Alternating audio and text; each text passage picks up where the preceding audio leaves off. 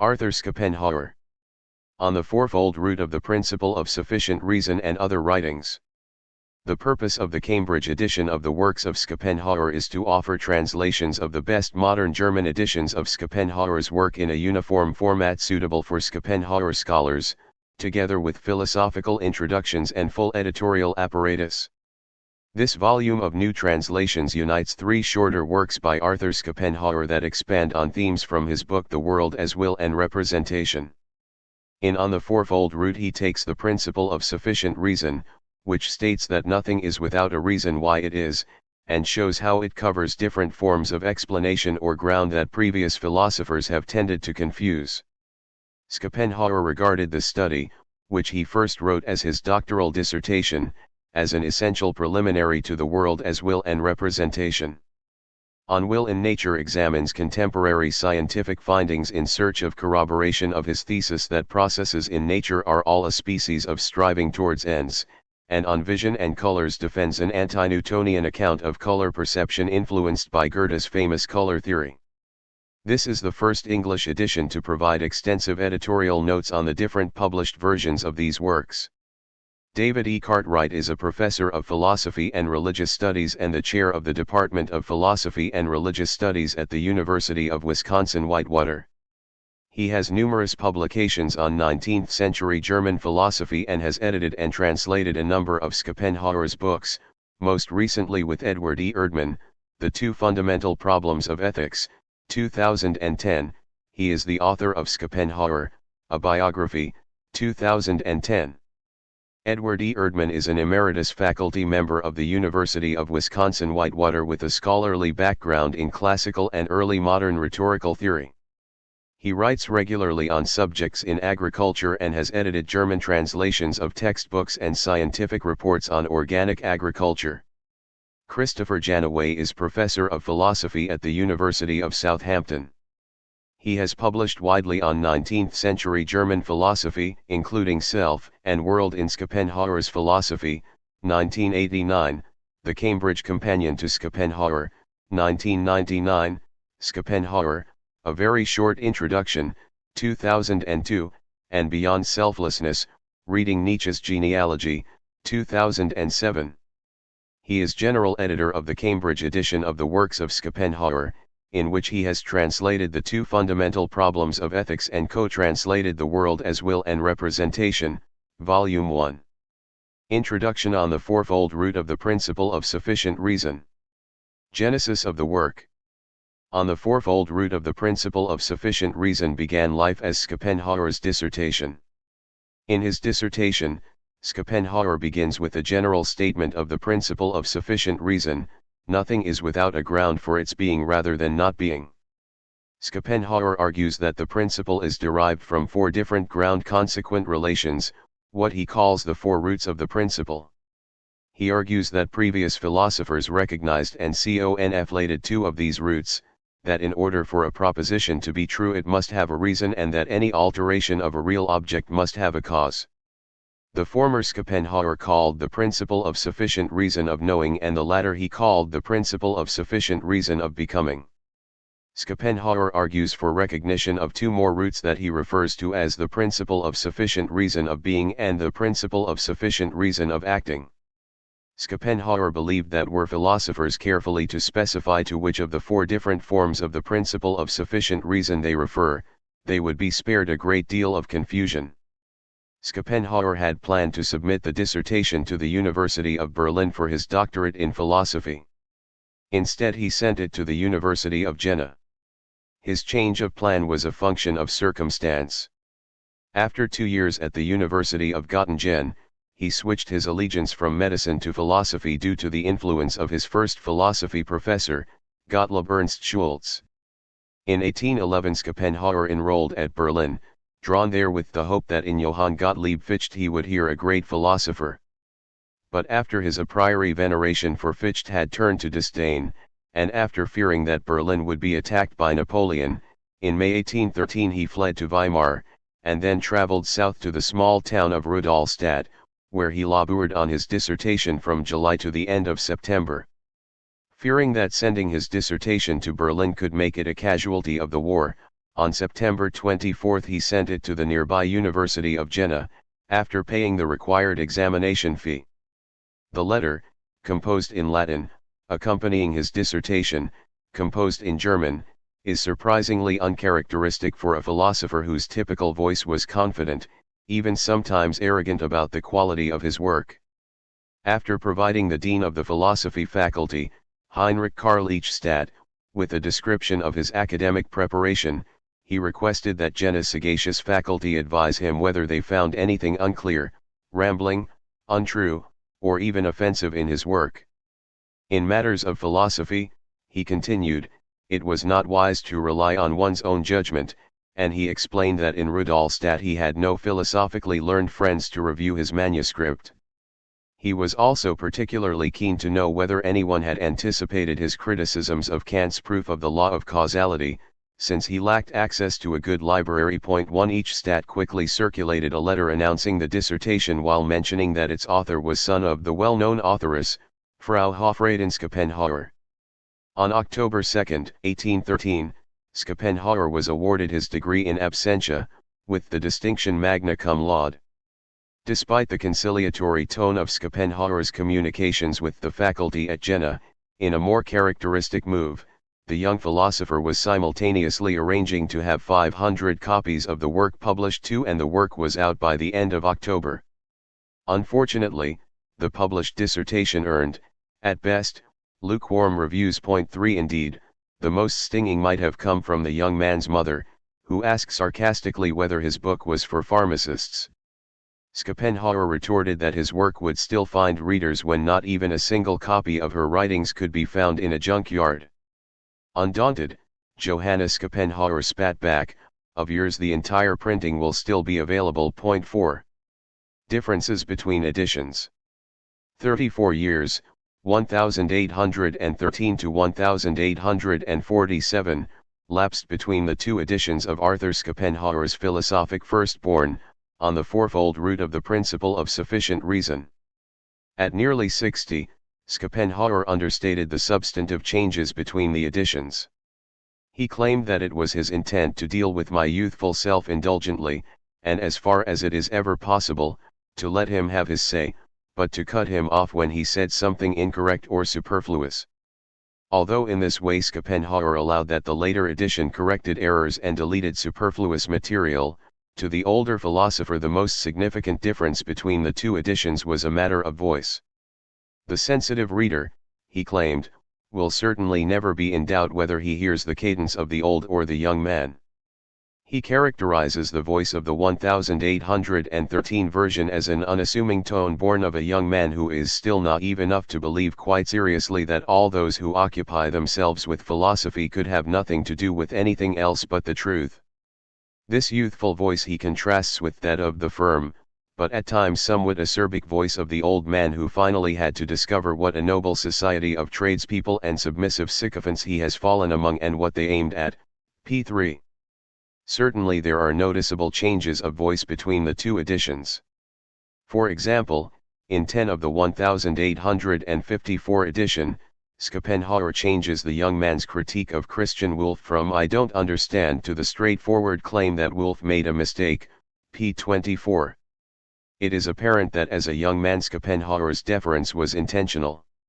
In 46 of the 1813 dissertation, Schopenhauer praised Schelling for providing an illuminating account of Kant's distinction between the intelligible and empirical character and the relation between freedom and nature.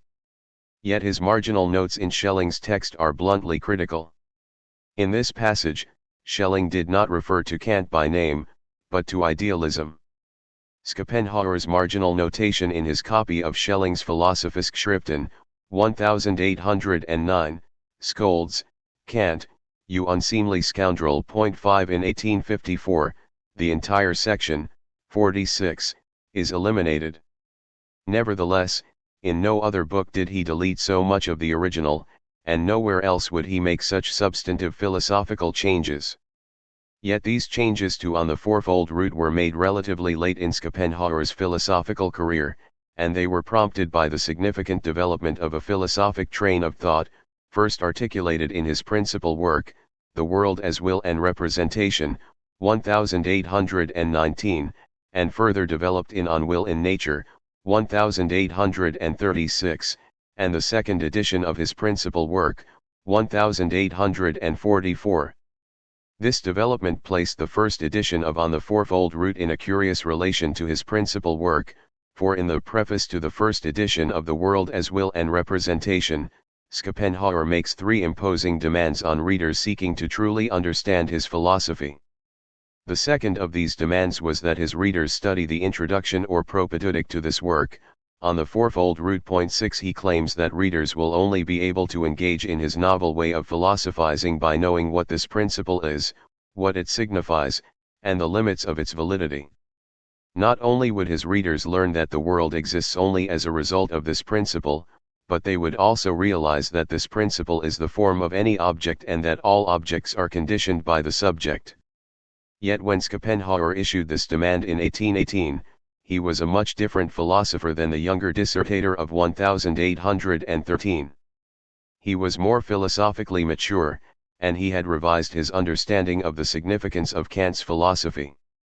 Consequently, in the first preface to his principal work, he forewarns his readers that he could now provide a better presentation of the subject matter of his dissertation because he could clarify many of the ideas that resulted from his excessive preoccupation with the Kantian philosophy, particularly his uncritical employment of Kant's pure categories of the understanding and Kant's views of the inner sense and the outer sense. Schopenhauer explains that these Kantian ideas were only secondary concerns, so he had not thought about them deeply. With no sense of the burden he is about to impose on his readers, he then casually mentions that, after they become acquainted with his principal work, correction of these wayward passages will come automatically to readers' minds. Schopenhauer's remarks concerning the means by which he would clarify his dissertation only hint at the changes he would make 29 years after those mentioned in the first edition of his principal work.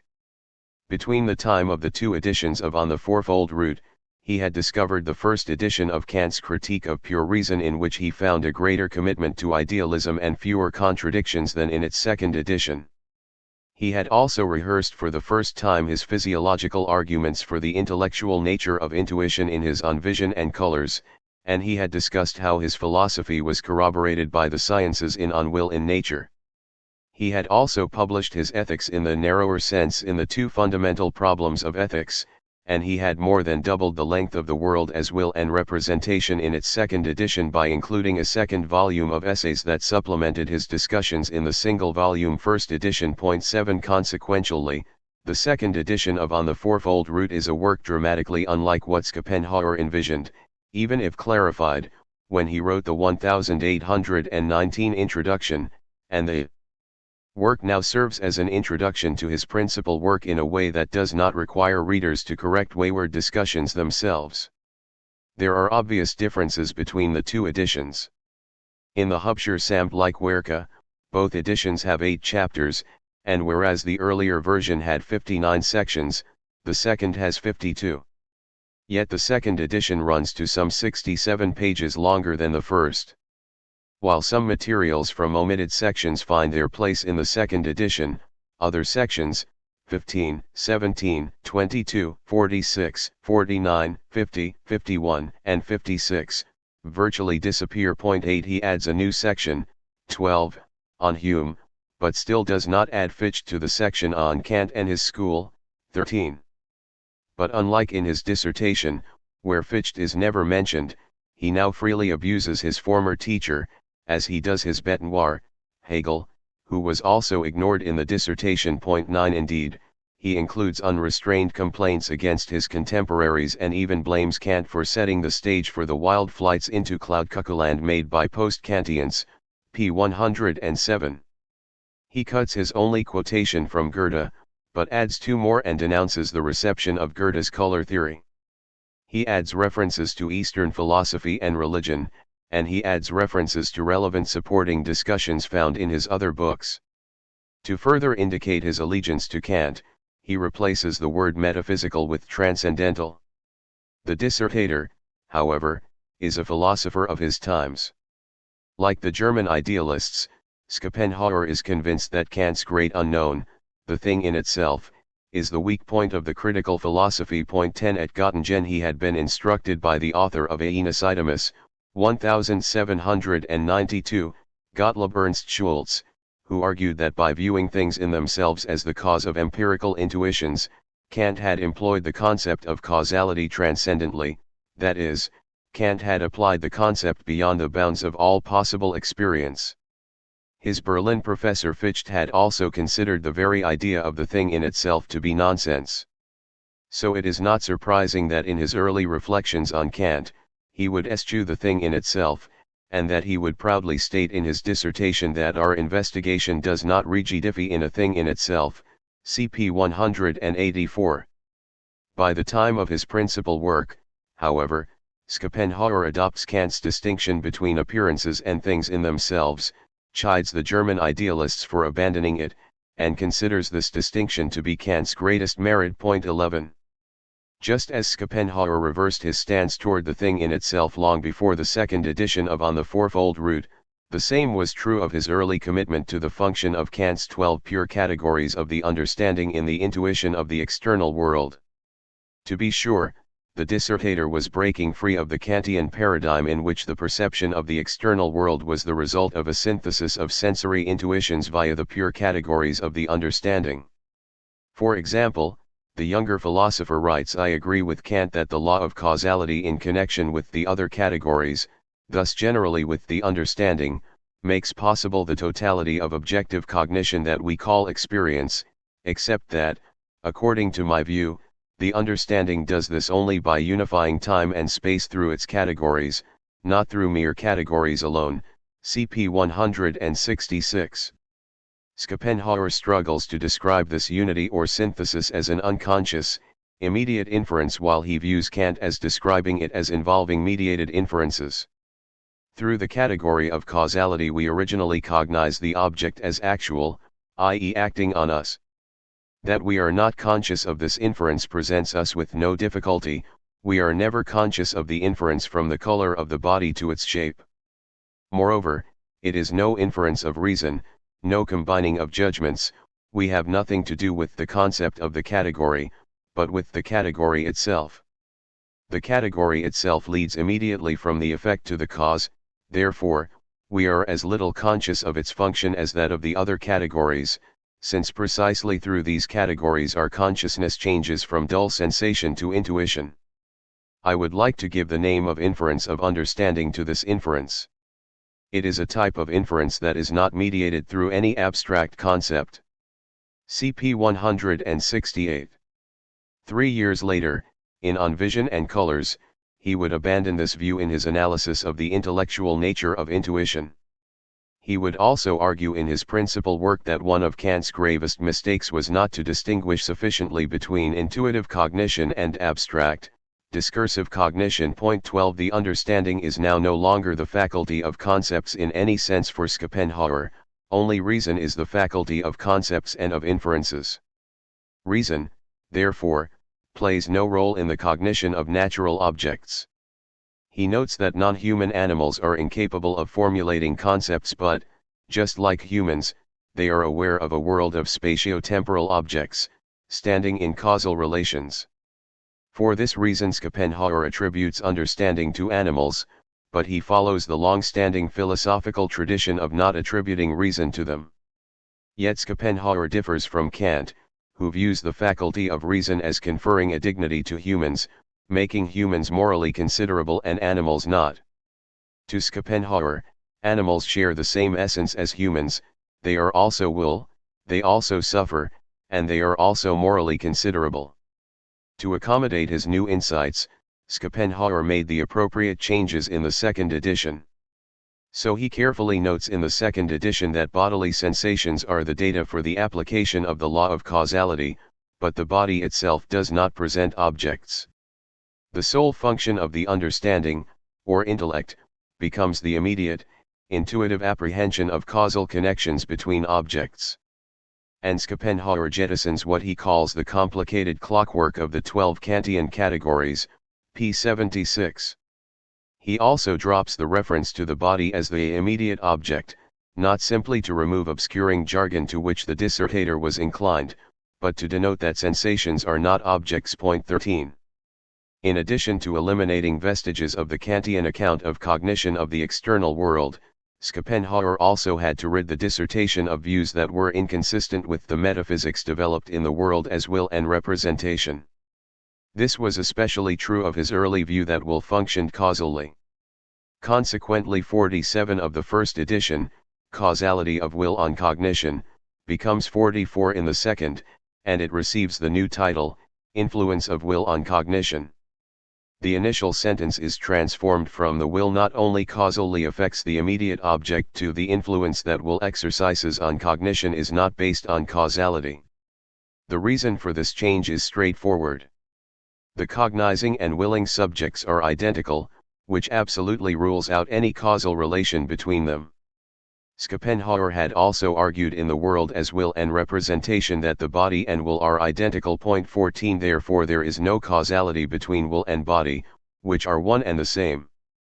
Moreover, because causality functions only in the world as representation, within the scope of the principle of sufficient reason, and will is outside the scope of the principle of sufficient reason, there can be no causal relation between will and representation. So in the second edition, Schopenhauer also omits 46, motive, decisions, empirical and intelligible character, eliminating a discussion of how the decision appears to be related to the subject of willing, and appears to be the point of contact between the unknowable subject of will, lying outside of time, and motives, lying in time.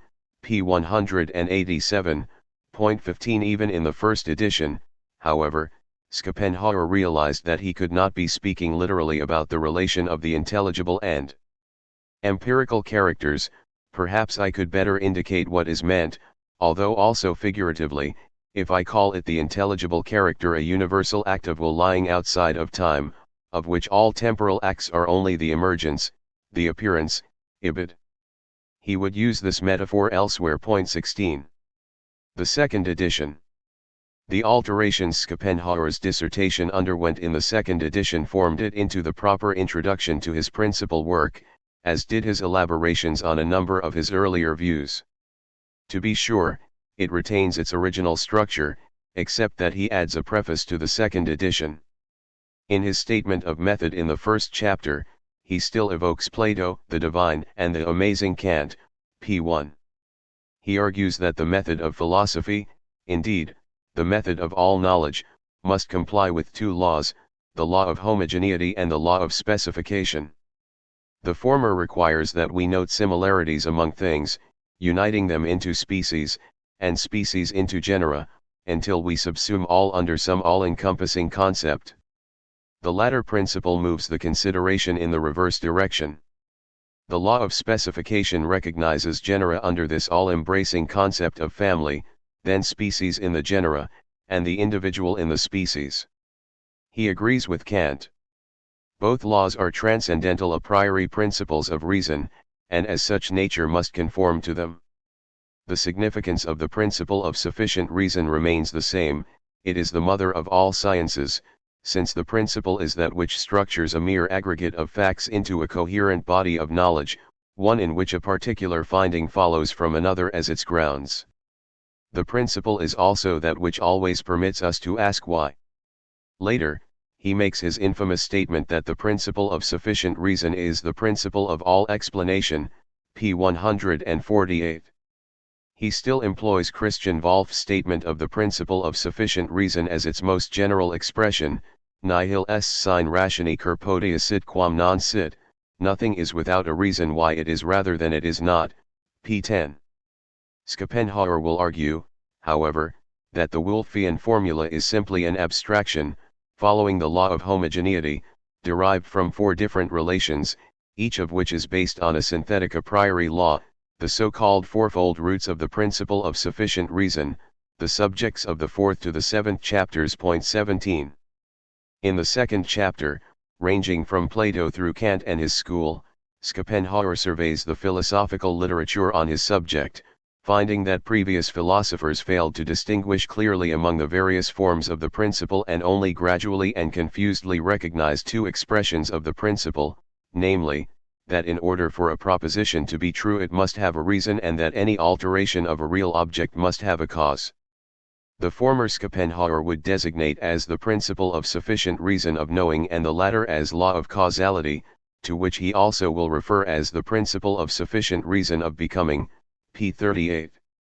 Whereas in the dissertation Schopenhauer claimed that the principle of sufficient reason itself cannot be proven, and he claims that to ask for a why for this principle is to ask a question that cannot be answered. In the second edition he drops the last claim and provides a dialectical proof.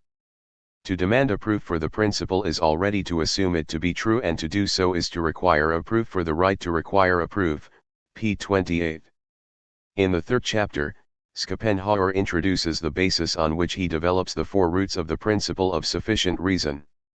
He does so on the basis of that which he viewed as the first, universal, and essential condition for all cognition, the correlativity of subject and object. Our cognizing consciousness, our sensibility, understanding, and reason, divides into subject and object. All experience, any cognition, and any awareness require the experiencer and the experienced, the cognizer and the cognized, the subject of awareness and the object of awareness. The subject is never the object or the object the subject. By observing different objects of awareness, different sorts of representations, Schopenhauer develops four classes of objects, and the four roots of the principle of sufficient reason. It is useful to examine how Schopenhauer sees the principle of sufficient reason governing different species of a ground-consequent relation. Principle of sufficient reason of becoming. The fourth chapter of On the Fourfold Root focuses on the principle of sufficient reason of becoming, or the law of causality, the form of the principle that governs intuitive, complete, empirical representations. The sum total of these intuitive representations constitutes empirical reality. In brief, Schopenhauer calls the class of objects governed by this form of the principle of sufficient reason real objects, and this principle governs alterations of states of things and not things themselves.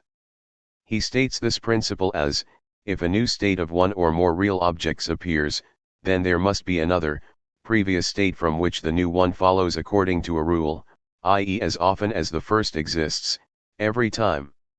Such a sequence is called a consequence, the first state a cause, the second an effect, p. 38. Since the principle of sufficient reason is the source of all necessity, Schopenhauer attributes a type of necessity to each of its expressions. In this case of the law of causality, the form of necessity is physical necessity, that is, once the cause appears, the effect cannot fail to appear, p. 146. The fourth chapter is the chapter that received the most extensive revisions in the second edition. Schopenhauer had to carefully cut elements that reflected his earlier uncritical acceptance of Kant's account of the empirical intuition of objects that constitute the external world. It contains 9 sections in each edition, 17 to 25 in the second, 18 to 26 in the first, but its length more than doubles, despite dropping 22 mental images and dreams.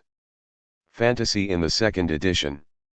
This expansion is not due simply to his adding criticisms directed at his contemporaries and citing ancestors of his views, but is due primarily to his significantly expanding the section on principle of sufficient reason of becoming 18 and by his adding 21 a priori of the concept of causality, intellectual basis of empirical intuition. The understanding, where Schopenhauer elaborates on the physiological arguments for the intellectual nature of intuition, first stated in On Vision and Colors. It is in 21 that Schopenhauer clearly and emphatically articulates the intellectual nature of intuition, arguing that the understanding first creates and produces the subjective external world from the raw stuff of a few sensations in the sense organs, p. 52. Moreover, since sensation is, for Schopenhauer, a completely subjective process internal to the organism because it is beneath the skin, p. 79, he believes that he maintains Kant's fundamental idealistic insight and avoids the Achilles heel of Kant's philosophy, namely, applying the law of causality in transcendent fashion by positing things in themselves as the cause of sensation. 19. 23. Disputation of the proof of the a priority of the concept of causality advanced by Kant. expands on materials provided in 24 of the dissertation. Point 20. Here Schopenhauer criticizes Kant's argument in the infamous second analogy 21, where Kant attempts to show the a priori status and necessity of the law of causality from the fact that it is required to recognize an objective succession of representations, in contrast to a mere subjective succession of alterations. To represent a subjective sequence, Kant introduces the example of a house surveyed visually from top to bottom, and to illustrate an objective sequence, an example of observing a ship moving steadily downstream. Kant claims that the former has no necessary ordering, and the latter an irreversible and necessary ordering, and that this distinction could not be made if alteration were not an instance of an effect following a cause. Schopenhauer objects. Kant forgets that both examples deal with states of affairs in which objects change in regard to one another. The observer of the ship is stationary, whereas in the example of the house, the subject's eyes move and, given this movement, the sequence is just as irreversible as that of the ship. Had the observer the power to move the ship like that of moving the eyes, the course of the ship would be reversible. In either case, the cognition of the house, or the movement of the ship, is an event governed by causal laws. Events can succeed in an objective sequence without the former event causing the latter, such as a roof tile striking you as you happen to leave your house. Here it is not your leaving the house that is the cause of your being struck, unless, perhaps, you slammed the door too hard, but the sequence is objective. Or consider the sequence of notes in a piece of music. This sequence is not determined by the listener, but is an objective sequence that is such that the earlier note is not the cause of the latter. Schopenhauer concludes that the apprehension of objective sequences is direct and does not require inferring it from causal laws, and suggests that since we are aware of countless objective temporal sequences, if every one of these successions had to be based on knowledge of causal laws determining these sequences, we would have to be omniscient. Point 22. Principle of sufficient reason of knowing. The fifth chapter deals with the second class of objects for the subject, which is concepts or abstract representations, and Schopenhauer refers to the ability to formulate concepts as the faculty of reason, a faculty restricted to human beings. The job of reason is to abstract concepts from intuitive representations, and concepts are meaningful only insofar as they can be traced back to empirical intuitions. And although he promised a new explanation of reason in his dissertation, it was not until the second edition that he would include 34 Reason, a section that tripled the length of this chapter. Yet instead of augmenting his earlier views and teasing out new insights, he used this section to vent his frustrations at being ignored for more than 30 years. Here he reviles his contemporaries for the wild flights of reason developed in their philosophy, for portraying this faculty as having some privileged access to the absolute, to the supersensible via some invented ability like intellectual intuition, p. 116. Despite his esteem for Kant, he pins the blame here on Kant's view of practical reason and his supreme principle of morality, the categorical imperative. Point 23. By setting practical reason as the means for justifying metaphysical beliefs about freedom, the soul, and God, Kant had emboldened others to transform theoretical reason into the source of knowledge of such things, even though Kant himself had denied it such extraordinary powers. If practical reason could justify such beliefs, if it could become the source of moral laws a priori, it was a small step to view theoretical reason as having the capacity to grasp the object for which Kant said it longed, the unconditional. Schopenhauer sneers that if it is thus taught that we possess a faculty for cognition which is immediate, material, i.e. providing the matter, not merely the form, and supersensible, i.e. leading beyond all possibility of experience, a faculty expressly intended for metaphysical insight, one inherent in us for such a purpose, and that this faculty comprises our reason, then I must be so impolite as to call it a barefaced lie, p. 109. This barefaced lie he then traced to what he regarded as Jacobi's perversion of Kant and to the development of Fichte's, Schelling's, and Hegel's philosophies. For 50 years, so-called German philosophy based itself on such a completely fictitious faculty, snatched out of thin air, first as the free construction and projection of the absolute I and its emanations into the not I, then as the intellectual intuition of absolute identity or indifference and its evolutions into nature, or the origin of God out of his dark ground, or groundlessness, a la Jacob Boehme, finally as the pure self-thinking of the absolute idea and the theatre of the ballet of the self-movement of concepts, and all the white still as immediate apprehension of the divine, the supersensible, of holiness, of fineness, truthfulness, goodness, and whatever other nesses may be desirable, or even a mere presentiment, anon, of all that splendidness. p. 116. Yet Schopenhauer's treatment of the principle of sufficient reason of knowing remains the same as in the dissertation. Reason combines concepts into judgments, and no judgment is intrinsically true, its truth is based on something else. He states this form of the principle of sufficient reason as if a judgment would express knowledge, it must have a sufficient ground, and on account of this property it receives the predicate true. Truth is thus the relation of a judgment to something distinct from it which is called its ground, and as we will soon see, even admits of a significant variety of forms, p. 100. He then recognizes 4 ways by which a judgment is grounded in something other than itself, and, thus, 4 kinds of truths: logical, empirical, transcendental, and metalogical. Just as he holds that the principle of sufficient reason of becoming articulates physical necessity, which is primarily the inevitability of an effect from a cause, this form of the principle of sufficient reason deals with logical necessity, the necessity of a true proposition following from a ground. Schopenhauer's account of the 4 types of truths is brief and somewhat perfunctory, tending to be driven by neatly drawn systematic considerations.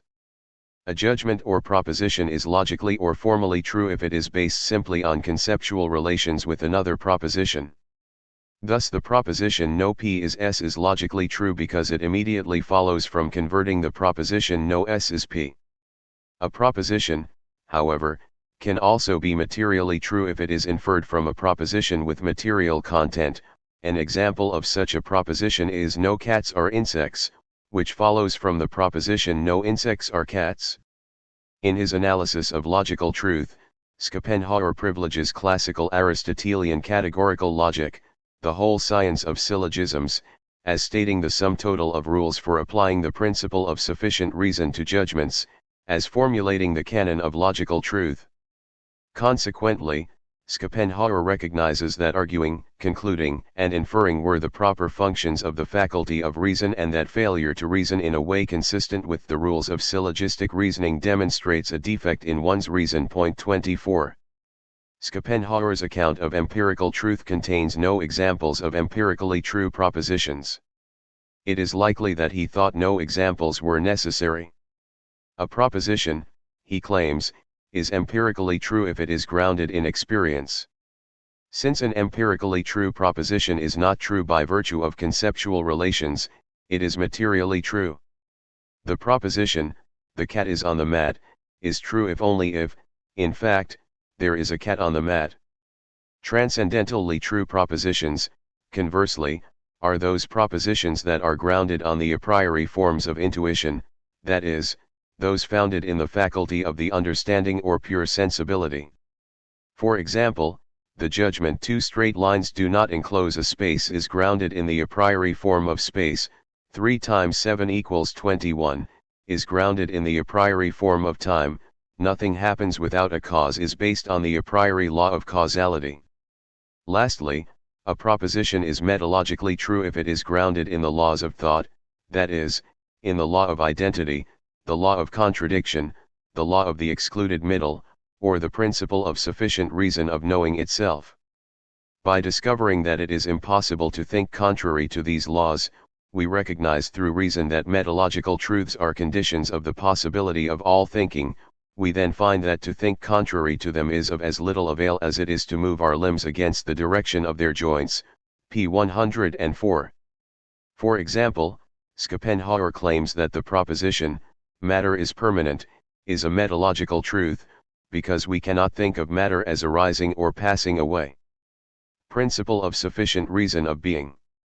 The 6th chapter is Schopenhauer's analysis of the 3rd class of objects, pure or non-empirical intuitions of space and time, and the form of the principle of sufficient reason governing these objects, which he calls the principle of sufficient reason of being. This chapter received few alterations. Other than systematically substituting transcendental for metaphysical, he remained faithful to his original commitment to Kant's intuitionalist philosophy of mathematics, relating mathematical concepts to the pure forms of sensibility, that is, to space and time. Specifically, he held that space and time could be objects of non-empirical or a priori intuitions that enable us to know their nature better than considerations provided by either the understanding or reason. Kant, he argues, also held the thesis that the relations of position in space and succession in time are made intelligible only by means of intuition, by explaining that the difference between the right and left glove absolutely cannot be made intelligible any other way than by means of intuition, p. 124. As Schopenhauer had already argued in his earlier analysis of the principle of sufficient reason of becoming, space and time are the a priori forms of sensibility.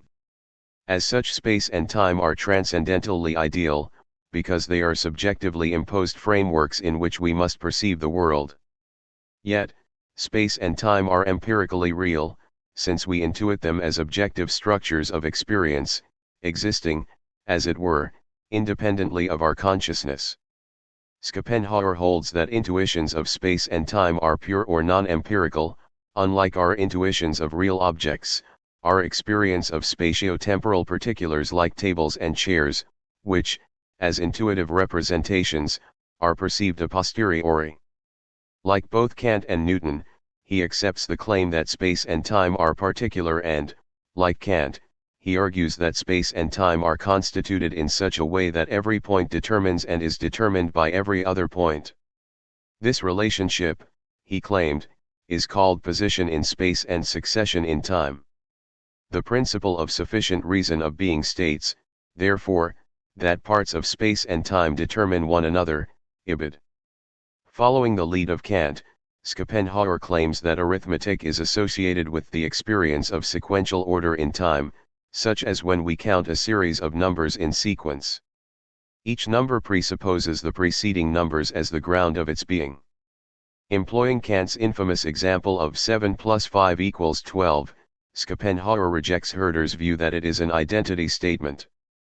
Rather, an identity statement would be 12 equals 12. Instead, 7 plus 5 equals 12 is a synthetic a priori judgment, just as Kant maintained, because it is non-empirical, necessarily true and informative. The concepts of 7 and 5 do not contain, as it were, the concept 12, as in an analytical statement, all bodies are extended, where the concept body contains that of extension, and which says no more than all bodies are bodies. He argues that, unlike arithmetic, geometry deals with the non-empirical intuition of space, and as such, every part of space determines and is determined by every other part.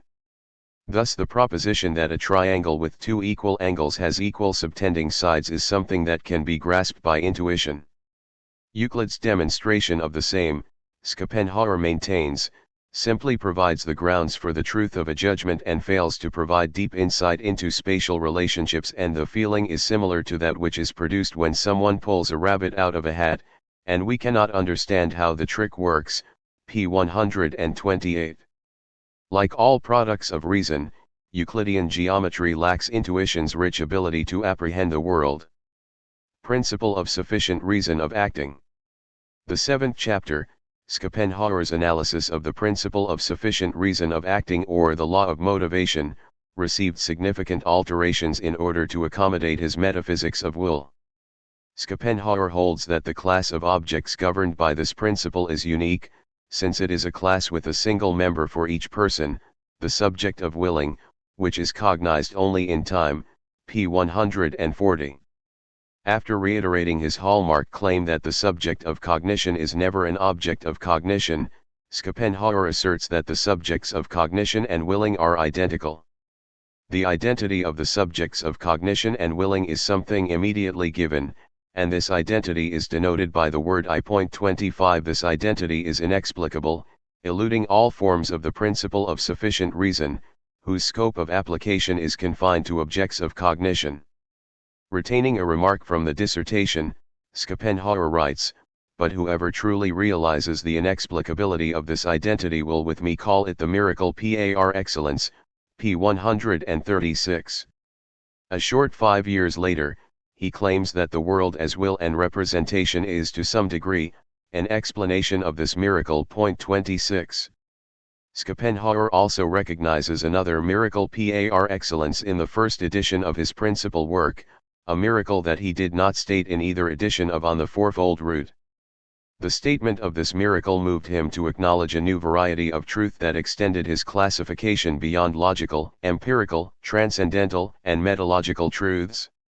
This new truth, that one's body and will are identical, he called the philosophical truth par excellence. 27. In 1813, however, he was not prepared to acknowledge this truth, just as he was unwilling to give any credence to Kant's notion of the thing in itself. This truth would lead him to argue against the traditional thesis that volitions are prior to and causally produced bodily movements. Willing and acting are one and the same, he held, and we only distinguish between the two in reflection. Every true act of his will is immediately and inevitably a movement of his body as well. An act of will and an act of the body are not two different states cognized objectively, linked together in a causal chain. They do not stand in a relation of cause and effect. They are one and the same thing, only given in two entirely different ways, in one case immediately and in the other case to the understanding. In Intuition 28. In his dissertation, Schopenhauer does not recognize the identity of willing and acting. Acting is not willing, but the effect of willing when it becomes causal, p. 185. Desires are also not instances of willing, unless they cause an action. Rather, in the dissertation, the cause of an action is a decision, something imparting causality to a particular desire. Schopenhauer provides the following account of an action: if a person P performed action A, then P had a motive M to do A, and M is a desire to do A, one that was prompted by decision D to do A. Here Schopenhauer views the decision as making desire causally effective and a matter of willing. In this early theory of action, he also views the decision itself as an expression of a person's character, and to provide more content to this account, Schopenhauer employs Kant's distinction between a person's empirical and intelligible characters. The empirical character is expressed as the general pattern of a person's behavior, and this character is discovered by reflecting on the sum total of a person's actions. Schopenhauer argues, moreover, that the unity and unalterability of a person's conduct suggests that it is the appearance of something completely unknowable, lying outside of time, that it points to, as it were, a permanent state of the subject of willing. But after making this remark, Schopenhauer explains why he said as it were, pointing out that state and permanent have application only within the temporal framework. Technically there is no means of speaking about anything outside of time. For this reason, he also writes in a parenthetical remark that Kant's intelligible character might more be called unintelligible, p. 188. Although Schopenhauer would later regard Kant's distinction between the empirical and intelligible characters to be as significant as his distinction between appearances and things in themselves, in eliminating 46 motive, decisions, empirical and intelligible character from the second edition of On the Fourfold Root, Schopenhauer carefully removed any passages inconsistent with his claim that willing and acting are identical. 29. Changing the title of his earlier 47, Causality of the Will. On Cognition, to 44. Influence of will on cognition. He claims that the influence that will exercises on cognition is not based on causality, strictly speaking, but on the identity of the cognizing with the willing subject, p. 138. Whereas in the first edition he had said that willing itself is given immediately to our inner sense and is impossible to define or describe, in the second he notes that precisely because the subject of willing is immediately given in self-consciousness, what willing is cannot be further defined or described. Moreover, it is the most immediate of all of our cognitions, and indeed, the fact that it is immediate must ultimately cast light on all remaining cognitions, which are mediated, p. 136. By 1847, however, he had long known that this immediate awareness is the key for his viewing will as the essence of all appearances. In light of these changes, Schopenhauer also revised the earlier theory of action. To articulate his mature view, he directs his readers to his prize essay, On the Freedom of the Human Will, where he had directly integrated motives into a general account of the types of causality expressed within the world as appearance. 30 Everything in the world, he argues, follows from a sufficient ground and, among different types of beings, different causal relations prevail. Among lifeless or inorganic beings, the specific causal relationship is between a physical, mechanical, or chemical cause and some effect. Among living beings, in plants, stimuli, such as water, heat, and light, lead to a response such as growth, and in animals, both human and non-human, the causal relation is motivation, which leads to a willed action, causality functioning through cognition. In any change, moreover, there are two necessary factors. There is some original and inherent force attributed to the being upon which some causal influence is exercised, and there is some cause that occasions the manifestation of the force. He also holds that these forces are outside the scope of the principle of sufficient reason, underlying as it were, all causal relationships, but not subject to it. Gravity, electricity, and magnetism are the types of forces prevailing in non-living beings, and these types of causes he calls causes in the narrowest sense. Vital force is that which is expressed in plant life, and stimulus is the type of cause prevailing therein. Lastly, character is the force in animal life, and the types of causes operating therein are motives. Consequently, an action becomes the manifestation of an animal's character in reaction to a motive. All forces, including the human character, represent the endpoints of explanation. Now, just as this is the case with causes in the narrowest sense and with stimuli, it is no less the case with motives, given that motivation is not essentially different from causality, but merely a kind of it, namely causality that proceeds through the medium of cognition. So here too the cause calls forth only the manifestation of a force that is not to be traced back further to causes, and is consequently not to be further explained, a force, which is here called will. 31.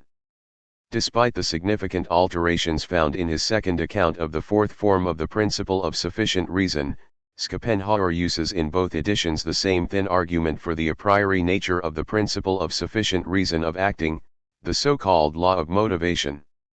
With every observed decision of others, as well as our own, we regard ourselves as justified in asking, why, i.e. we presume it to be necessary that there was something preceding it, from which it followed, which we call the ground, or more precisely, the motive for the action now resulting.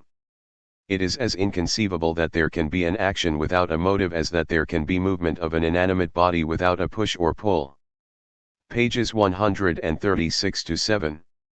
By also claiming that motivation is causality seen from within, Schopenhauer directly relates the law of motivation to the law of causality, and he calls this insight the cornerstone of my whole metaphysics, p. 138. General remarks and results. The 8th chapter concludes both editions of On the Fourfold Root. In the second edition, however, Schopenhauer drops 50 transition, 51 other principles of the division of the four types of grounds, 56 confirmation from languages, and 58 apology concerning imagination and reason.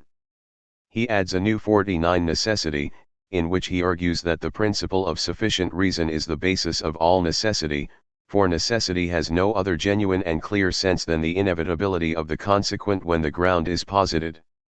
Therefore any necessity is conditioned, thus, absolute, i.e. unconditioned necessity is a contradiction in terms contradictionary in adjecto.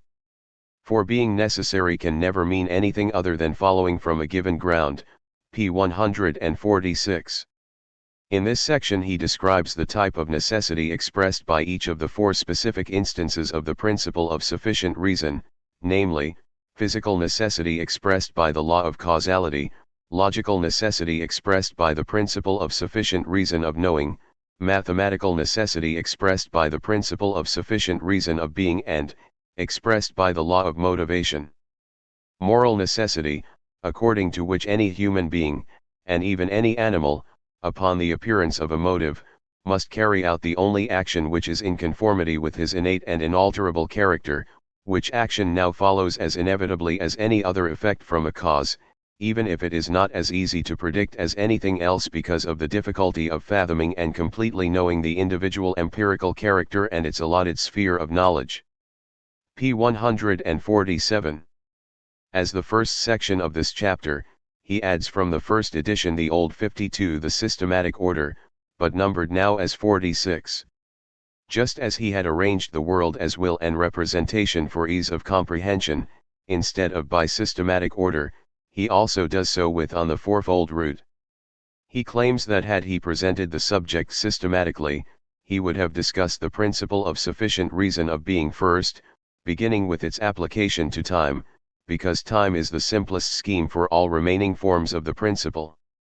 Next, he would have considered its application to space, and with this, the law of causality, next the law of motivation, and finally the principle of sufficient reason of knowing, which deals with representations of representations or concepts, p. 143, 32.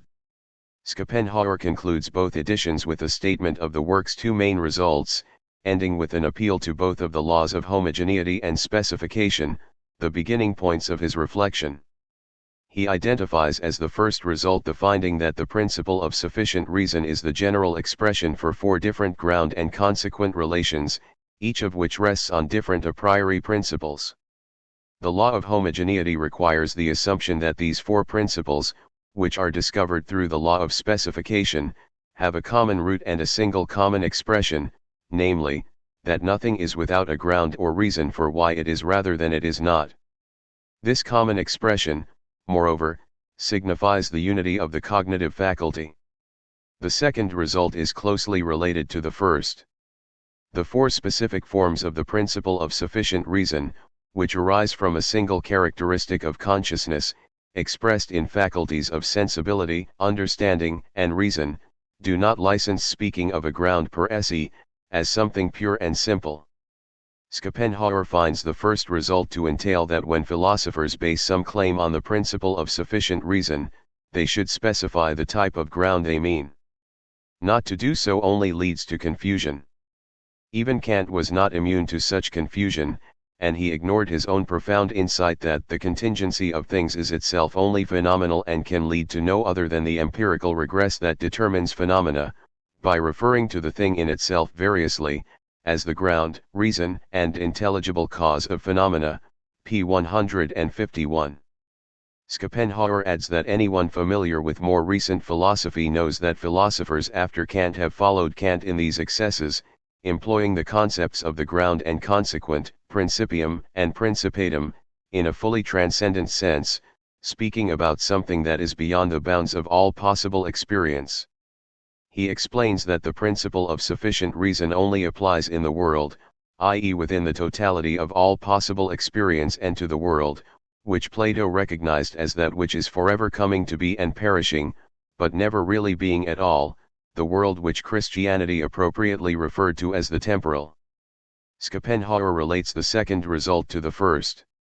Showing that the four forms of the principle of sufficient reason stem from our cognitive capacities and that they can be summarized as a single principle, does not entail that this principle refers to some simple, single, absolute ground.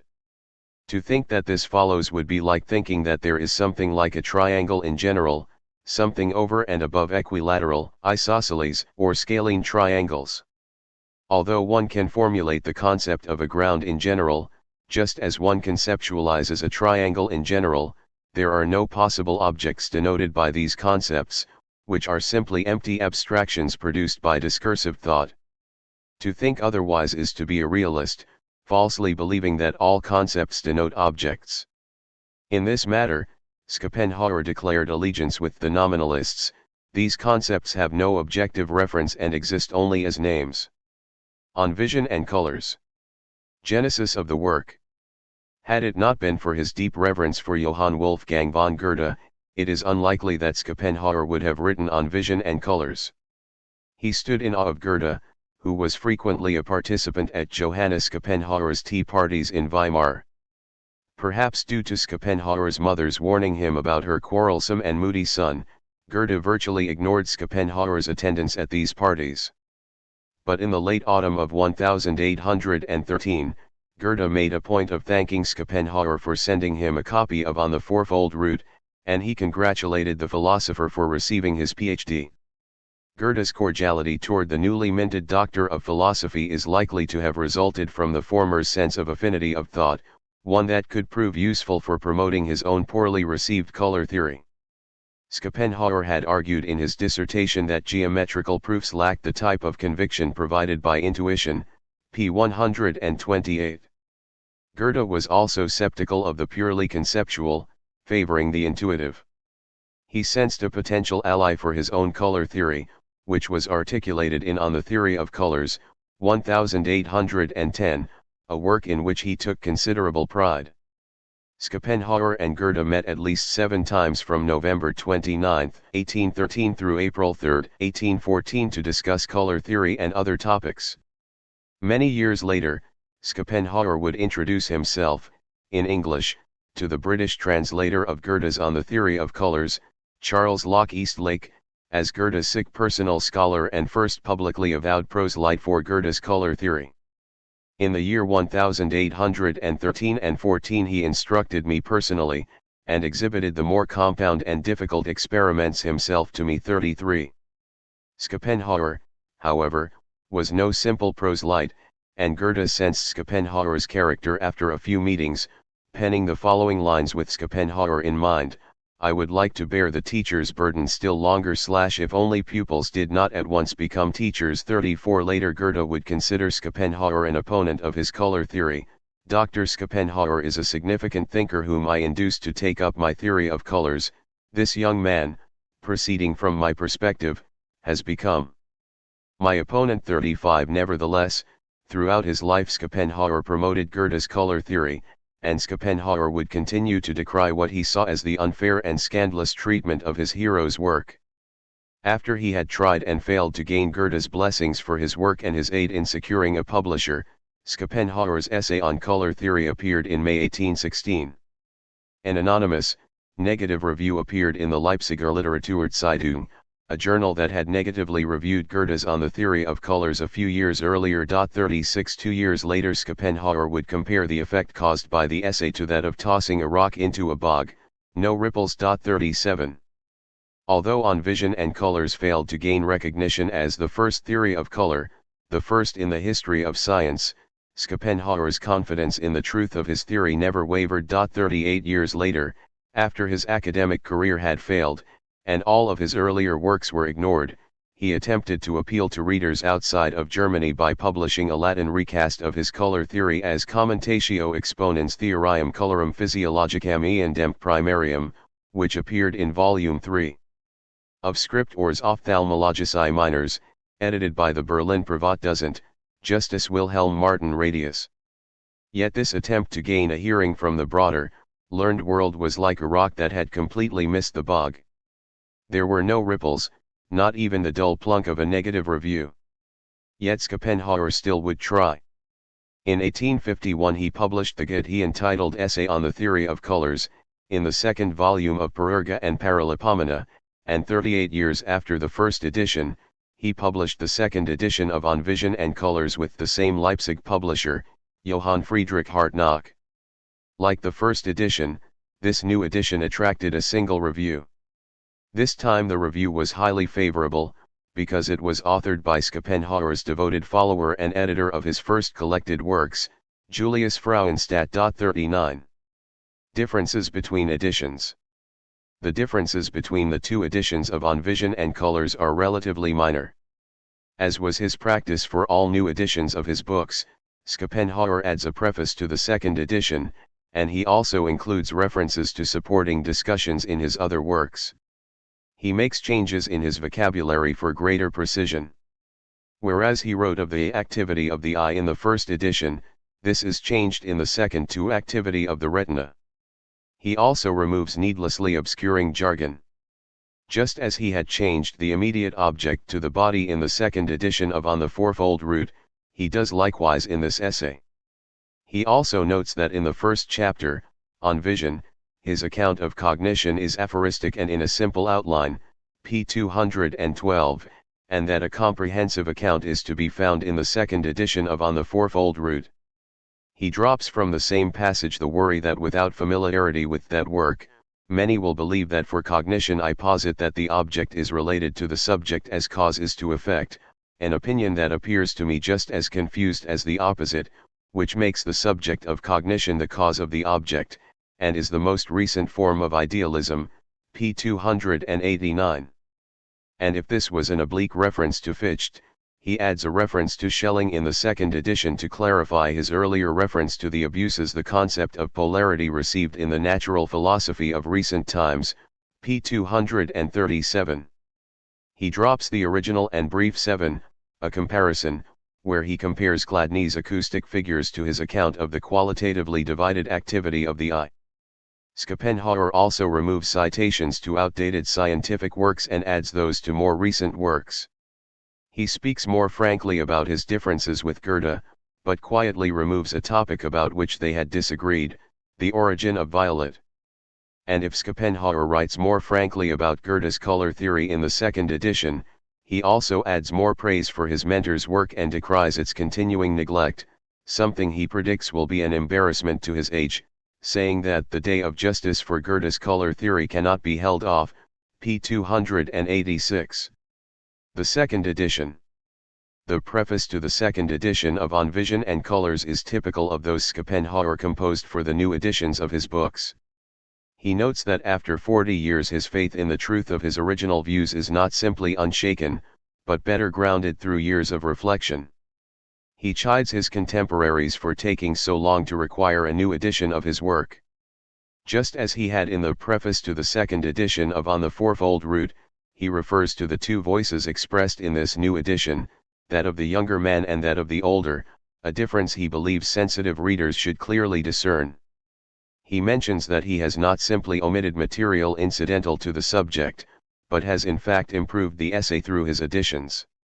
Oddly, in a preface written so many years after the first edition, he mentions that while he wrote the essay in 1815, it did not appear until Easter 1816, a delay he attributes to Goethe's taking the manuscript on his tour of the Rhine.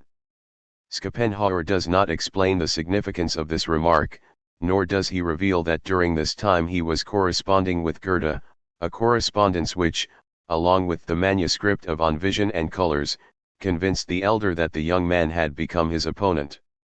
In the preface Schopenhauer also announces his support of Goethe's color theory, claiming that he is just as prepared to teach Goethean color theory among Newtonians, as, to teach ascetic morals among modern Protestants, Jews, and optimists, p. 202.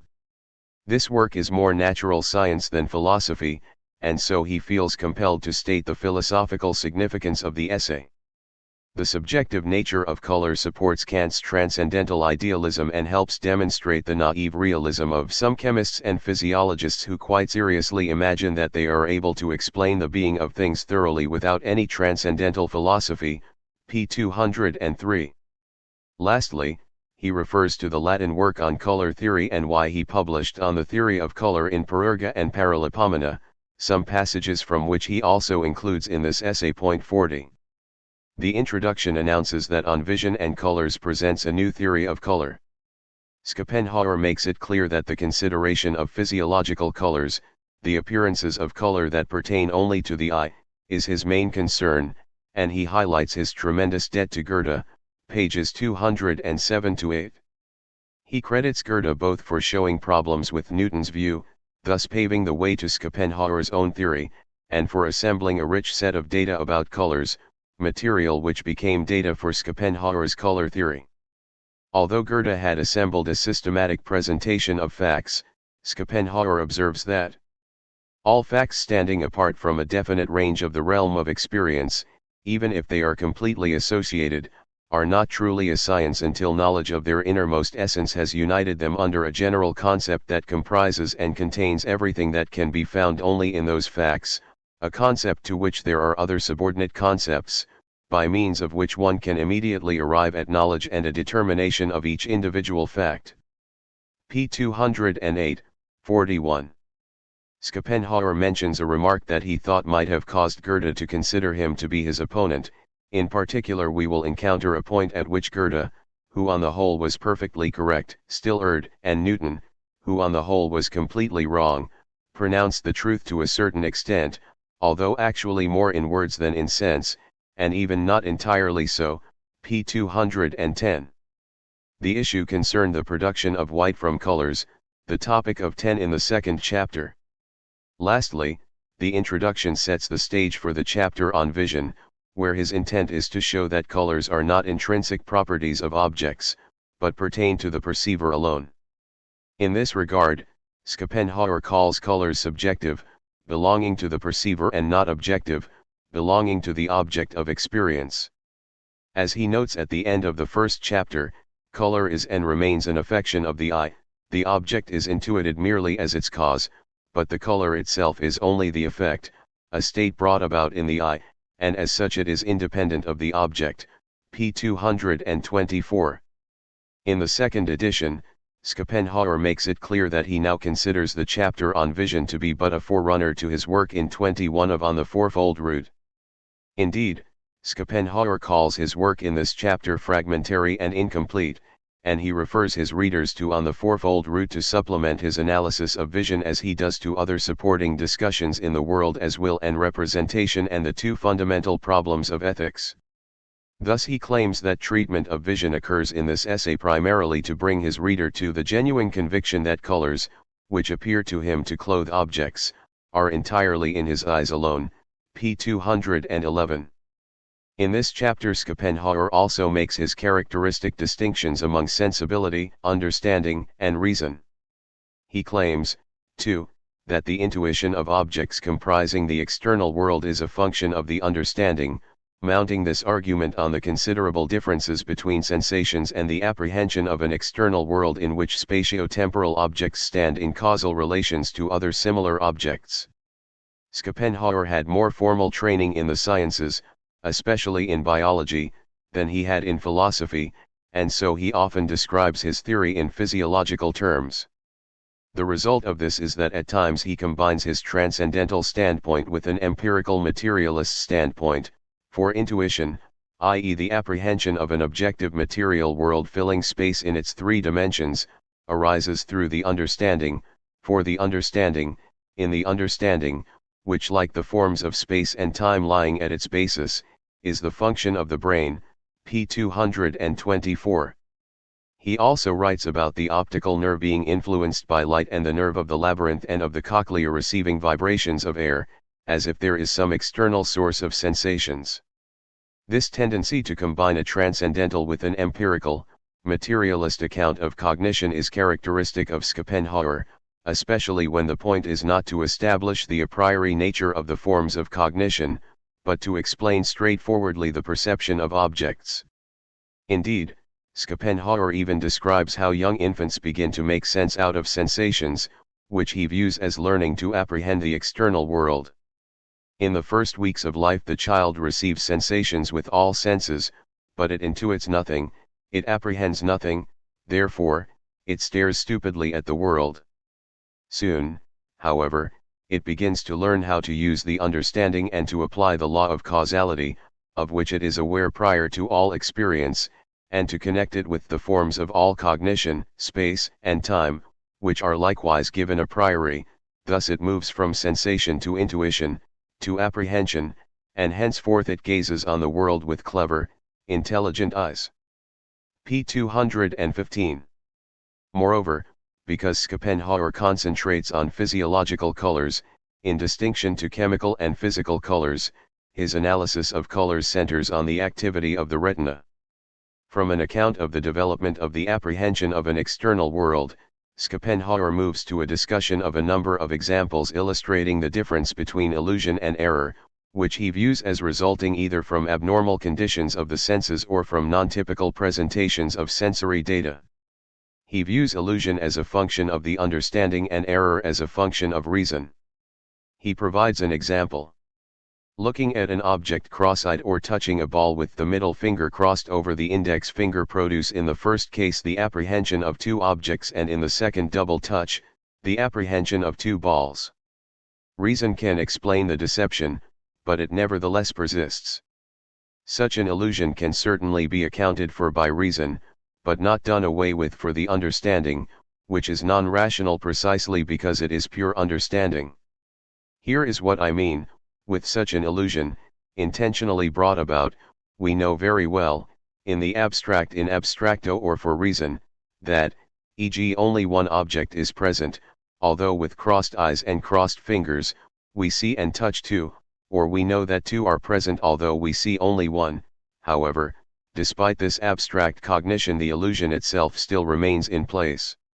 For understanding and sensibility are intractable to principles of reason, i.e. simply non-rational. p. 220.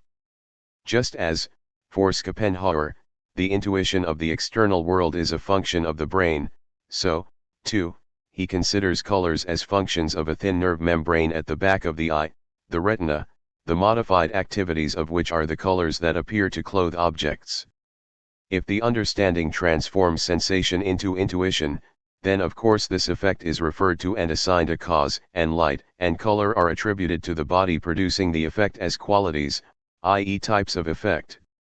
The body is still recognized only as that which brought forth this effect. The body is red means that in the eyes it produces the color red. Generally, to be is synonymous with to act, thus even in German, very strikingly and with unconscious profundity, everything that is called actual wirklich, i.e., acting. p. 224. The chapter on colors begins by announcing the subjective turn of Schopenhauer's color theory. He attributes a failing to Goethe and Newton, both of whom proceeded from the objective side. A thorough account of color, Schopenhauer argues, must proceed from the idea that lightness, darkness, and color are in the strictest sense immediately felt modifications of the retina and as such are physiological phenomena. Only by investigating the effect can one derive data for the discovery of the cause, and only by considering color as a specific sensation in the eye, can one discover data to assess Goethe's and Newton's objective theories of color, an assessment that Schopenhauer uses to speak favorably of Goethe's and not Newton's theory. Consistent with all of this, one will find that my theory, which considers color only in itself, already provides data a priori for an assessment of Newtonian and Goethean theory of color as objective, i.e., the theory of external causes that excite such sensation in the eye, and from this it will result that everything speaks for the Goethean theory and against the Newtonian. Thus only after consideration of color as such, i.e., as a specific sensation in the eye, can we undertake the completely different consideration of the external causes of those particular modifications of the sensation of light, i.e., the consideration of those colors which Goethe quite correctly divided into physical and chemical. p. 226. Yet this statement in favor of Goethe belies the way that Schopenhauer's subjective turn radically distanced his view from that of his mentor. Goethe viewed white or light and black or darkness as primary phenomena, in Schopenhauer's term, phenomena, phenomena that served to explain all color phenomena but which themselves were not capable of further explanation. Colors themselves were something shadow-like or cloudy, a sigma kappa iota epsilon rho nu, skiron. Aware that a mixture of black and white produced gray, Goethe argued that with the aid of a turbid medium, such as fog, smoke, clouds, flint glass, or the like, the interplay of polarities of light and darkness produced color phenomena. Gazing at darkness through a turbid medium with a light source before it produced blue, whereas, looking at a turbid medium with a light source behind it yielded yellow. From the intensification of these opposites, blue and yellow, all other colors are derived, Goethe held, through their union. From these grounds, Goethe's theory recognized 6 primary colors, compared to Newton's 7, with the intensification of blue yielding reddish blue, its intensification in turn yielding purple, and the intensification of yellow yielding yellowish red, while the union of yellow and blue produced green. 42. Schopenhauer had problems with Goethe's realism, which led Goethe to view light and darkness as phenomena. Consequently, Schopenhauer provides a grounding explanation of Goethe's alleged phenomena by turning to physiological colors and the seeing eye. Lightness or white, darkness or black, and colors are modifications of the eye. Lightness or white is the full activity of the retina. Darkness or black is the inactivity of the retina, whereas, color is the qualitatively divided activity of the retina. Consequently, the true phenomenon is only the retina's organic capacity to divide the activity of its nerves into two qualitatively opposed halves, now equal, now unequal, and have them come to the fore successively, pages 269 to 70. Thus Schopenhauer reduces Goethe's phenomena to that which merely stimulates the division of the retina's activity. Schopenhauer's theory deviates from Goethe's doctrines in another significant way. Schopenhauer also accuses Goethe of the same failing as Newton. Both Goethe and Newton concentrate on the cause of the sensation of color without examining its effect, that is, color as a physiological phenomenon. Newton did so by viewing colors as epiphenomena, subjective correlates of the mechanical properties of light rays, and Goethe did so by focusing on the role of physical media as light moved from its source to the seeing eye. Although Schopenhauer accepts Goethe's claims that white light is homogeneous, that there are 6 and not 7 primary colors, and that color necessarily includes darkness, he also agrees with Newton's claim that color is a divisional process. To be sure, by claiming that color is a divisional process of the retina, Schopenhauer denies that it is a divisional process of light rays, as Newton held, but this concession did little to brighten Goethe's attitude to his student's theory. This was especially the case given Schopenhauer's claim that white can be produced by colors, and his subsequent claim that Goethe's unconditional denial of the production of white from colors was due to the fact that he constantly had erroneous Newtonian theory in mind, and against this theory he correctly maintained that the aggregate of colors does not lead to light since each color is related to both darkness and light, p. 251.43. Schopenhauer attributes considerable significance to his ability to show that colors can be described in terms of definite numerical fractions, and it is this innovation that allows him to demonstrate the production of white from colors. By viewing color as the qualitatively divided activity of the retina, with black or the inactivity of the retina equaling 0, and white or the full activity of the retina equaling 1, Schopenhauer claims that one of the primary colors and its complementary color equals 1 or white. In his letter to Eastlake, Schopenhauer emphasized the significance of this discovery. If, bearing in mind the numerical fractions, of the activity of the retina, by which I express the 6 chief colors, you contemplate these colors singly, then you will find that only by this, and by no other theory upon earth, you come to understand the peculiar sensation, which every color produces in your eye, and thereby get an insight into the very essence of every color, and of color in general. Likewise, my theory alone gives the true sense in which the notion of complementary colors is to be taken, viz., as having no reference to light, but to the retina, and not being a redintegration of white light, but of the full action of the retina, by which every color undergoes a bipartition. Schopenhauer closes the essay with 14 some additions to Goethe's theory of the origin of the physical colors, where he delivers what the title suggests. He continues to decry the plagiarism of his work by Professor Rosas, whom he had already condemned earlier, and he complains about the lack of reception of his and Goethe's color theory by his contemporaries. He praises Goethe and condemns Newton, prophesying the ultimate success of the former and the decline of the latter, something that expresses one of Schopenhauer's fundamental articles of faith, namely, that ultimately the truth will be recognized. Meanwhile, the day of justice for Goethe's color theory cannot be held off, and then once again the saying of Helvetius will be affirmed: merit is like powder, the more it is compacted, the stronger the explosion, and then the drama, so frequently repeated in the history of literature, will be performed anew and brought to its conclusion, p. 286.45. The place of on vision and colors in Schopenhauer's oeuvre. Schopenhauer was ambivalent about the relationship between on vision and colors and his philosophical works.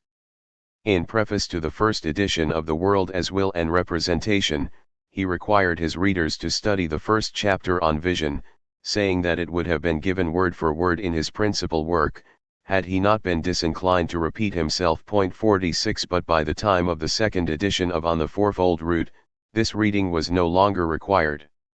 He included in the second edition 21, a priority of the concept of causality. Intellectual basis of empirical intuition, the understanding, and elaboration of the physiological arguments for the intellectual nature of intuition first given in On Vision. 47.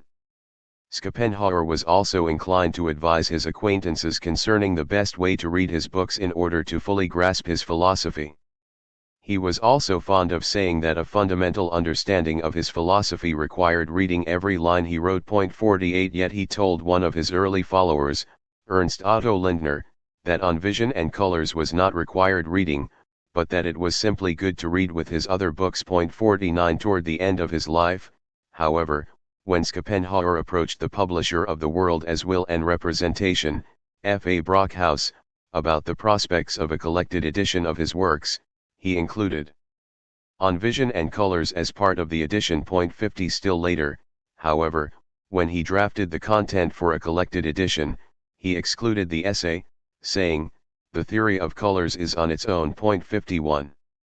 Despite Schopenhauer's ambivalence, On Vision and Colors is an important contribution to color theory from an idealistic point of view. It also casts light on Schopenhauer's philosophical development.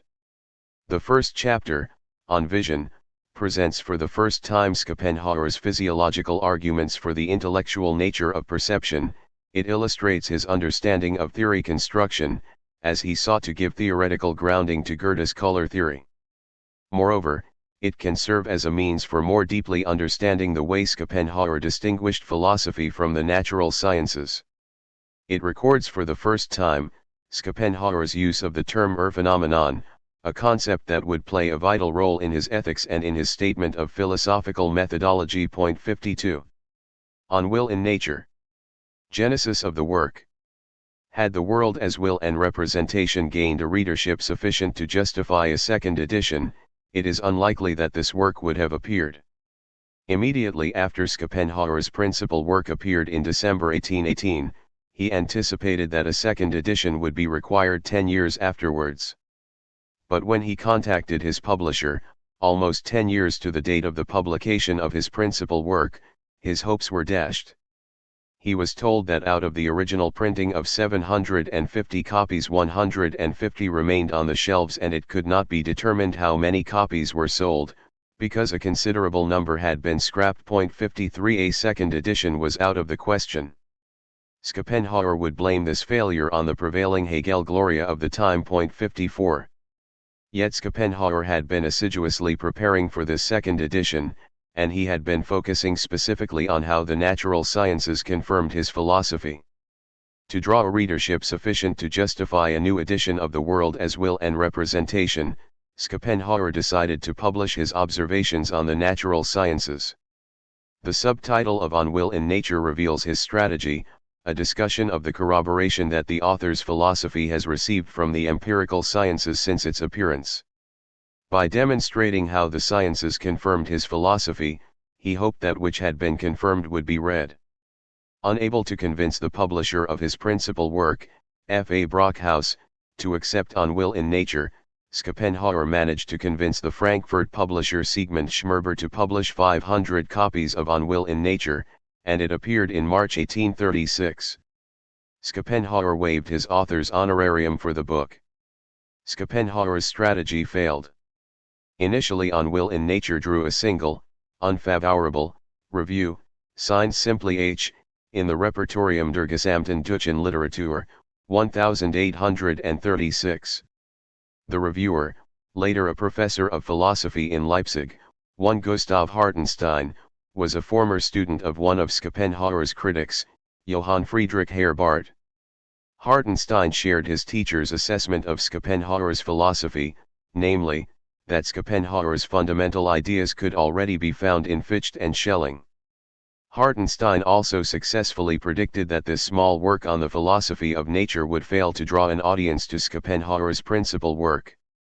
5 years later, a negative review of this book and the two fundamental problems of ethics appeared in the Halsjahrbucher für Deutsche Wissenschaft und Kunst, July 1841. The anonymous reviewer, Spiritus Asper, was none other than Friedrich Wilhelm Karow, Hegel's former repetent, or teaching assistant, at Berlin. Differences between editions. Of the three works found in this volume, On Will in Nature received the least alteration from its first edition. As Schopenhauer mentions in the preface, written for the second edition, 1854, he found little to retract from the first edition. The reason for this is somewhat straightforward. Unlike On the Fourfold Root and On Vision and Colors, On Will in Nature appeared well after he had set the basic ideas of his philosophy in the world as will and representation.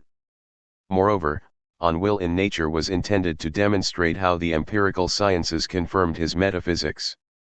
It was also written after the critical reviews of his principal work, where recurrent themes were that his philosophy merely was an epigone of that of Fichte and Schelling, that his metaphysics was fraught with contradictions, and that the ascetic results of his ethics were paradoxical. While Schopenhauer never directly addressed the first two of these criticisms and only briefly addressed the last in the first edition of On Will in Nature, he also composed this work with those criticisms in mind. The most dramatic alteration in the second edition concerns his use of passages drawn from two books by Joachim Dietrich Brandes, a physician to the King of Denmark and once a professor at Kiel. Schopenhauer considered Brandes' work a significant confirmation of his metaphysics, because Brandes recognized an unconscious will as the primary source for all vital functions. Schopenhauer thought himself justified in claiming Brandes' works as confirmation of his philosophy, since at the time of the first edition he thought that Brandes was unfamiliar with his philosophy. But long before the second edition, he discovered that Brandes actually had owned his principal work. So instead of omitting his citations of Brandes, he retained most of them, using this as an opportunity to berate Brandes for plagiarism and to bemoan the reception of his own thought, believing that the unwarranted obscurity that an author such as I have endured for a long time emboldens such people to appropriate the fundamental ideas of such authors without naming them. p. 335.55. Most of the changes between editions involve eliminating some outdated sources and adding references to some new sources. One of the more significant of the updating of sources is a lengthy footnote in the chapter Sinology, in which he lists the literature on Buddhism that he owned and with which he was familiar. 56. The second edition. The second edition includes a preface of the sort found in those of Schopenhauer's other books that received a new edition after the dawn of his fame in the 1850s. He gives thanks for the opportunity to improve the work, berates his contemporaries, especially for their lack of knowledge of Kant, accusing them of philosophizing as if the Critique of Pure Reason was written and remained on the moon. He decries the realism and materialism of the men of the Crucible and Retort, noting that one can be a consummate zoologist and be able to rattle off all 60 species of monkeys, and yet, if one has learned nothing more than, perhaps, his catechism, taken on the whole he is an ignoramus, to be counted among the rabble. p. 306. He announces depressing news for philosophy professors, namely, that their Caspar Hauser, whom for nearly 40 years they so carefully shut off from light and air, so securely walled up that no sound could betray his existence to the world, their Caspar Hauser has escaped and is on the loose. Some even believe he is a prince. p. 307. Schopenhauer then immediately follows with a line Nietzsche would mock, Leger et legar I am read and I will be read. 57.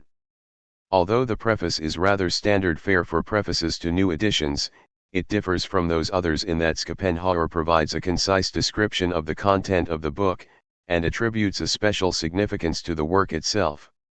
For proceeding from the purely empirical, from the observations of unprejudiced scientists who follow the path of their particular science, I immediately arrive here at the core of my metaphysics, indicating the points of contact of this metaphysics with the natural sciences, and thus providing, as it were, an arithmetic proof of my fundamental dogma, which in this way is grounded more specifically and in more detail, just as it is understood more clearly, more comprehensibly, and more precisely than anywhere else. p. 305. Other than altering his first footnote and adding a quote from Kant, Schopenhauer leaves the introduction unchanged in the second edition. Schopenhauer is keen to distance himself from Schelling and Fichte, to both of whom he refers. And, for the first time in his writings, he publicly berates Hegel in unrestrained terms, referring to Hegel's philosophy of absolute nonsense and recommending as a crest for Hegel's work a cuttlefish enveloped by a dense cloud of ink, with the motto "Protected by my obscurity," p. 328. To distance himself from Schelling and Fichte in particular, Schopenhauer asserts that the endpoint of scientific explanations of the world discover just what my theory has presented as the metaphysical point from which experience in general is to be explained, p. 323.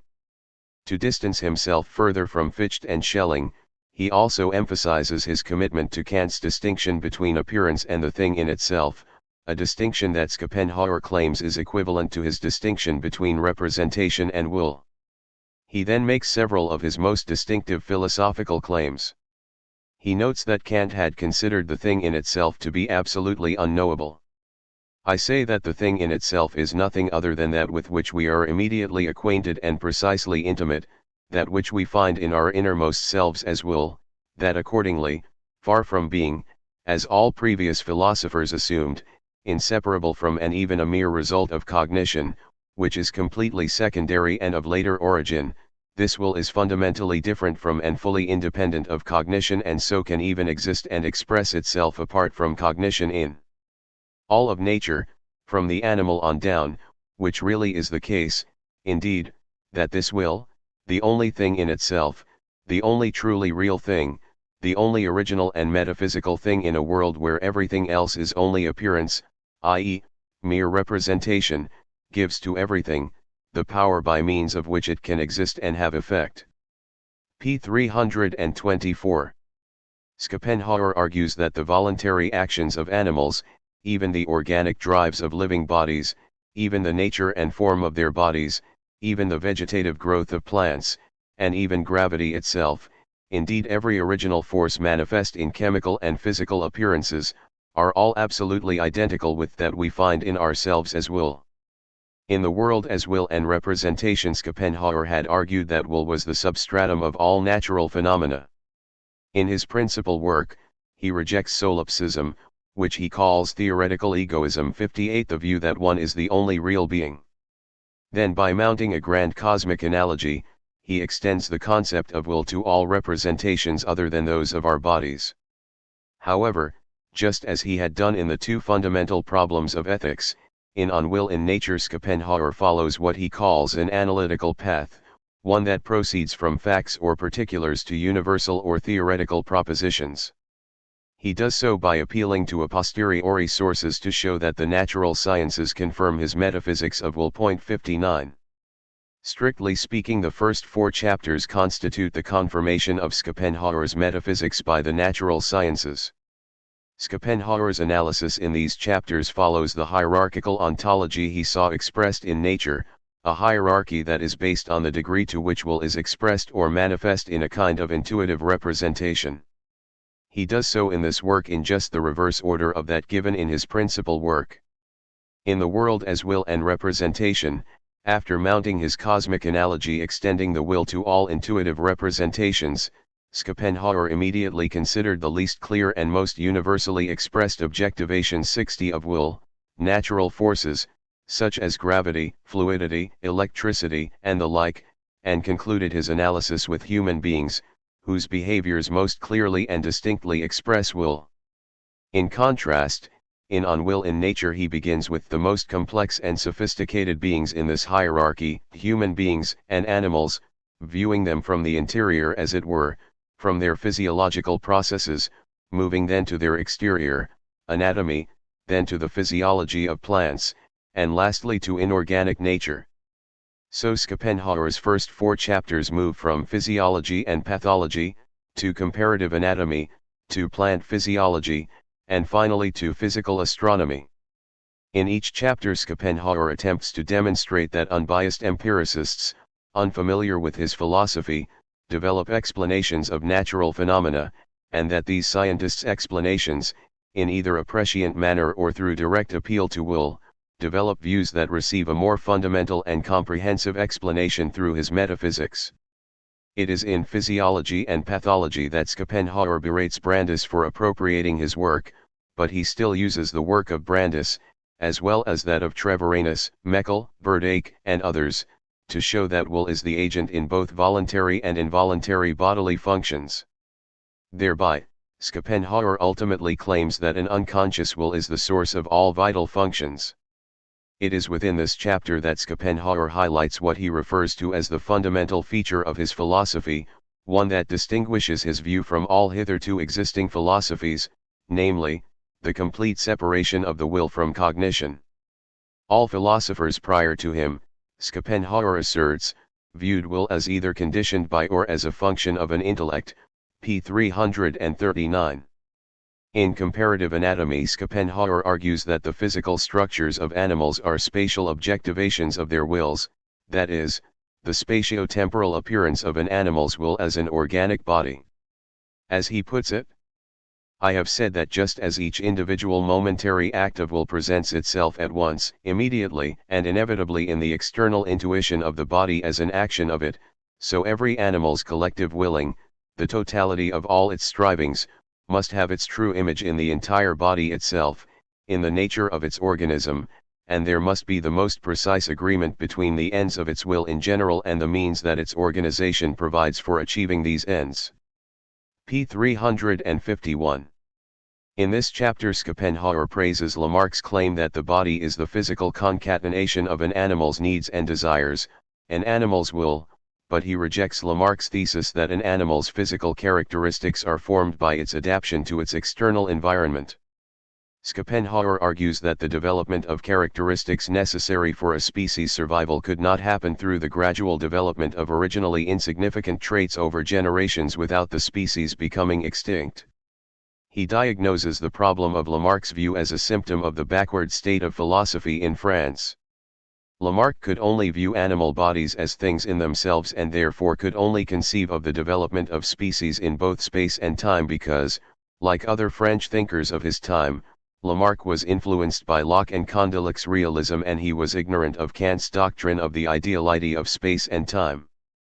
By viewing will as metaphysical, as non-spatial, and non-temporal, Schopenhauer contends that we can understand that the shape and physical organization of an animal is determined by its will according to the environment in which it had to live. So Schopenhauer observes that thus young bucks, rams, and calves butt with just their bare heads before they have horns, the young boar charges, tossing its head around while it still lacks the tusks which correspond to the intended effect.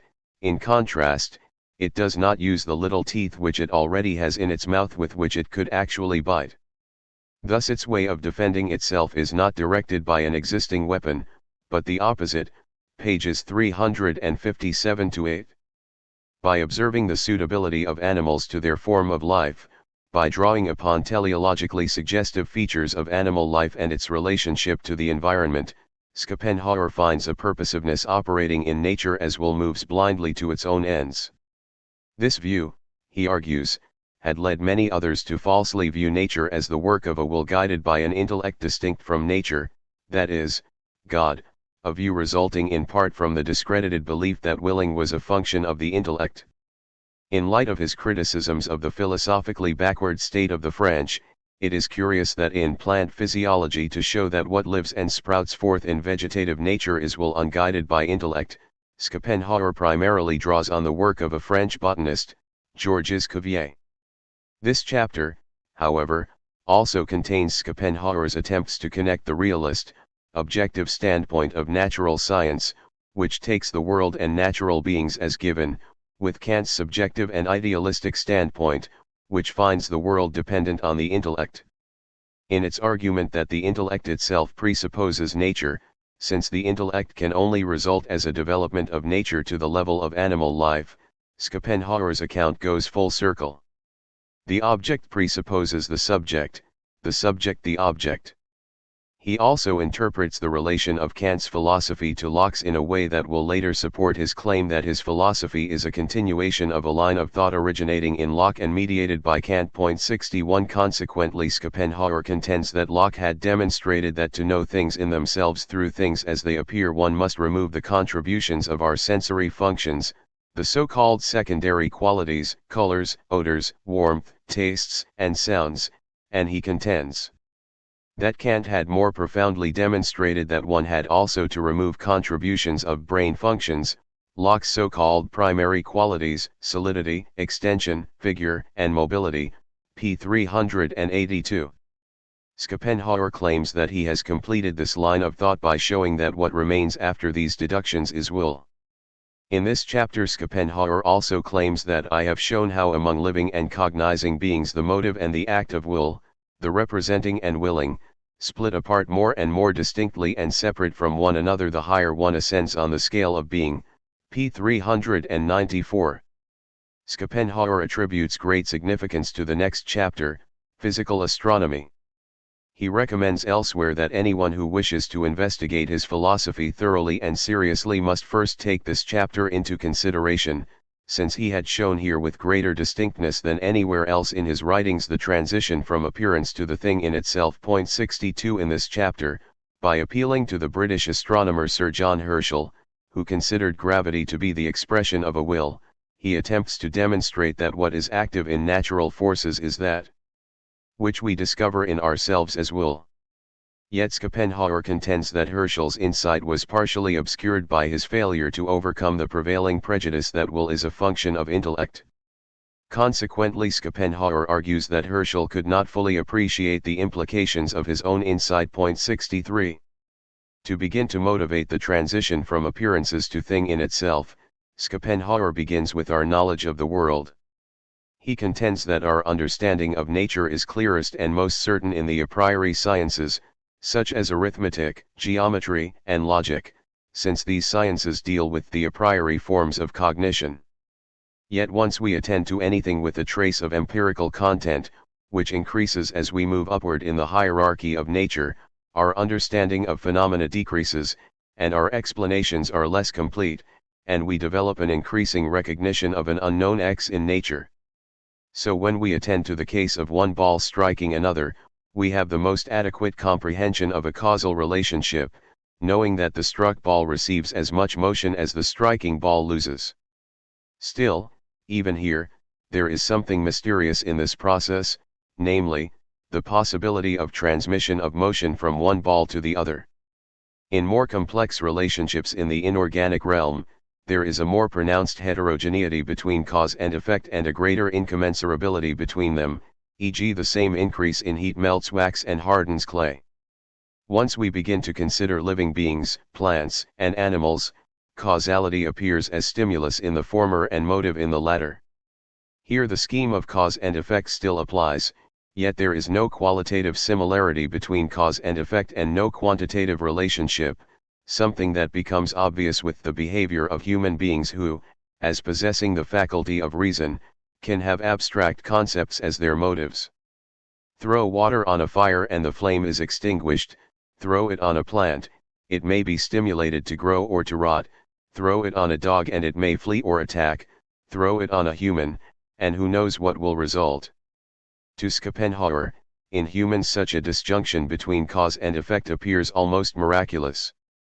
The separation between cause and effect has become so great, and compared to cause, effect has grown so great, that to the uneducated, since absolutely no cause appears to be present, the act of will seems to depend on nothing, to be groundless, i.e., free. For this reason, if we reflectively view the movements of our body from the outside, they present themselves as something that just happens without cause, i.e., actually as a miracle. p. 397. Consequently, it looks as if, in the highest stage of nature, in human behavior, the intelligibility of causality has forsaken us. As he had done in the world as will and representation, Schopenhauer appeals to the experience of our body as both representation and will as the key for understanding nature.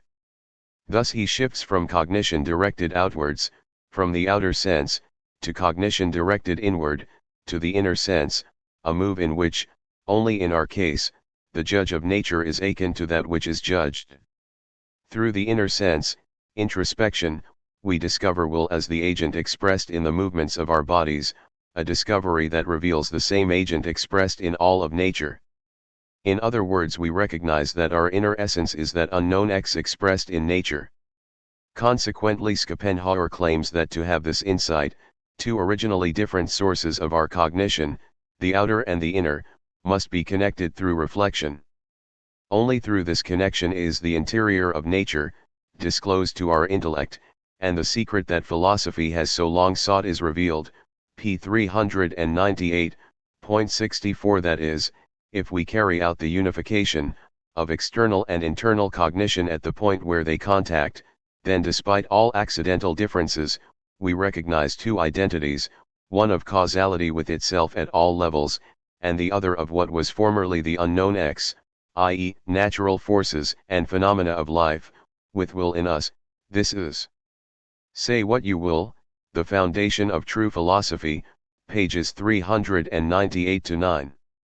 Schopenhauer argues that wherever there is causality there is will, and will never acts without causality. In claiming this, Schopenhauer does not mean that the will is the cause of events. Rather, he means that the agency discovered by the inner sense is the agency viewed by the outer sense. Just as our bodies are representation viewed from one direction and will viewed from another, causality and will are two aspects of the same thing. So he views himself overturning another philosophical error, that of believing that where there is causality, there is no will, and where there is will, there is no causality. It is easy to fall into this error, he contends, since causality and will are recognized in two different ways, causality through the outer sense and will through the inner, and the clearer the one, the more obscure the other. But as Kant taught, Schopenhauer continues, causality is nothing but the a priori knowable form of the understanding, the essence of the world, of representation, and as he has shown, the other side of the world is will, the thing in itself. The next three chapters of On Will in Nature turn to other empirical sources to confirm Schopenhauer's philosophy. In linguistics, he notes the tendencies in various languages to attribute a will to various natural processes, viewing such tendencies as receiving a grounding explanation in his thought. The lengthiest chapter, Animal Magnetism and Magic, signifies Schopenhauer's audacious curiosity and his willingness to explore phenomena generally neglected by philosophers. Aspiring to produce a metaphysics that explains the totality of experience, he could not ignore animal magnetism, sympathetic cures, telekinesis, clairvoyance, and magic, phenomena with lengthy, multicultural histories. By recognizing a metaphysical nexus behind the physical nexus, Schopenhauer attempts to show how his philosophy supplies a metaphysical explanation for the superstitious explanations provided by some practitioners and theorists of such arcane arts. Sinology details some of the affinities Schopenhauer sees between his philosophy and Taoism, Confucianism, Buddhism, and Hinduism, and in a lengthy footnote he mentions many of the sources that helped form his views concerning Buddhism. Schopenhauer, who delighted in mentioning earlier thinkers who anticipated his views, concludes the chapter by arguing that his fundamental idea was developed independently from the thought of the Chinese scholar Chu Fuzi, who held that the mind of heaven is deducible from what is the will of mankind, p. 438. It is curious to note that Schopenhauer seldom took such trouble to show that he developed his thought independently. 65. Schopenhauer pledges in the introduction that he will only discuss his metaphysics and not other areas of his philosophy. The penultimate chapter, reference to ethics, does not technically violate this pledge, since his metaphysics is an ethics in an expanded sense of the term. Indeed, he even claims a much greater right than Spinoza to call my metaphysics ethics, p. 442. The basis of this claim lies in his subordination of the physical order of things to a moral order, something made possible by showing that the force expressed in nature, will, has aseity, and so will meets the requirements of morality, Freedom and responsibility for the nature of the world. 66 He concludes this chapter by noting that the ascetic results of his ethics appear paradoxical to the Protestant mind, but would appear orthodox to the Eastern mind, and he pledges his fidelity to speaking the truth even if such talk does not please the world. The theme of this commitment to the truth and the lack of any such commitments by his contemporaries is the theme of his wonderfully written final chapter, Conclusion. The place of on-will in nature in Schopenhauer's oeuvre. On-will in nature is interrelated with much of Schopenhauer's other work. Schopenhauer himself recognized this interconnectedness. In chapter 18 of the second volume of The World as Will and Representation, where he notes the great significance for his philosophy of on-will in nature, Schopenhauer calls this small book the essential supplement to the second book of his principal work. 67 Yet other connections are significant as well. For example, to fully appreciate even on-will in nature, it is necessary to read both the second book of his principal work and its supplementary essays in its second volume. Then, 2.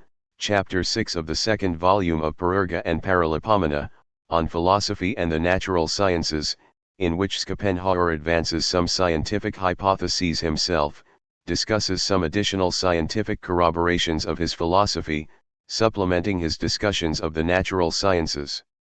Chronology. 1788.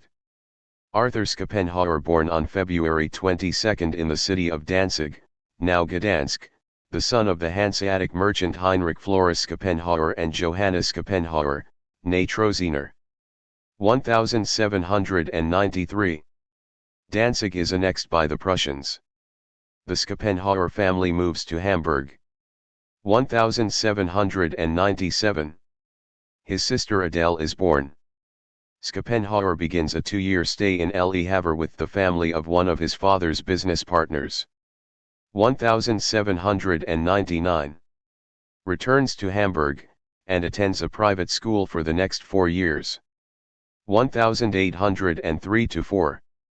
Agrees to enter career as a merchant and as a reward is taken by his parents on a tour of Europe, Holland, England, France, Switzerland, Austria. From June to September 1803 is a boarder in Thomas Lancaster School in Wimbledon. 1804. Is apprenticed to 2 Hanseatic merchants in Hamburg. 1805. His father dies, probably by suicide. 1806. Johanna Schopenhauer moves with Adele to Weimar, where she establishes herself as a popular novelist and literary hostess. 1807. Schopenhauer abandons his commercial career for an academic one. Enters Gotha Gymnasium and then receives private tuition in Weimar. 1809. Studies science and then philosophy, especially Plato and Kant, at the University of Göttingen. 1811. Studies science and philosophy at the University of Berlin. Attends the lectures of Fichte and Schleiermacher. 1813-14. Lives in Rudolstadt, writing his doctoral dissertation, on the fourfold root of the principle of sufficient reason, which is accepted by the University of Jena and published in 1813. Conversations with Goethe on color and vision. 1814. Begins reading a translation of the Upanishads. Stays with his mother in Weimar, but breaks with her permanently after a final quarrel. Lives in Dresden until 1818. 1814-18. Works on the world as will and representation. 1816. Publishes on vision and colors. 1818. March, completion of the world as will and representation, published by Brockhaus at the end of the year, with 1819 on title page. 1818-19. Travels in Italy, Florence, Rome, Naples, Venice, and returns to Dresden. 1819. Is appointed as unsalaried lecturer, Privatdozent, at the University of Berlin. 1820. Gives his only course of lectures, which is poorly attended. 1822-3. Travels again to Italy, Milan, Florence, Venice. Returns from Italy to live in Munich. Is ill and depressed. 1824. Lives in Bad Gastein, Mannheim, and Dresden. Proposes to translate Hume's works on religion into German, but does not find a publisher. 1826. Returns to Berlin. 1829-30. Plans to translate Kant into English, without success, publishes Commentatio Exponens Theoriam Colorum Physiologicam, Eandem Primarium, Octari Arthurio Schopenhauero. 1831. Leaves Berlin because of the cholera epidemic. Moves to Frankfurt am Main. 1831-2. Lives temporarily in Mannheim. 1833. Settles in Frankfurt, where he remains for the rest of his life. 1836. Publishes On Will in Nature. 1838. His mother dies. 1839. Enters competition set by the Royal Norwegian Society of Sciences and wins prize with his essay on the freedom of the will. 1840. Submits on the basis of morals in a competition set by the Royal Danish Society of Sciences, and is not awarded a prize. 1841. On the freedom of the will and on the basis of morals, published under the title The Two Fundamental Problems of Ethics. 1844. Publishes second, revised edition of The World as Will and Representation, adding a second volume consisting of 50 essays elaborating on ideas discussed in the first volume. 1847. Publishes second, revised edition of On the Fourfold Root. 1851. Publishes Parerga and Paralipomena in 2 volumes. 1853. An article on his philosophy by J. Oxenford in Westminster and Foreign Quarterly Review marks the beginning of his belated recognition. 1854. Publishes second editions of On Will in Nature and On Vision and Colors. Julius Frauenstadt publishes letters on Schopenhauer's philosophy. 1857. Schopenhauer's philosophy taught at Bonn University. 1858. Declines invitation to be a member of Berlin Royal Academy. 1859. Publishes third edition of The World as Will and Representation. 1860. Publishes second edition of The Two Fundamental Problems of Ethics. Dies on September 21 in Frankfurt am Main. On the Fourfold Root of the Principle of Sufficient Reason. A Philosophical Treatise. By Arthur Schopenhauer. V. Preface. This treatise in elementary philosophy, which first appeared in the year 1813, when I had gained my doctorate with it, has since become the underpinnings of my whole system. For this reason it cannot be allowed to remain out of print, as has been the case for 4 years, without my knowing it. However, to send such a youthful work into the world again now with all its flaws and faults seems to me to be irresponsible. For I am aware that the time in which I will no longer be able to amend it cannot be very far distant, but with time the period of my real effectiveness will first appear, and that it will be a long period. I am consoled by a firm trust in Seneca's promise, although envy imposed silence on everyone living with you, they will come who will judge without offense and without partiality. A. Letters 79.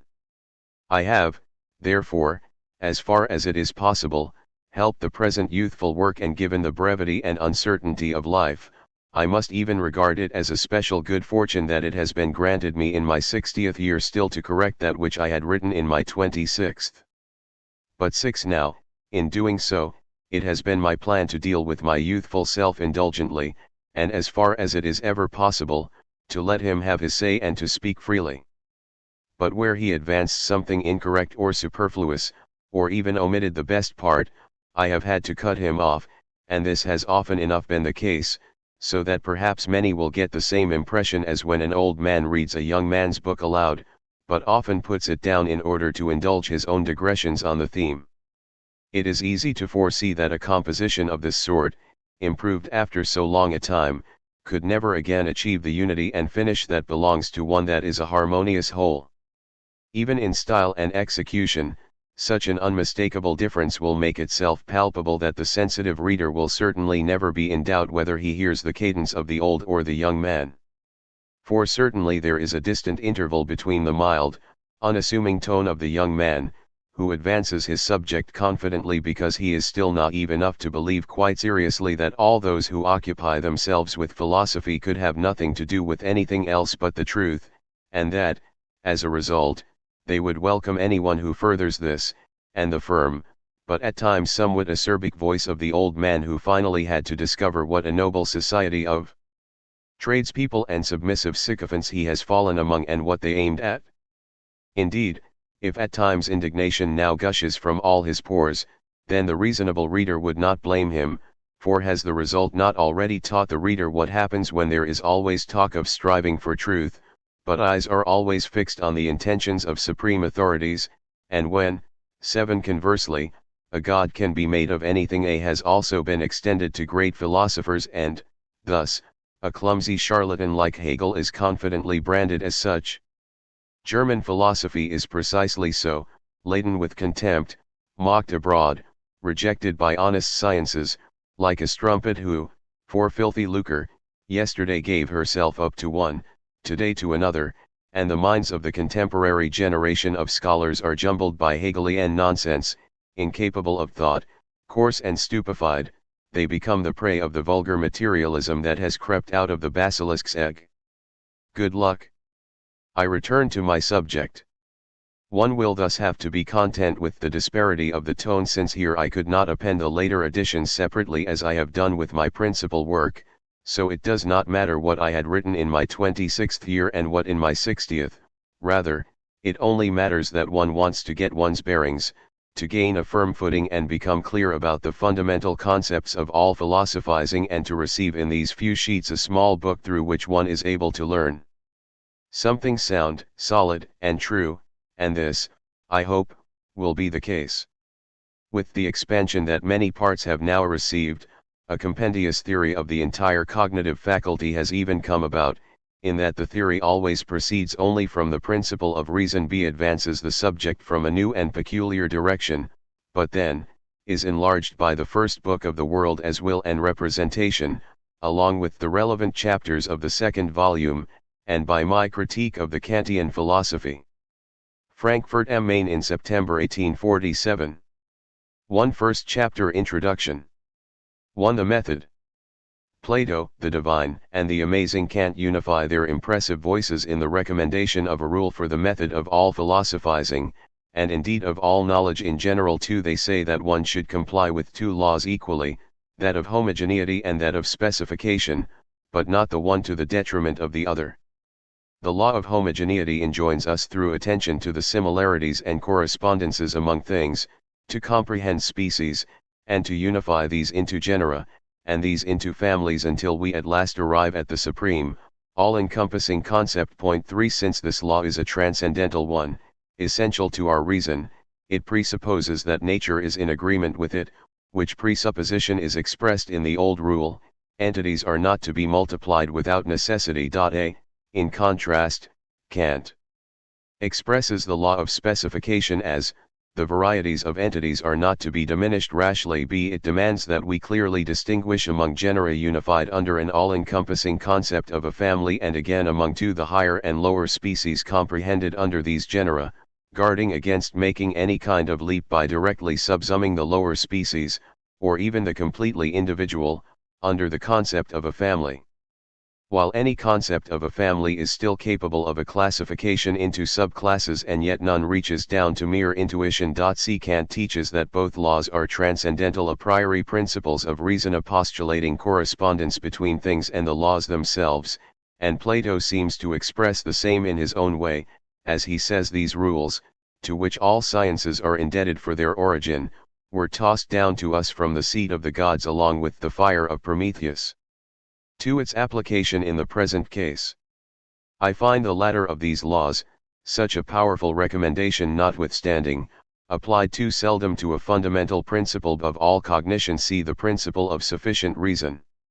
For although it has for a long time been frequently put in a general form, nonetheless, no one has distinguished among its highly differing applications, in each of which it acquires another meaning, and which, therefore, reveal its origin from differing cognitive powers. Point 4. However, applying the principle of homogeneity, while neglecting its opposite, has bred many persistent errors, particularly in the observation of our powers of mind, whereas, applying the law of specification has brought about the greatest and most important advances.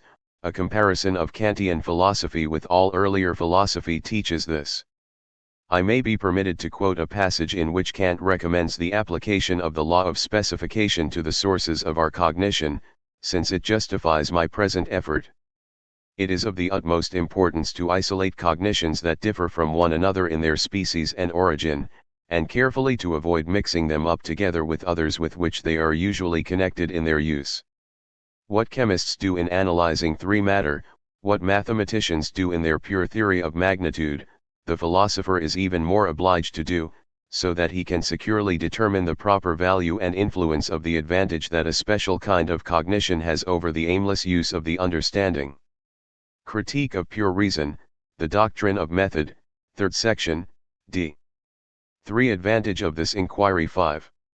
Should I succeed in showing that the principle that constitutes the subject of this inquiry derives not immediately from one, but above all from differing basic cognitions of our mind, then it will follow that the necessity that it entails as a firmly established a priori principle likewise is not one and everywhere the same, but just as various as the sources of the principle itself. Then, however, anyone who grounds a conclusion on the principle has the obligation to determine precisely which of the different necessities that lie at the basis of the principle supported his conclusion, and he should indicate as much with a specific name, which I will propose. I hope that thereby something will be gained for clarity and precision in philosophizing, and I consider it an unavoidably necessary prerequisite for philosophy to attain the greatest possible intelligibility, through precise determination of the meaning of any expression, so as to protect us from error and intentional deception and make any knowledge gained in the domain of philosophy a secure possession rather than one that can be torn away from us by a misunderstanding or ambiguity. Discovered later. Point 6. Above all, the genuine philosopher will generally seek lucidity and clarity and will always strive not to be like a turbid, raging, rain-swollen stream, but much more like a Swiss lake, which, in its peacefulness, combines great depth with a great clarity that just reveals its great depth. Point 7. Clarity is the good faith of philosophers, B. Vaughan argues has said. Conversely, the fraudulent philosopher will certainly not seek to conceal his thoughts through words, according to Talleyrand's maxim, c, but will seek to conceal his deficiency of thought and to shift onto the reader's conscience the unintelligibility of his philosopheme, which grows out of the obscurity of his own thought. This explains why, in some writings, e.g. those of Schelling 8, the didactic tone so frequently turns into the reproachful. Indeed, the readers are often reproached in advance, in anticipation of their incompetence. 4. Importance of the principle of sufficient reason. It is extremely great, so it may be called the basis of all science. Point 9. Science specifically means a system of findings, i.e., a unity of connected findings in opposition to a mere aggregate of the same. Point 10. But what else than the principle of sufficient reason connects members of a system? The very thing that distinguishes any science from a mere aggregate is that each of a science's findings follows from another as its ground. Therefore, Plato already says, "For true opinions are not worth much until someone binds them through reasoning." Ameno p. 385 bip. Point 11. Moreover, almost all sciences contain 12 knowledge of causes from which effects can be determined, and likewise other findings of the necessities of the consequence from grounds, as they will be presented in our later observation, which Aristotle already expressed in the words, "All knowledge which is rational or somewhat partakes of the rational concerns causes and principles." D. Metaphysics v. 1.13, since it is now the presupposition that we always make a priori 14 that everything has a raison which justifies our everywhere asking why, so this why may be called the mother of all sciences. 5. The principle itself. Later it will be shown that the principle of sufficient reason is a common expression of many findings given 5 a priori. Provisionally, it must meanwhile be put forth in some kind of formula. I choose the Wolffian as the most general. Nihil est sine ratione corpotea sit quam non sit. F. Nothing is without a reason why it is. 6. Second chapter survey of what is most important in previous teachings about the principle of sufficient reason. 6. First statement of the principle and distinction between two meanings of the same. A more or less exactly determined abstract expression for such a fundamental principle of all cognition must also have been found very early, thus, it would be difficult and, moreover, not of great interest, to demonstrate where such a one first occurs. Point 15. Plato and Aristotle still do not formally advance it as a fundamental principle, see however, they more frequently express it as a self-evident truth. So Plato says, with a naivete that seems to contrast with the critical investigation of modern times as the state of innocence contrasts with knowledge of good and evil, it is necessary that all which occurs with a cause, for how could it occur without a cause? Philebus p. 240 bip.d. And again in the Timaeus, p. 302, everything that occurs must necessarily occur through some cause, since it is impossible for something to occur without a cause. E. Plutarch, at the close of his book, On Fate, F. cites among the fundamental principles of the Stoics, the most important and first appears to be that nothing occurs 7 without a cause, but everything according to preceding causes. G16. In the posterior analytics I, 2, Aristotle to some extent states the principle of reason in the words, we think we understand a thing perfectly whenever we think we know the cause by which the thing is, that it is really the cause of that thing, and that the thing cannot possibly be otherwise. In his Metaphysics Book 4, ch. 1, he already give a classification of the different forms of grounds B, or rather the principles, alpha rho chi alpha, of which he accepts 8 forms, though the classification is neither thorough nor precise enough.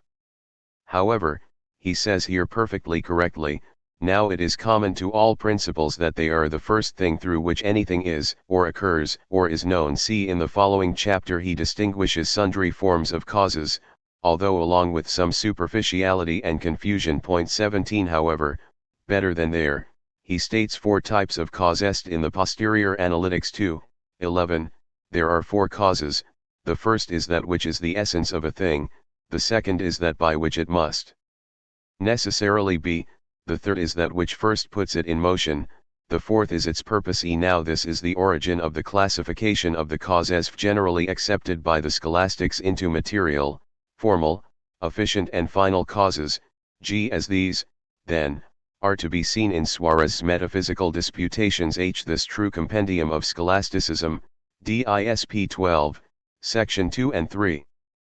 But even Hobbes, on the body IP 2, ch 10, 7, still cites it and explains it.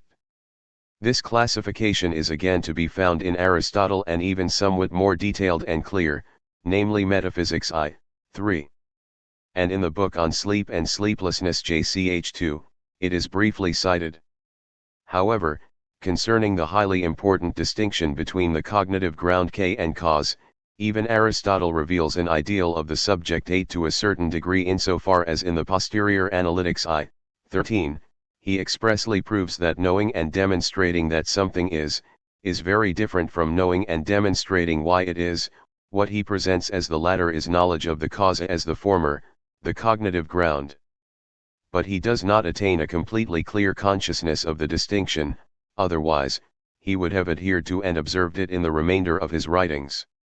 This, however, is certainly not the case, for even as in the passages alluded to above, where he aims to distinguish the various forms of grounds, the most essential distinction that is being considered in this chapter never again occurs to him, and concerning this, he generally uses the word causabe for any ground, of whatever type it be, but indeed he even quite frequently calls the cognitive ground, the premises of a conclusion, a cause. See so, example Metaphysics 4, 18, Rhetoric 2, 21, on.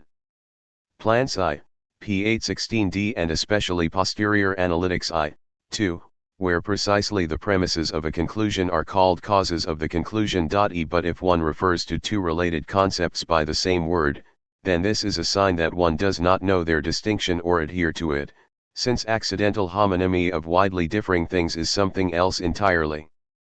At its most striking, this error comes to light in his description of the sophism of treating what is not a cause as a causative in the book on sophistical refutations, ch. 5. By alpha tau iota omicron nu here he always understands only the ground of proof g, the premises, in other words a cognitive ground. The sophism consists in one's quite correctly proving something to be impossible. However, the sophism certainly does not have any bearing on the proposition disputed by it, which one nevertheless alleges to have demolished. Thus it is not at all a question of physical causes. Except the use of the word alpha tau iota omicron nu has carried so much weight among logicians of modern times that they simply maintain it in their presentations of fallaciarum extradictionemi, always explaining the fallacia non causa ut causage as a specification of a physical cause, which it is not. So, example rem arus, G.E. Schultz, Fries, and all whom I have come across, I found this sophism first correctly presented in Twesson's Logic.L. also, as a rule, in other scientific works and 9 dissertations, the interpolation of a false cause is designated through the charge fallacia non causa ut causa. Of these, among the ancients Sextus Empiricus affords us a striking example of the mingling and confusion of the logical law of the cognitive ground with the transcendental natural law of cause and effect. Specifically in the 9th book against the mathematicians, thus in the book against physics Eve 204, he attempts to prove the law of causality and says, one who asserts that there is no cause, alpha tau iota alpha, has either no cause, alpha tau iota alpha, to assert this or he has one. In the first case his assertion is no truer than its opposite, in the second, precisely by his assertion he establishes that there are causes. Hence we see that the ancients still did not attain a clear distinction between the requirement for a cognitive ground for establishing a judgment and that of a cause for the occurrence of a real event. As for the scholastics later, the law of causality was for them just an axiom, which was exalted beyond all investigation. We do not inquire if there is a cause, since nothing is more certain in and of itself. C. says Suarez, DISP 12, section 1. In doing so they held fast to the Aristotelian classification of causes. In contrast, as far as I know, they also did not attain consciousness of the necessary distinction in question here. Point 18. 7. Descartes. Ford. In this regard we even find our excellent Descartes, the instigator of subjective investigation and in this the father of modern philosophy, still gripped by confusions which can scarcely be explained, and we will soon see to what serious and deplorable results this has led. Metaphysics. Point 19. In Meditations on First Philosophy, Axiom I of the reply to the second objection, he says, nothing exists of which it could not be asked from which cause it exists. This can even be asked concerning God, not as if he requires some sort of cause in order to exist, but because the immensity of his nature is the cause or the reason because of which he requires no cause in order to exist. He should have said, the immensity of God is a cognitive ground from which it follows that God requires no cause. However, he mingles the two, and one sees that he is not clearly aware of the great distinction between cause and cognitive ground. Point 20. But actually it is intent that falsifies insight for him. For here, where the causal log requires a cause, instead of this he inserts a cognitive ground because such a ground, in turn, leads to nothing further than a ground, and through this axiom he paves the way to the ontological proof for the existence of God, the proof he discovered after Anselm had only provided an introduction to it in a general way. For immediately after the axioms, of which that cited was the first, this ontological proof is now put forth formally and quite seriously. Indeed, this proof is actually already expressed in this axiom, at least as implicit in it as is the chick in an egg long brooded. Thus, while all other things require a cause for their existence, for the God who is placed on the ladder of the cosmological proof the immensity implicit in his own concept is sufficient, or, as the proof itself expresses it, in the concept of the supremely perfect being his existence is necessarily contained. B. Thus this is the conjurer's trick. C. For the sake of which the confusion of the two foremost meanings of the principle of reason, with which Aristotle was already familiar, is at once used to the greater glory of God. D. Considered in the light of day and impartially, this famous ontological proof is now actually a most beloved piece of nonsense. That is, at any opportunity, someone contrives a concept assembled out of all sorts of predicates, taking care, however, that among these, either plainly and nakedly, or, as is more decorous, wrapped up in another predicate, example perfection, immensity or something of the sort, there is also a predicate of reality or of existence. As is well known, from a given concept one can extract all of its essential predicates, i.e., those implicit in it, and just so one can also extract the essential predicates of these predicates by means of pure analytical judgment.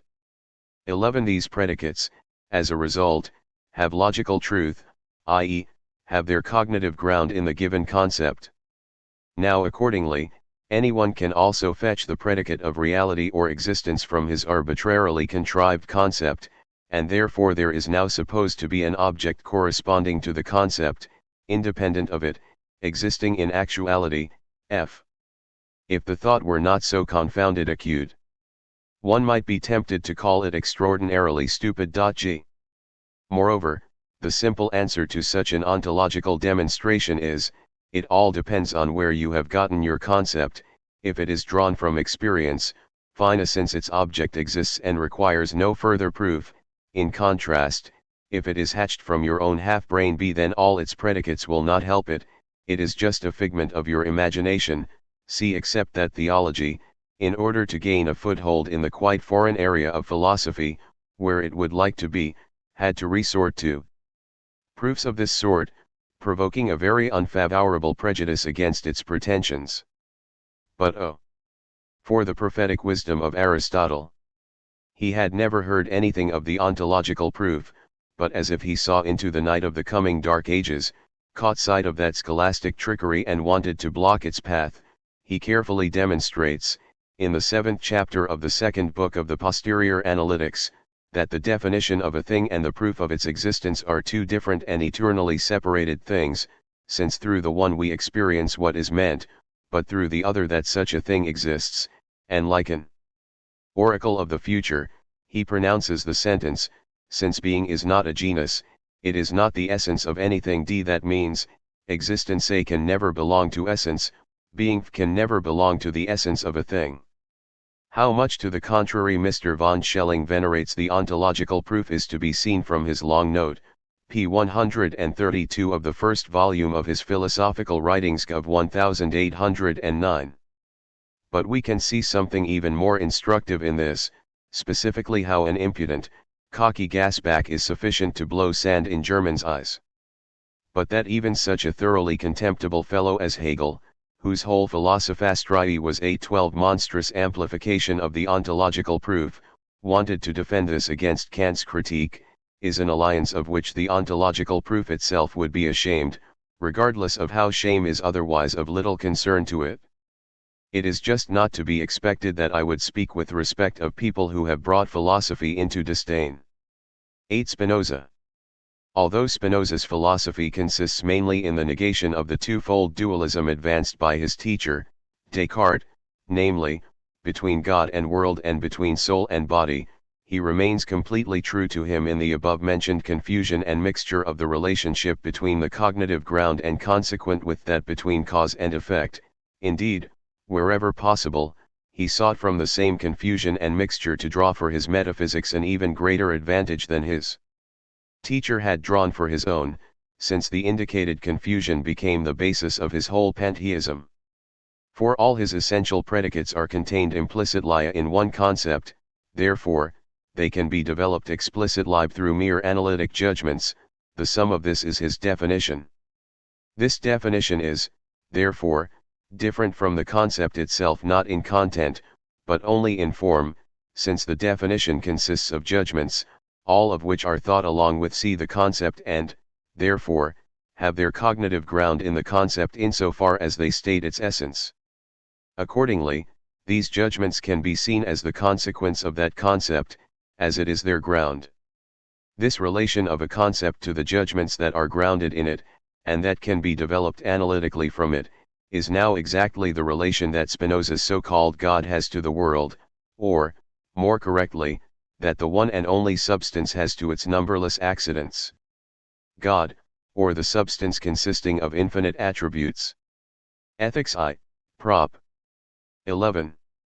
God or all the attributes of God d. It is thus the relation of the cognitive ground to its consequent, whereas, actual theism, that of Spinoza is merely nominal, accepts the relation of the cause to the effect in which the 13 ground remains different and separate from the consequent, not, as in this case, according to the mere method of consideration but essentially and actually, thus, in itself and always. For it is such a cause of the world, with the addition of personality, that the word God, used in all honesty, indicates. In contrast, a God without personality is a contradiction in terms. However, since Spinoza now also wanted to retain the word God for substance in the relations he put forth, and since he even expressly called this substance the cause of the world, he could only bring this about by completely mixing up these two relations, and as a result also the principle of the cognitive ground with that of causality. To give evidence of this, I call attention to the following passage among countless others. It is to be noted that for everything that exists a definite cause necessarily exists by which the thing exists. And it is to be noted that this cause, because that thing exists, must either be comprehended in the existing thing's own nature and definition, since it specifically belongs to the nature itself of the thing to exist, or that it must be given as something outside of itself. A. Ethics I, Prop 8, and 2. In the latter case, he means an efficient cause as is shown from what follows, whereas, in the former he means a mere cognitive ground. However, he identifies both and thereby prepares the way for his intent to identify God with the world. Everywhere his trick is to confuse a cognitive ground lying within a given concept with a cause operating externally, and to conflate these, and he learned it from Descartes. As evidence of this confusion, I quote the following passages. From the necessity of the divine nature, everything that can fall under infinite intellect must follow. Ethics I, Prop. 16, see at the same time, however, everywhere he calls God the cause of the world. Everything that exists, expresses the power of God who is the cause of all things. Ibid Prop 36, proof. God is the immanent cause of all things, but not the transient. Ibid Prop. 18. God is the efficient cause not only of things existing, but also of the essence of things. Ibid Prop. 25. 21. It says in Ethics 3, Prop. 1, proof, from any given idea some effect must necessarily follow. G and Ibid Prop 4, nothing can be destroyed, unless it be from an external cause. Proof, the definition of anything affirms its essence. 14. Nature as distinct from existentia, existentia, and does not negate it, in other words, it maintains the essence of the thing and does not deny it. If, therefore, we attend to the thing itself and not to external causes, we can see nothing in it that would be able to destroy it. This means, because a concept can contain nothing that contradicts its definition, i.e., the sum of its predicates, it also cannot contain anything which could become the cause of its destruction. However, this view will lead at its height to the somewhat lengthy second demonstration of the 11th proposition, in which the cause, which could destroy or annihilate is mixed up with a contradiction which its definition would contain and which for that reason would annihilate it. The need to confound cause and cognitive ground becomes so urgent here that Spinoza never allows himself to say only cause B or even reason C, but each time is compelled to put reason or cause D, which therefore occurs 8 times on a single page in order to cover the fraud. Descartes had done the same in the axiom cited above. So, then, Spinoza's pantheism is actually only the realization of Descartes' ontological proof. First he adopts Descartes' ontotheological principle, cited above, the immensity of God's nature is the cause or the reason because of which he requires no cause in order to exist. F. Instead, in place of God G, he always says, in the beginning, substance H, and now he concludes, the essence of substance necessarily involves existence, or existence belongs to its nature, therefore, substance must be the cause of itself. I. Ethics I. Prop. 7. Thus, by the same argument with which Descartes had proved the existence of God, he proves the absolutely necessary existence of the world, which, thus, requires no God. He does this still more clearly in the second note to the eighth proposition: since existence appertains to the nature of substance, its definition must necessarily involve existence, and, consequently, from its definition alone existence must be inferred. J. This substance, however, as is well known, is the world. In the same sense the demonstration for Prop. 24 says, for that which of its nature, considered in itself alone, i.e. the definition, involves existence, is the causa sui. That which Descartes had asserted only ideally, only subjectively, i.e. only for us, only for the benefit of knowledge K, namely for the 15 proof of the existence of God, Spinoza took as real and objective, as the actual relation of God to the world. For Descartes, existential lies in the concept of God, and thus becomes an argument for his actual being. For Spinoza, God himself is put in the world. Consequently, what for Descartes was merely a cognitive ground, Spinoza makes into a ground of reality. Descartes had taught in his ontological proof that God's existence follows from his essence C, so Spinoza makes of it the causa sui, and brashly opens his ethics with, by that which is causa sui, I mean that of which the essence, concept, involves existence, deaf to Aristotle's shouting to him, existence does not belong to the essence of anything. Well, here we have the most obvious confusion of cognitive ground with cause. And if the neo-Spinozists, Schellingites, Hegelians, etc., as it is their custom to take words for thoughts, often indulge in pretentious, devout admiration of this causa sui, for my part I see in causa sui only a contradiction in terms. Fa before that is an after, an audacious decree, to cut off the endless causal chain, indeed, an analogy to that Austrian who, unable to reach high enough to fasten the clasp on his tightly strapped shako, stood on a chair. The true emblem of causa sui is Baron Munchausen, who, clamping his legs around his horse as it sinks in the water, pulls his pigtail up over his head and raises himself and the horse into the heights. Under this emblem, put, causa sui. In conclusion, cast a glance at proposition 16 of the first book of the Ethics, where from the ground that from the given definition of anything the intellect concludes further properties which in fact necessarily follow from this definition G is inferred, from the necessity of the divine nature, i.e. taken to be real, infinite things must follow in infinite ways. H. Thus indisputably this God bears a relation to the world as that of a concept to its definition. Nevertheless the corollary is directly connected. God is the efficient cause of all things. The confusion of the cognitive ground with cause cannot be taken farther, and it could not have more significant results than here. But this indicates the importance of the theme of the present essay.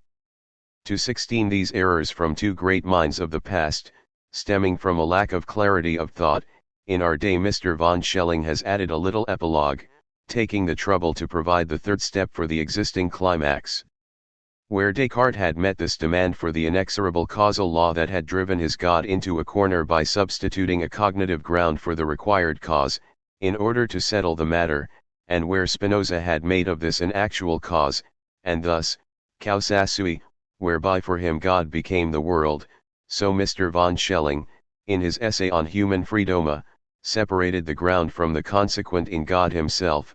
Thus, he consolidated the matter all the better by raising it to a real and incarnate hypostasis of the ground and its consequent, and acquainted us with something that is in God not he himself, but his ground, as a primordial ground b, or rather, abyss. C. This is truly precious. D. Moreover, it is well enough known today that he took the whole fable from Jacob Boehm's a fundamental statement concerning the earthly and heavenly mystery, but it appears not to be known where Jacob Boehm himself took the matter from, and thus where the abyss has its origin, therefore, I take the liberty to mention it.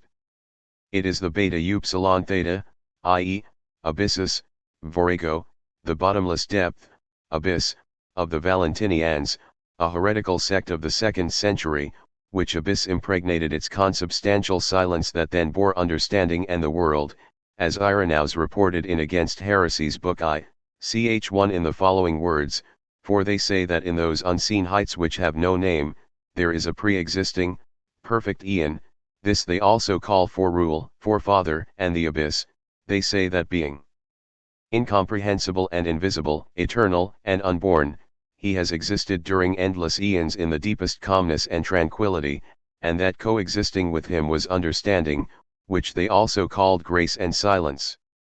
This abyss thought to put forth from himself the beginning of all things and to lay that offshoot, which he had resolved to put forth, like a seed into the coexisting silence, as it were into a womb. Now this silence, being thus impregnated, and having conceived, gave birth to understanding, 17 a being which was like and equal to its creator and alone able to comprehend the greatness of its Father. This understanding they also called the only begotten and beginning of everything. F. Jacob Boehme must somehow have become aware of this from the History of Heresies, and from his hands Mr. von Schelling has accepted it credulously. Point 22. 9. Leibniz. Leibniz first put forth the principle of reason formally as a fundamental principle of all cognition and science. He proclaimed it very pompously in many passages in his works, thereby even putting on airs about it, and portraying himself as if he were the first one to discover it. However, he knew nothing further to say about it, except that anything and everything must always have a sufficient reason why it is so and not otherwise, which must have been quite well known to the world before him. In doing so, he occasionally indicated the distinction between the two fundamental meanings of the principle, but did not expressly emphasize it, nor even clearly discuss it elsewhere. The main passage is in his Principles of Philosophy 32, and a bit better in the French edition under the title Monadology, 18. By virtue of the principle of sufficient reason we accept that no fact can be true or actual, no judgment correct, without having sufficient reason why it is so and not otherwise, to which is to be compared the Theodicee, 44 and the 5th letter to Clarke, 125.23. 10. Wolfe. Wolfe is thus the first who expressly separated the two main meanings of our fundamental principle and discussed their distinction. Point 24. Nevertheless, he still does not advance the principle of sufficient reason in logic, as is now done, but in his Ontology. B. In fact, in 71 he insists that one not confuse the principle of sufficient reason of cognition with that of cause and effect, but here he still does not clearly define the distinction and causes confusion himself, for even here in the chapter on sufficient reason, c. 70, 74, 75, 77, as evidence for the principle of sufficient reason he cites examples of cause and effect and motive and action, which, if he wanted to make this distinction, should have been cited in the chapter on causes of the same work. Now in this chapter he again cites quite similar examples and again advances here the principle of cognition f. 876, which, as has already been dealt with above, certainly does not belong here. However, it serves to point to the precise and clear distinction of the principle of cognition from the law of causality, which then follows 881 to 884.25, that is called a principle, he further says here, which contains in itself the reason for something else, and he distinguishes three forms of the same, namely, 1. Principle of becoming, cause, which he defines as the reason for the actuality of another, e.g. if a stone becomes warm, then fire or the sun's rays are the reason for the warmth in the stone. 2. Principle of being, which he defines, the reason for the possibility of something else, in the same example, the reason for the possibility that the stone can accept warmth is in the essence or mode of composition of the stone. This latter seems to me to be an inadmissible idea. 26. As Kant has shown sufficiently, possibility in general 27:19 is correspondence with the conditions of all experience known to us a priori. J. From this we know, With reference to Wolff's example of the stone, that alterations as effects of causes are possible, i.e., that one state can follow from another if the former state contains the conditions for the latter. We find here as an effect the state of the stones being warm, and as cause the preceding state of the stone's finite capacity for heat and its contact with free heat.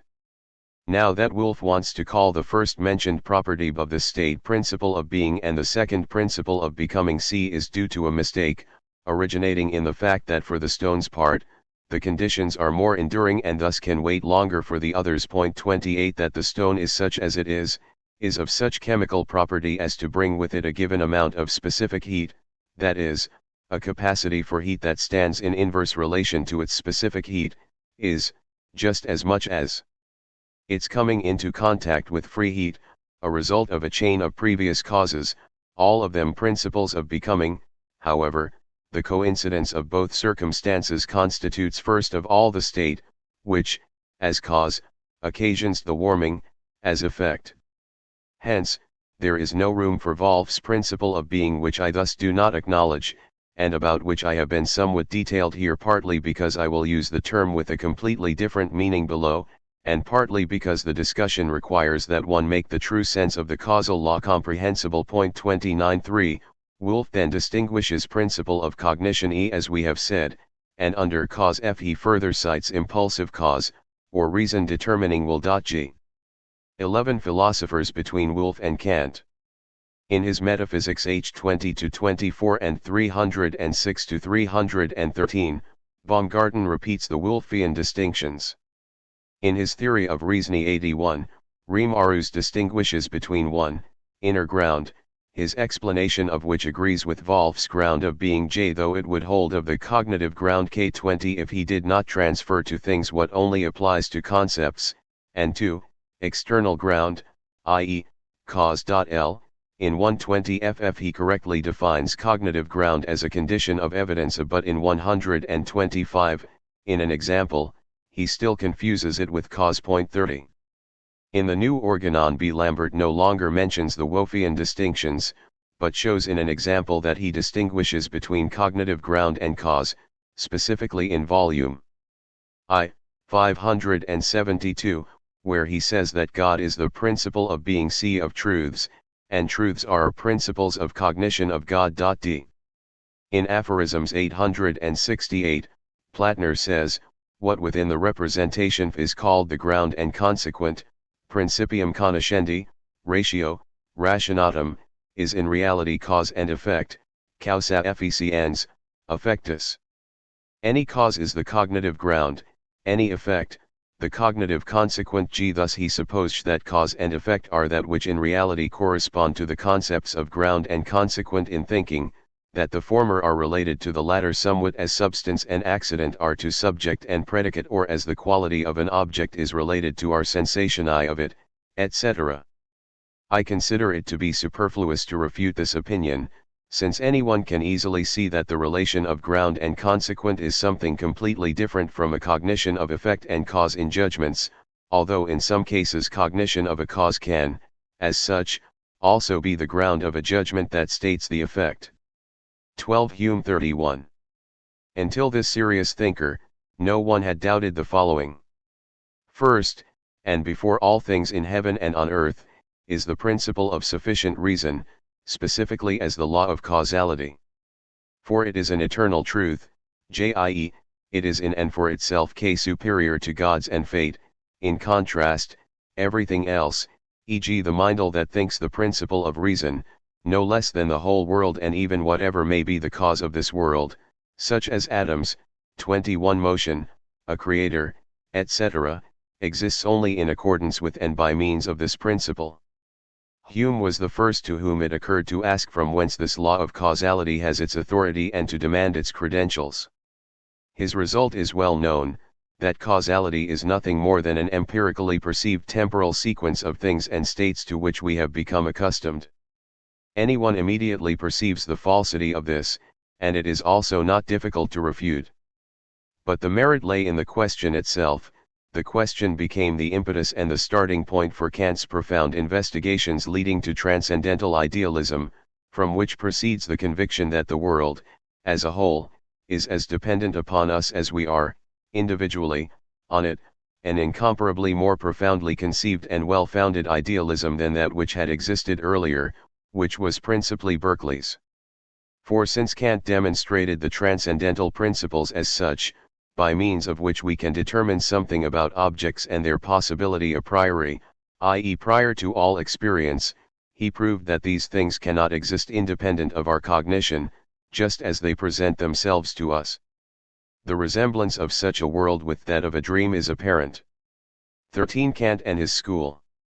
The main passage in Kant on the principle of sufficient reason is in the minor work on a discovery, according to which any new critique of pure reason has been made superfluous, and especially in the first section of this work, under A. In this work, Kant insists on the distinction between the logical, formal, principle of cognition, every proposition must have its ground, and the transcendental, material, principle, everything must have its ground, as he polemicizes against Eberhard, who wanted to make the two identical. After I produce the only correct proof, in a separate section B I will later criticize his proof of the a priority and thus the transcendentality of the causal law. Following 22 these 22 precedents, the distinction between cognitive ground and cause is determined rather precisely in many textbooks on logic that the Kantian school has produced, example the ones 32 by Hofbauer, Moss, Jacob, Kiesutter, and others. Kiesutter in particular quite sufficiently provides the distinction in his Logic, Volume 1, p. 16, in this way, a logical ground, cognitive ground, is not to be confused with the real ground, cause.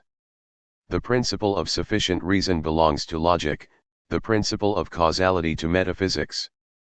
p. 60, the former is the principle of thinking, the latter of experience. Cause concerns actual things, logical ground, only representations.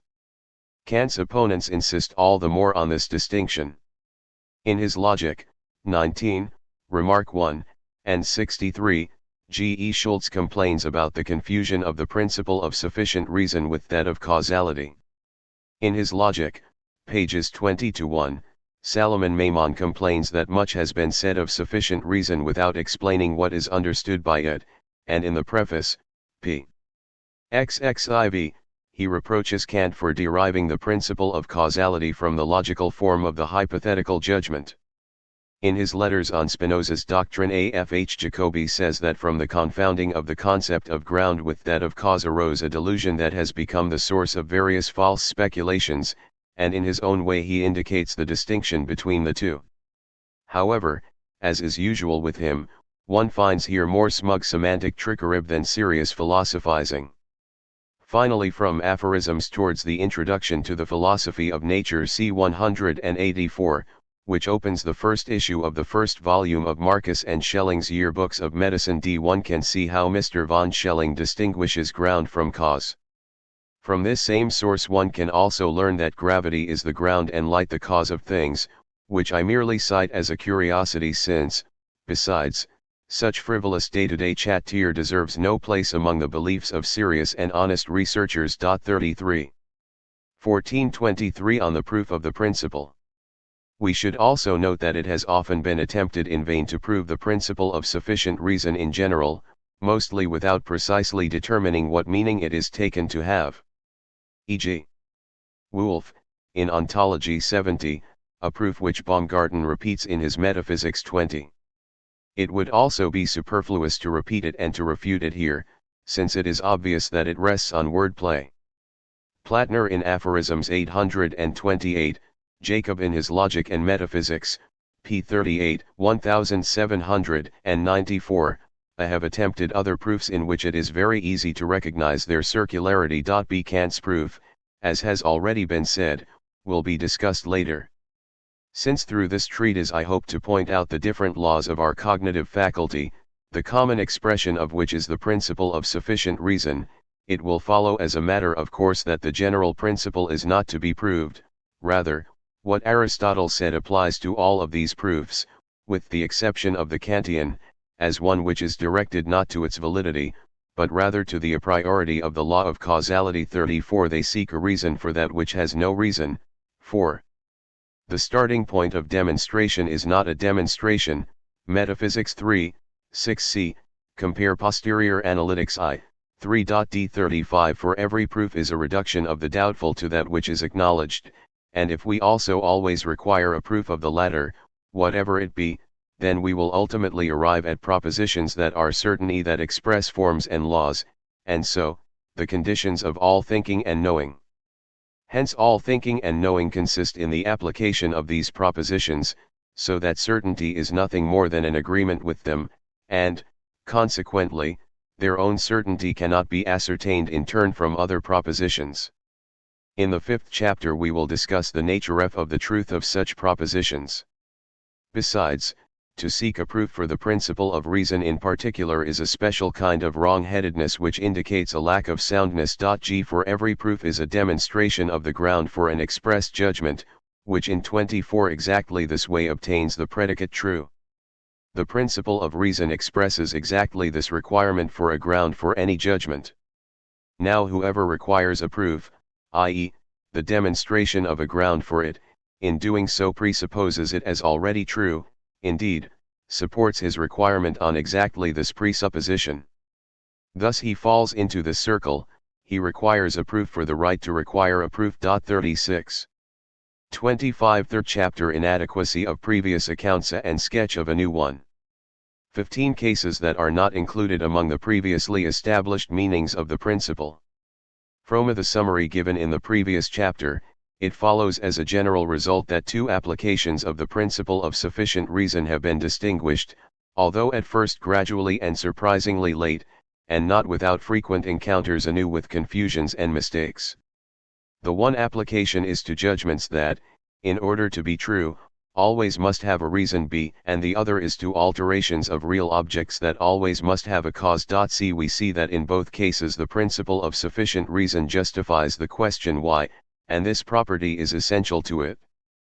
But are all cases in which we are justified in asking why included under these two relations? Suppose I ask, why are the three sides of this triangle equal? Then the answer is, because the angles are equal. Now is the equality of the angles the cause of the equality of the sides? No, since here the question is not of alteration and, thus, not of an effect that must have a cause. Is it mere cognitive ground? No, since the equality of the angles is not mere proof of the equality of the sides, not mere ground of a judgment. Indeed, from mere concepts it is never to be understood that because the 26 angles are equal, the sides too must be equal, since the concept of the equality of the angles does not contain that of the equality of the sides. Thus here there is no connection between concepts or judgments, but between sides and angles. The equality of the angles is not immediately the ground for the cognition of the equality of the sides, but only mediately, that it is the ground of something's being sawed, here of the sides being equal. Thus, the angles being equal, the sides must be equal. Here there is a necessary connection between the angles and the sides, not immediately a necessary connection of two judgments. Or again, when I ask why, indeed, that which is not done, can be done, but that which is done never can be undone.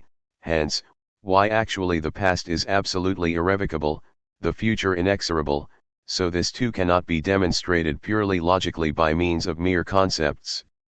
And it is not just a matter of causality, since this governs only events in time, never time itself. It is not through causality, but rather immediately, as through its mere existence, that the present hour, commencing inexorably, has tossed the passing hour into the bottomless abyss of the past and made it eternally nothing. This cannot be understood through mere concepts, nor clarified through them, rather, we recognize it quite immediately and intuitively just as we recognize the distinction between right and left and all that depends on this, example that the left glove does not fit the right hand. 37. Thus, since not all cases in which the principle of sufficient reason finds application can be reduced to logical ground and consequent and to cause and effect, so in this classification the law of specification must not have been satisfied. However, the law of homogeneity requires us to assume that those cases cannot differ infinitely, but must be reducible to certain species. Now before I attempt this classification, it is necessary to determine what in all cases is specific to the principle of sufficient reason as its special character, because the concept of the genus must be determined before the concept of the species. 38. 2716 The root of the principle of sufficient reason. 39. Our cognizing consciousness, appearing as outer and inner sensibilitic, receptivity as understanding, and reason divides into subject and object and comprises nothing else. To be object for the subject and to be our representation are the same. All of our representations are objects for the subject, and all objects for the subject are our representations. Now, however, it occurs that all of our representations stand to one another in a connection that is governed by loss and of a form determinable a priori, by means of which connection nothing existing of itself and independently, likewise nothing existing in isolation and apart, can be an object for us. It is this connection that the principle of sufficient reason expresses in its generality. And now although, as we can already infer from the previous discussion, this connection assumes different forms according to the different kinds of objects, and the principle of reason in turn modifies its expression to indicate these forms, yet the connection always retains something common to all the forms, which our principle, conceived generally and abstractly, expresses. Therefore, it is these relations that lie at the basis of the principle, and which are to be more closely demonstrated in what follows, that I have called the root of the principle of sufficient reason. Now upon closer observation we see that in accordance with the laws of homogeneity and specification, these relations separate into definite species, quite different from one another, whose number can be reduced to 4 since the number agrees with the 4 classes into which everything is divided that can become an object for us, thus all of our representations. These classes will be advanced and discussed in the next 4 chapters. In each of them we will see the principle of sufficient reason appear in a different form, yet we will see it everywhere show itself, by its admitting the expression given above, to be the same principle and as having sprung from the root presented here. Point 40. A Darstellion. B. Grund. C. Ursach. D. Socines. A infecta facta, facta infecta fieri pa sunt platus aliolaria 4, 10, 15. B. Intuitive. C. Sinnlichkeit. D. Verstand. E. Vernunfte. F. Gesetzmäßigkeit. A. Allgemeinheit. 28 Fourth chapter on the first class of objects for the subject and the form of the principle of sufficient reason governing in it. 17 General explanation of this class of objects. The first class of possible objects of our faculty of representation is that of intuitive, complete, empirical representations. They are intuitive in contrast to those which are merely thought, that is, to abstract concepts, complete insofar as, following Kant's distinction, they contain not merely what is formal, but also what is material in appearances, empirical, partly insofar as they proceed not merely from connection of thought, but have their origin in an excitation of sensation in our sensitive body to which they constantly refer as evidence of their reality, partly because in accordance with the laws of space, time, and causality in union, they are connected in that complex, without beginning or end, that constitutes our empirical reality. However, since, according to the result of the Kantian teaching, this empirical reality does not annul its transcendental ideality, they are considered merely as representations here where the concern is the formal elements of cognition. Point 41. 2918 Outline of a transcendental analysis of empirical reality. 42. The forms of these representations are those of the inner and outer senses, time and space. But only as filled are they perceivable. Their perceptibility is matter, to which I will return later, in 21.43. If time were the only form of these representations, then there would be no simultaneity and therefore nothing persistenti and no duration. H for time is perceived 44 only insofar as it is filled, and its course is perceived only through the changia in that which fills it. Therefore the persistence of an object is recognized only through contrast with the change of other objects that are simultaneous. But the representation of simultaneity is not possible in mere time, rather, it depends for its other half on the representation of space, because in mere time everything is one after another b, but in space, side by side c. Thus this representation of simultaneity first arises through the unity of time and space. 45. If, in contrast, space were the only form of representation of this class, then there would be no change. 46. Since change or alteration is succession of states, and succession is possible only through time. Therefore, time can also be defined as the possibility of opposite determinations of the same thing. Thus we see that the two forms of empirical representations, although they have in common infinite divisibility and infinite extension, as is well known, still are fundamentally different, so that what is essential in the one in the other has absolutely no meaning, alongside one another has no meaning in time, after one another has none in space. However, empirical representations belonging to the law-governed complex of reality appear in both forms simultaneously, and an intimate unity of both is even the condition of reality, which, as it were, proceeds from them as a product proceeds from its factors. 47. What creates this union is the understanding, which, by means of its special function, combines those heterogeneous forms of sensibility 30 so that from their mutual interpenetration, although just for the understanding itself, empirical reality arises as a totality of representations constructing a complex held together by the forms of the principle of reason, although with problematic limits.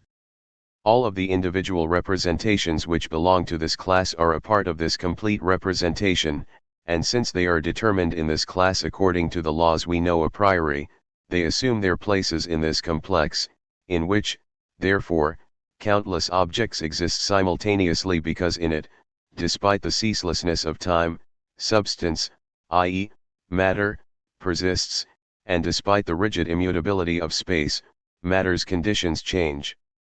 Thus, in brief, in this complex this entire, objective, real world exists for us.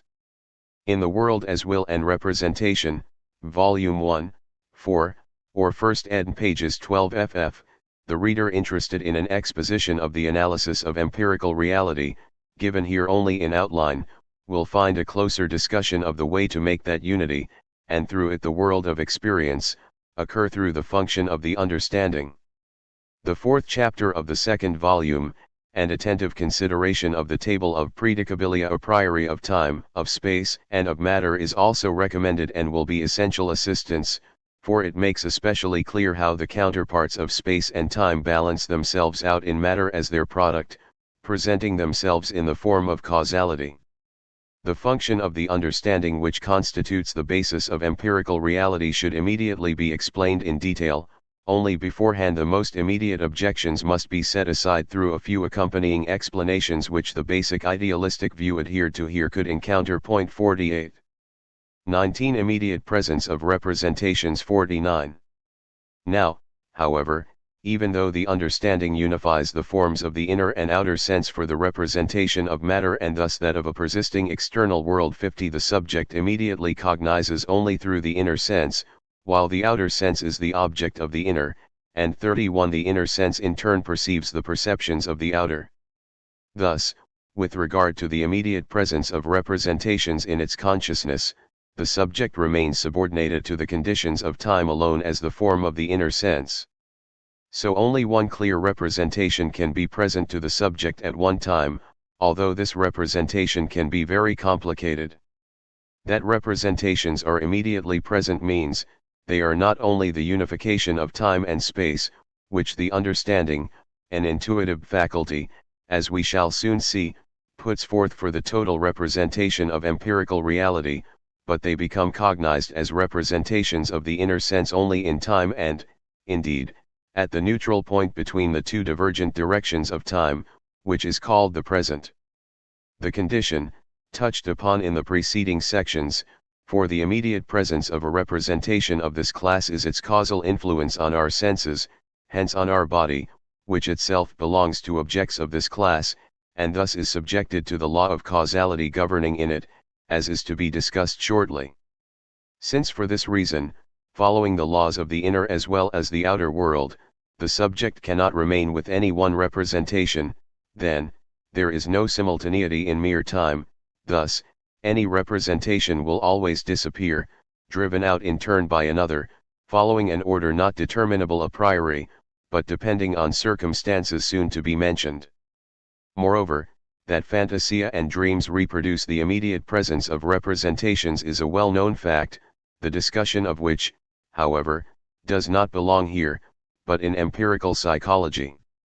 Despite the ephemerality and the isolated nature of representations with respect to their immediate presence in the consciousness of the subject nonetheless has the representation of an all-comprehensive complex of reality, as I have described above, because of the function of the understanding.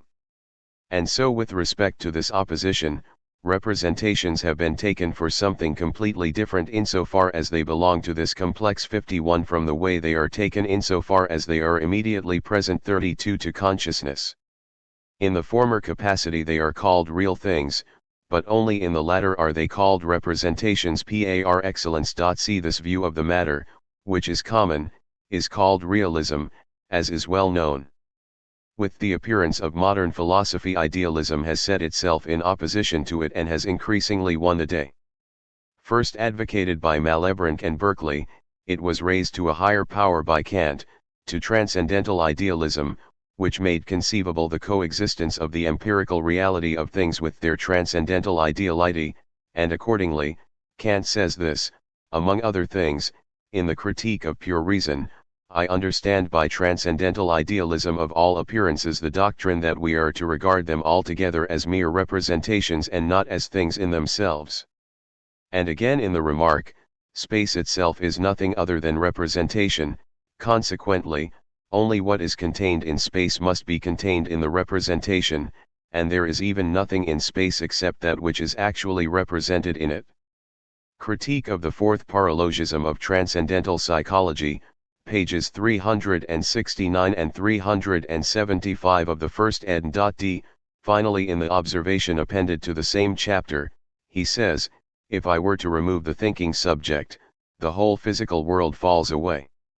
As this is nothing other than appearance in the sensibility of our subject and a type of its representations, in India, in Brahmanism as well as in Buddhism, idealism is even the doctrine of folk religion, only in Europe is it paradoxical, as a result of the essentially and inevitably realistic fundamental view of Judaism.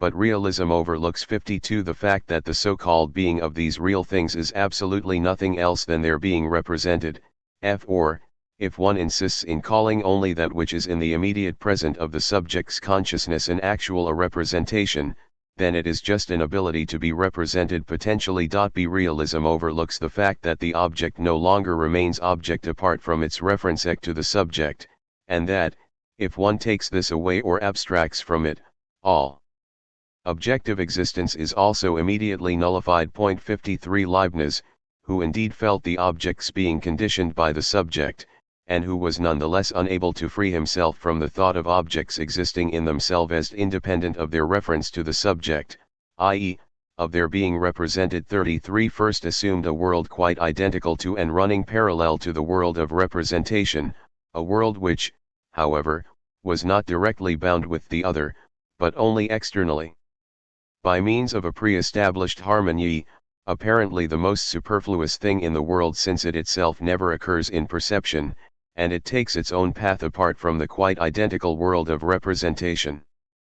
But then again, when he wanted more closely to determine the essence of things objectively existing in and of themselves, he came upon the necessity of explaining the objects in themselves as subjects, monads, and in this way he gave the most eloquent proof that our consciousness, insofar as it is something which merely cognizes, and is thus within the limits of the intellect, i.e., the apparatus for the representing the world, can find nothing beyond the subject and object, that which represents and the representation. 54 And thus, if we have abstracted from the objective existence of an object, from its being represented, i.e., if we have nullified it as such, and we still want to posit something, we will meet up with absolutely nothing other than the subject. But conversely, if we want to abstract from the subjective existence of the subject and still have something left over, the converse case occurs, which develops into materialism. Spinoza, who never came to understand the matter and, therefore, did not arrive at clear conceptions, had nevertheless understood 55 very well the necessary relation between object and subject which is so essential to them that it is the very condition of their conceivability, and therefore he had depicted them as an identity in the single existing substance between that which knows and that which is extended. 56. Note, given the opportunity of the principal discussion of this section, I note that, if in the course of this treatise, in order to be brief and easily understood, I make use of the expression real objects, nothing is to be understood by this other than just connected, intuitive representations creating the complex of empirical reality that, in itself, always remains ideal. 57. 3420 Principle of Sufficient Reason of Becoming. 58. In the present class of objects for the subject, the principle of sufficient reason appears as 59 the law of causality, and as such I call it the principle of sufficient reason of becoming, principium rationis sufficientis findi. All objects that presents themselves in the totality of representations that constitutes the complex of empirical reality as regards the appearance and disappearance of their states, are interconnected through this principle and thus in the direction of the course of time. 60 This principle is as follows.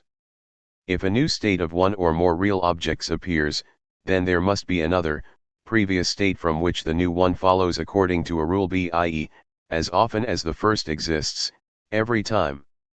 Such a sequence is called a consequence. See the first state a cause, the second an effect.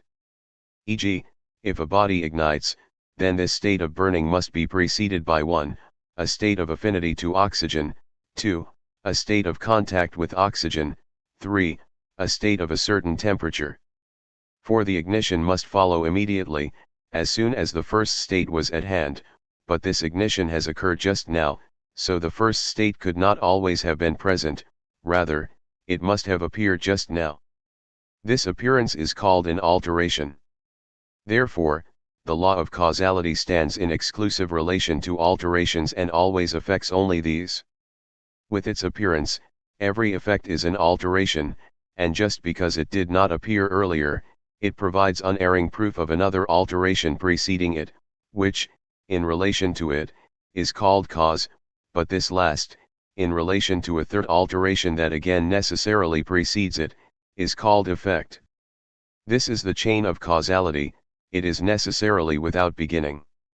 Accordingly, any state that occurs has followed from a preceding alteration, e.g. as in our example above when free heat is applied to a body from which an increase of temperature had to follow, this application of heat is again occasioned by a preceding alteration, example the sun's rays falling on a burning lens. 35, this perhaps by a cloud's moving away from the direction of the sun, this by wind, this by uneven density of air, this by other states, and so on to infinity. D when all determining factors except one, obtain for the occurrence of a new state, this one, if it appears just now, that is, last, will be called cause par excellence. Indeed, this is correct insofar as by that is meant the final alteration, the one which is certainly decisive.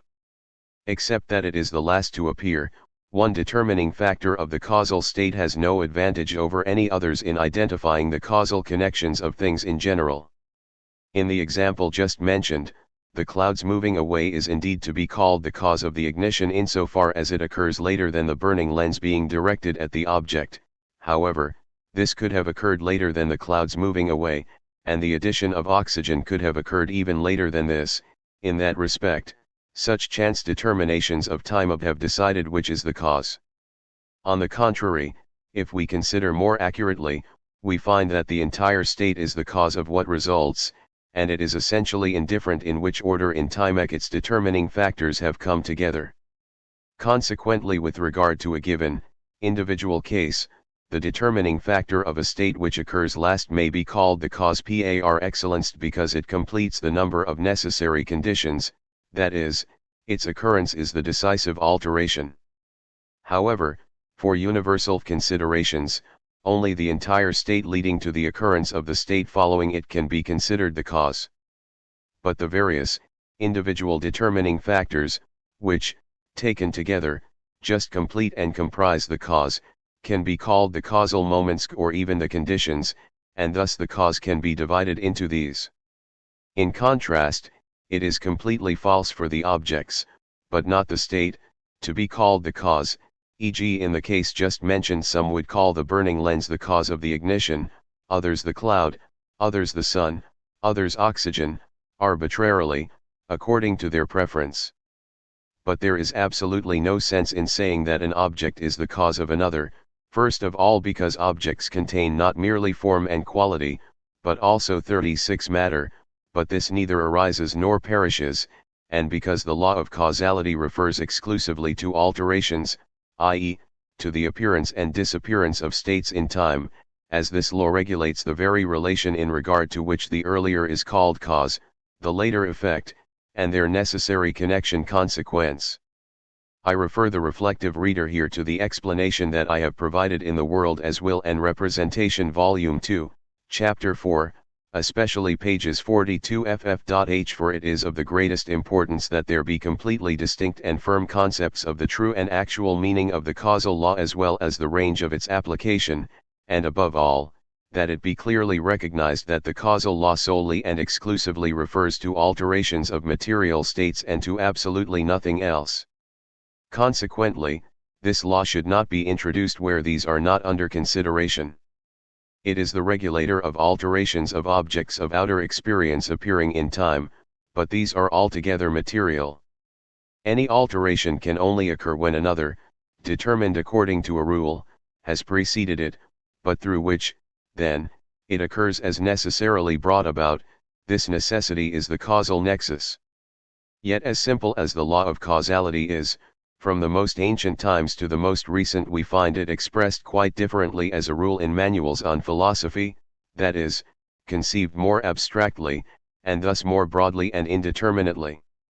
In these, for instance, a cause is called that through which something else is brought into existence or something else is produced, made actual, etc. As Wolff says, a cause is a principle on which the existence or actuality of another entity depends. And now causality obviously concerns only alterations of forms of uncreated, indestructible matter, whereas, an actual origination be a coming into being c of that which previously had not been, is an impossibility. For the most part we may blame such traditional, overly broad, distorted, and false conceptions of causal relation on unclarity of thought, but certainly along with this, there also lurks intent 37, specifically theological intent, already ogling the cosmological proof from a distance, ready to serve this proof, ready even to falsify transcendental, a priori truths, the mother's milk of human understanding. This is seen most clearly in Thomas Brown's On the Relation of Cause and Effect, a book numbering 460 pages, which in 1835 had already gone through its fourth edition, and since then probably many more, and which, despite his tedious, rambling, academic prolixity, does not treat his subject badly. Now this Englishman has quite correctly recognized that the law of causality always concerns alterations, and that any effect is an alteration. However, that any cause is likewise an alteration, from which it follows that the whole affair is merely an uninterrupted nexus of alterations succeeding one another in time, this he will not admit, although it cannot possibly have escaped his notice. Rather, he always most awkwardly calls the cause an object, or even a substance, that precedes the alteration, and with this utterly false expression, which generally spoils his explanations, throughout his whole, lengthy book he twists and tortures himself pitifully, against his better knowledge and conscience, simply and solely so that his presentation does not stand in the way of the cosmological proof that is somewhat tangential and will someday be advanced elsewhere by others. Indeed, what must be the state of such a truth, for which the way is paved from a distance through such trickery? But then what, for their part, have our good, honest, German professors of philosophy, who value spirita and truth above all, done for the precious cosmological proof, especially after Kant, in the Critique of Reason, be dealt it a deadly wound? Of course, the good advice there was costly, and they know it, these worthies, even if they will not admit it, since first cause ek is just the same as cause of itself, a contradiction in terms although the former expression is used more frequently than the latter and is pronounced with a quite serious, even solemn demeanor. Indeed, many, especially English reverends, devoutly roll their eyes upward when with emphasis and feeling they utter the first cause f, that 38 contradiction in terms. They know it. A first cause is just as inconceivable as is a point at which space has an end or a moment when time takes its beginning. For every cause is an alteration, and one must necessarily ask about the alteration preceding it, by which it was brought about, and so on in infinitum, in infinitum. It is inconceivable that there ever was a first state of matter, from which, while it had not always been, everything following it would have proceeded. For, had this state in itself been their cause, then they would have had to exist always, so that the state which now exists does not first exist now. But if at a specific time it first began to be causal, then at that time something must have altered it, whereby it ceased to rest, but then something has come about, an alteration has occurred, about the cause of which, i.e. about an alteration preceding it, we must immediately ask, and we are again on the ladder of causes and are whipped on higher and higher by the inexorable law of causality, in infinitum, in infinitum. Will these gentlemen still not be ashamed to speak to me of an origin of matter out of nothing? Corollaries await below to attend to them. Thus the law of causality is not so obliging as to allow itself to be used like a hackney cab, which one can send off after one reaches one's destination. It is much more like the broom brought to life by Goethe's Sorcerer's Apprentice, which once set in motion will not stop running and drawing water so that only the old wizard himself is able to put a stop to it. But these gentlemen, one and all, are no wizards. So what have they done, these noble and righteous friends of truth, these, who at all times wait for the meritorious in their subject in order to proclaim it to the world as soon as it shows itself, these who, when someone comes who really is what they only pretend to be, far from wanting to suppress his works through clever silence and cowardly secreting, will rather be the immediate heralds of his merit, certainly, as is well known, as folly loves understanding above all. So what have they done for their old friend, the hard-pressed cosmological proof, already lying half dead? Oh, they have 39 devised a fine trick, friend, they have said to it, things go badly for you, very badly, since your fatal encounter with the stubborn old mule of Königsberg, as badly, as with your brothers, the ontological and the physico-theological proofs. But have faith, we will not abandon you because of this, we are paid for this, you know. However, there is nothing else to do, you must change your name and clothing, for if we call you by your name, everyone runs from us. But if, as you are incognito, we take you by the arm and once again introduce you into society, but only, as we said, incognito, then everything will be fine. So first, from now on your object takes the name of the Absolute, that has a foreign, decorous, and noble ring, and we know best how much can be accomplished among the Germans by putting on an air of nobility. Everyone understands what is meant and imagines himself all the wiser. But you yourself enter disguised in the form of an enthymeme. That is, leave right at home all your prosyllogisms and premises, which you use to drag us up the long climax, everyone knows that they amount to nothing. But as a man of few words, appearing proud, bold, and noble, you will reach your goal with a single bound, the Absolute, you exclaim, as do we, too, then, by the devil, that must be, otherwise there would indeed be nothing. With this, you pound on the table. But where would it be? Stupid question. Have I not said it was the Absolute? That will do, upon our word, that will do. Germans are accustomed to accept words instead of ideas. From childhood on we train them for it, only look at Hegelry, what is it other than empty, hollow, disgusting verbiage? And yet, how brilliant was the career of this philosophical ministerial creature! Nothing more was required for this than a few venal associates to intone the fame of the bad, and their voice found an echo which even now reverberates and spreads in the numbskulls of 1,000 stooges. See how quickly out of a common mind, indeed out of a common charlatan, is made a great philosopher. Thus, take heart. Moreover, friend and patron, we second you in yet another way, we could not even live without you. Has the carping old critic of Königsberg criticized reason and clipped its wings? Good. So we will invent a new reason of 40 which no one had heard anything until now, a reason that does not think, but immediately intuits ideas, a superior word, created for mystification, embodied, or even apprehends them, immediately apprehends what you and the others first wanted to prove, or, for those who concede little, but are also content with little, has a presentimency of it. We pass off popular ideas inculcated early as immediate inspirations of this, our new reason, i.e. actually as inspirations from above. But we denigrate the old, discredited reason, calling it understanding and sending it packing. And the true, real understanding? What in all the world does true, real understanding have to do with us? You smile incredulously. But we know our public and the harum horum, which we have before us on the benches. Bacon of Verulam already said at the universities, young people learn to believe. There they can learn from us something righteous. We have some good advice on the articles of faith.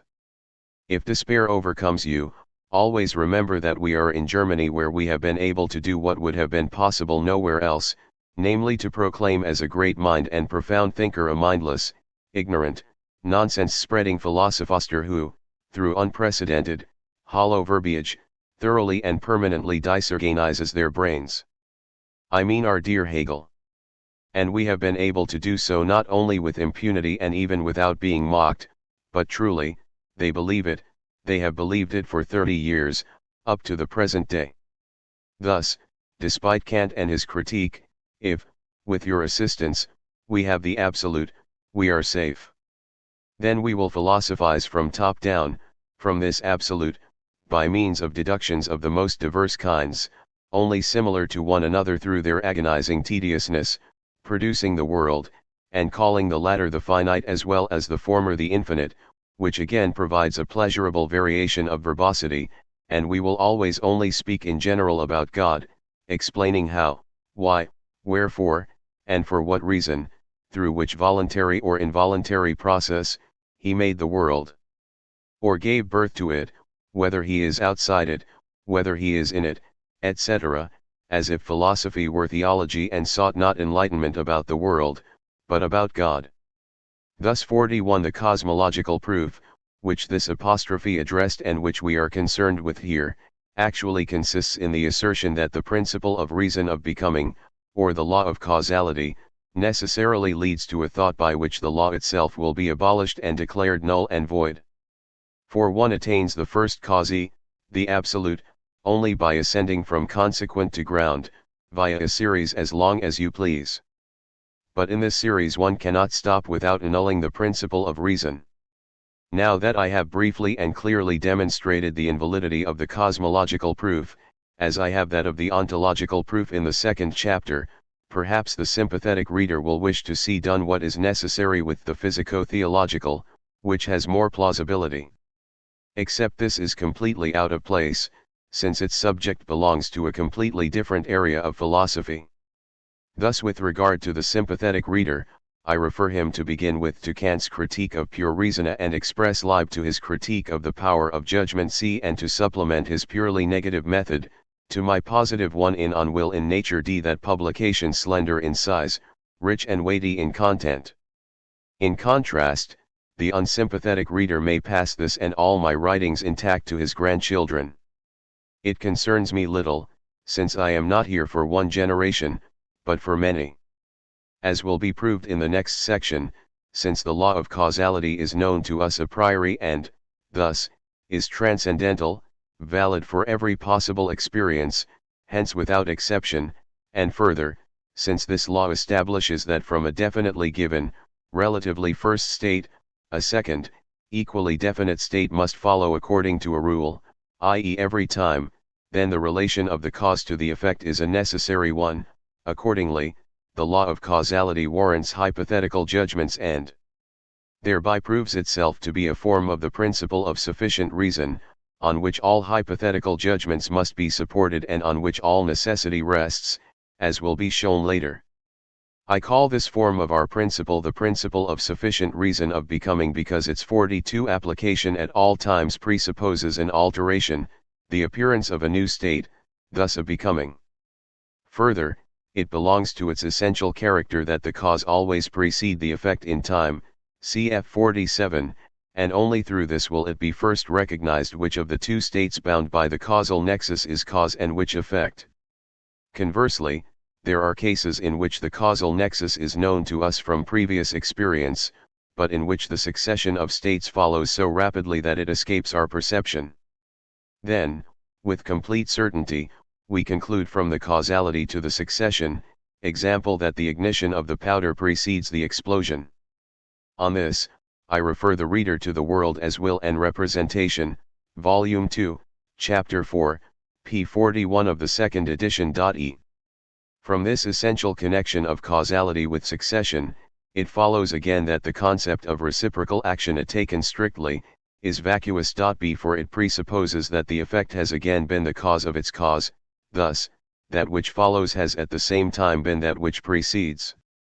I have fully demonstrated the inadmissibility of this favorite concept in my critique of the Kantian philosophy appended to my The World as Will and Representation, pages 517 to 21 of the second edition, to which I, therefore, refer the reader. C. It will be noted that, as a rule, authors make use of this concept when their views begin to become unclear, thus, its use is just as frequent. Indeed, when ideas completely run out for a writer, no word is more ready to suggest itself than Wechselwirkung. Thus, the reader can even regard the word as a kind of warning shot indicating that the author is in deep trouble. It is useful to note that the word Wechselwirkung is found only in German and no other language possesses a customary equivalent to this term. The law of causality yields two important corollaries, which just because of this, receive their verification as cognitions a priori, and, hence, as elevated above all doubt and allowing no exceptions. Specifically, these two corollaries are the law of inertia and that of the permanence of substance. The first means that every state, including a body at rest as well as one in any kind of motion, remains unaltered, undiminished, and 43 unaugmented, and must even persist through endless time, if a cause does not appear that alters or destroys it. However, from the other, which expresses the imperishability of matter, it follows that the law of causality applies only to the states of bodies, thus to their rest, motion, form, and quality, directing the arising and passing of these in time. But it in no way applies to the existence of the bearer of these states, to which has been given the name substance just to express its exemption from all arising and passing. Substance persists, i.e., it can neither arise nor pass away, hence, the amount of substance in the world can neither be increased or diminished. That we know this a priori verifies our consciousness of the unshakable certainty with which anyone who sees a given body disappear, be it through a sleight of hand trick, or disintegration, or burning, or evaporation, or whatever process, nevertheless firmly presupposes that whatever might have become of the form of the body, the substance, i.e., the matter of the body, exists undiminished and could be found somewhere else, and likewise that wherever a body not previously present is found, it must have been brought there or coalesced out of invisible particles, perhaps through precipitation. However, this is never the case with regard to its substance, matter, for that it could come into existence implies a complete impossibility and is absolutely inconceivable.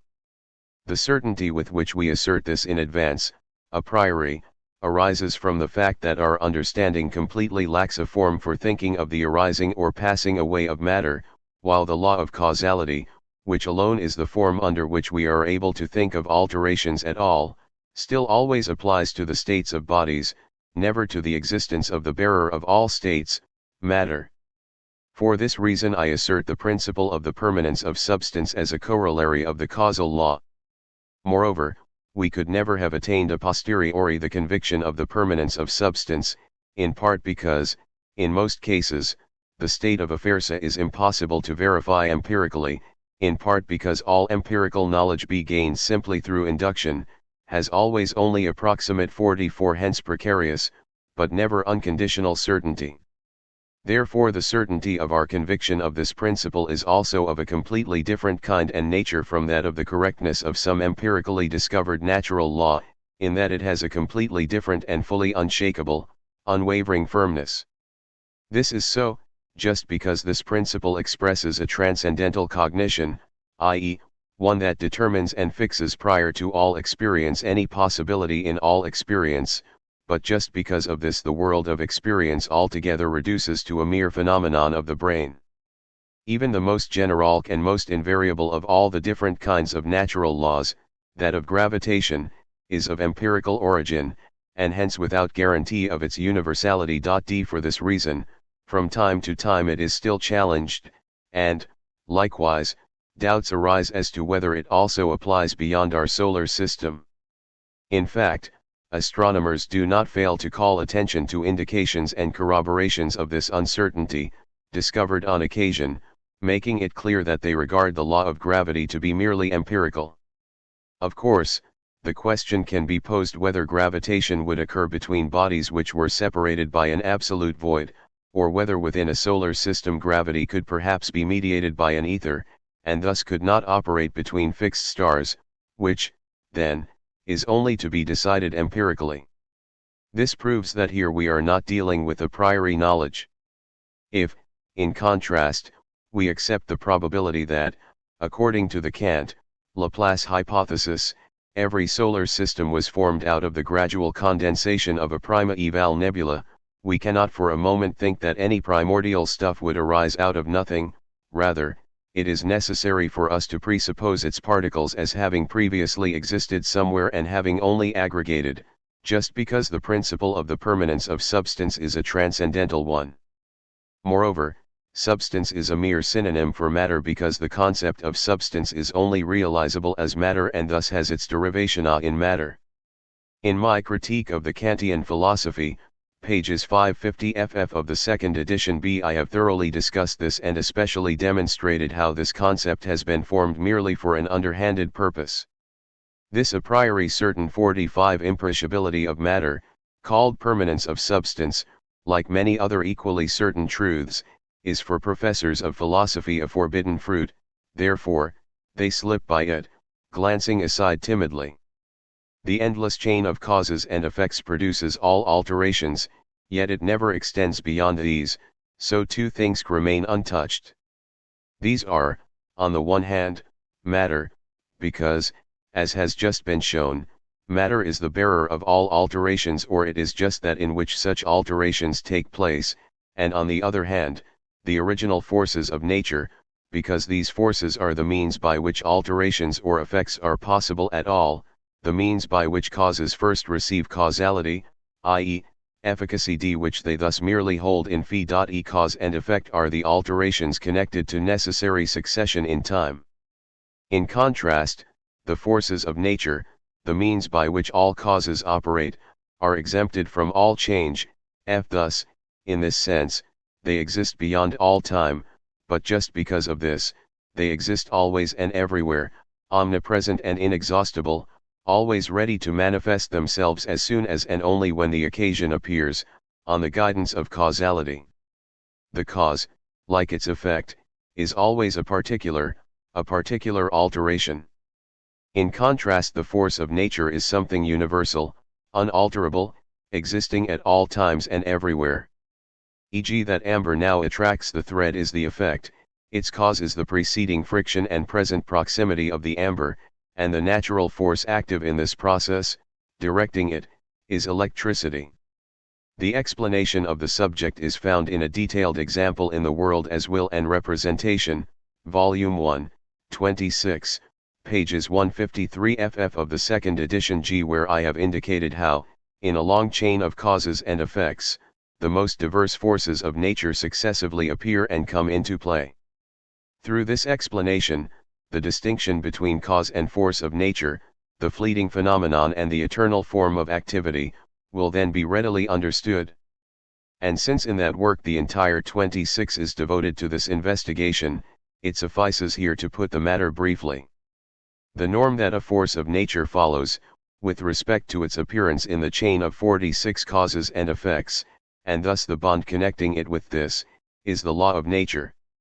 However, the confusion of natural force with cause is as frequent as it is pernicious to clarity of thought. It even appears that before me these concepts have never been purely sorted out, no matter how great is the need. Not only were forces of nature even made into causes when electricity, gravity, etc. were said to be causes, but many even make them into effects by asking about a cause of electricity, of gravity, etc., which is absurd. However, it is something completely different when the number of forces of nature are thereby diminished, in that one is reduced to another, as, in our time, magnetism is reduced to electricity. But every genuine, actually original, force of nature, to which every fundamental chemical property belongs, is essentially an occult quality, i.e., no longer capable of physical explanation, but only of a metaphysical one, i.e., one transcending appearance. But no one has taken this confusion, or rather, identification, of a force of nature with a cause, further than Maine de Byron in his Nouvelles Considérations de rapports du physico-moral, because this is essential for his philosophy. Besides, it is noteworthy that when he speaks of causes, he almost never puts cause alone, but almost every time says cause or force d, just as we saw above in 8 how Spinoza put reason or cause e 8 times on a single page. So both are conscious of identifying two disparate concepts in order to be able to apply first the one, then the other, depending on the circumstances. And to this end they are compelled always to keep the identification before the reader. Causality, this director of each and every alteration, now appears in nature in three different forms, as cause in the narrowest sense, as stimulus, and as motive.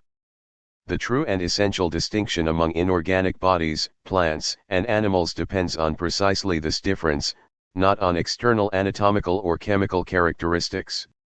Cause in the narrowest sense is that according to which the alterations in the inorganic kingdom result.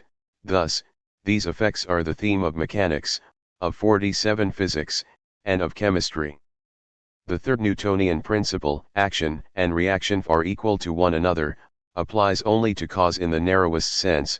This means that the preceding state, the cause, undergoes an alteration which in magnitude equals the alteration, the effect, which that state has brought about. Further, it is only with this form of causality that the degree of the effect always corresponds exactly to the degree of the cause, so that the one can be calculated from the other and vice versa. The second form of causality is stimulus. It governs organic life as such, thus that of plants, of the vegetative, or the part of animal life without consciousness, which, in fact, is just a plant life. It is characterized through the absence of the distinguishing marks of the first form. Thus action and reaction are not equal to one another, and the intensity of the effect in no way follows, through all degrees, the intensity of the cause. Moreover, through an intensification of the cause, the effect may even be turned into its opposite. The third form of causality is motive. This form of causality directs animal life proper, thus their doings, i.e., the external actions consciously performed by all animal beings. The medium of motives is cognition, consequently the receptivity for motives requires an intellect. Therefore the true characteristic of the animal is cognizing, forming representations. The animal moves, as animal, always toward an aim and end, therefore, it must have cognized these, i.e. these must have presented themselves to it as something different from itself, but of which it is conscious. From this it follows that the animal is to be defined as that which cognizes. No other definition catches what is essential, indeed, perhaps none other holds water. A lack of cognition necessarily implies a lack of movement from motives, then, only movement from stimulus remains, that is, plant life. Thus, irritability and sensibility are inseparable. But the motive's way of operating is obviously different from that of a stimulus. The influence of a motive can be very brief, indeed, it need only be for a moment. for its effectiveness, unlike that of a stimulus, does not have any sort of relation to its duration, to the proximity of the object, and the like. Rather, the motive only needs to be perceived in order to operate, while a stimulus 48 always requires contacts, often even intussusception, but always of a certain duration. This short statement of the three forms of causality is sufficient here. The detailed presentation is found in my prize essay on freedom, pages 30-4 of the Two Fundamental Problems of Ethics. Only one thing is to be emphasized here. The distinction between cause, stimulus, and motive is obviously merely the result of a being's degree of receptivity. The greater the receptivity, the more subtle the mode of influence can be. A stone must be shoved, the human being obeys a glance. Both, however, will be moved by a sufficient cause, thus with equal necessity. For motivation is merely causality proceeding by cognition. The intellect is the medium of motives because it is the highest intensification of receptivity. But through this the law of causality loses absolutely nothing of its certainty and rigor. The motive is a cause and operates with the necessity that all causality entails. This necessity is obvious among animals, whose intellect is a simpler one and, thus, only provides cognition of the present. The intellect of the human is doubled. In addition to the intuitive, he also has abstract cognition, which is not bound to the present, i.e. he has reason. Therefore, given clear consciousness, he has an elective decision, namely he can carefully balance mutually exclusive motives as such against one another, i.e. he can let them try their power on his will, and then the stronger will determine him, and his doings will follow with as much necessity as that with which a struck ball rolls. Freedom of will means, not in the verbiage of professors of philosophy see but, that two different actions are possible for a given human in a given situation. But the complete absurdity of this assertion is a truth as certainly and clearly demonstrated as can be any truth outside the realm of pure mathematics. In my prize essay on the freedom of the will, crowned by the Royal Norwegian Society 49 of Sciences, one can find this truth presented most clearly, methodically, thoroughly, and, moreover, with particular reference to the facts of self-consciousness by which ignorant people come to believe the above stated absurdity. In essentials, Hobbes, Spinoza, Priestley, Voltaire, even Kant, have taught the same. Now, this certainly does not stop our worthy professors of philosophy from speaking of freedom of will as a completely settled matter, quite unabashedly, as if nothing had happened. What then, do these gentlemen believe to be the purpose for which the above-mentioned great men came to exist by the grace of nature? So that they could live by philosophy, right? But once I had presented the matter more clearly than ever had been done before in my prize essay, and moreover with the approval of a Royal Society that had also published my essay, then it was certainly the duty of these high-minded gentlemen to oppose such pernicious and erroneous theory and horrible heresy, and to refute it most thoroughly. Indeed, it was their duty all the more, since, in the same volume 50, the Two Fundamental Problems of Ethics, along with the aforementioned essay, in the prize essay on the foundation of morals, I irrefutably and clearly demonstrated Kant's practical reason with its categorical imperative, which these gentlemen always use under the name moral law as the foundation stone of their shallow moral systems, to be a completely ungrounded and futile assumption, so that a human being possessing the least spark of the power of judgment, if he read it, could no longer believe in this fiction. Well, they would probably have done that, they would be careful not to get onto slippery ground. Silence, keeping their traps shut, that is the extent of their talent and their sole means against intellect, understanding, seriousness, and truth. My ethics is not mentioned in any of the products of their useless but prolific scribbling appearing since 1841, although the book is incontestably the most important which has appeared in ethics in the last 60 years. Indeed, so great is their fear of me and my truth that the book has never been announced in any of the literary journals issued by the universities or academies. Hush, hush, so the public does not notice, this is and remains their whole policy.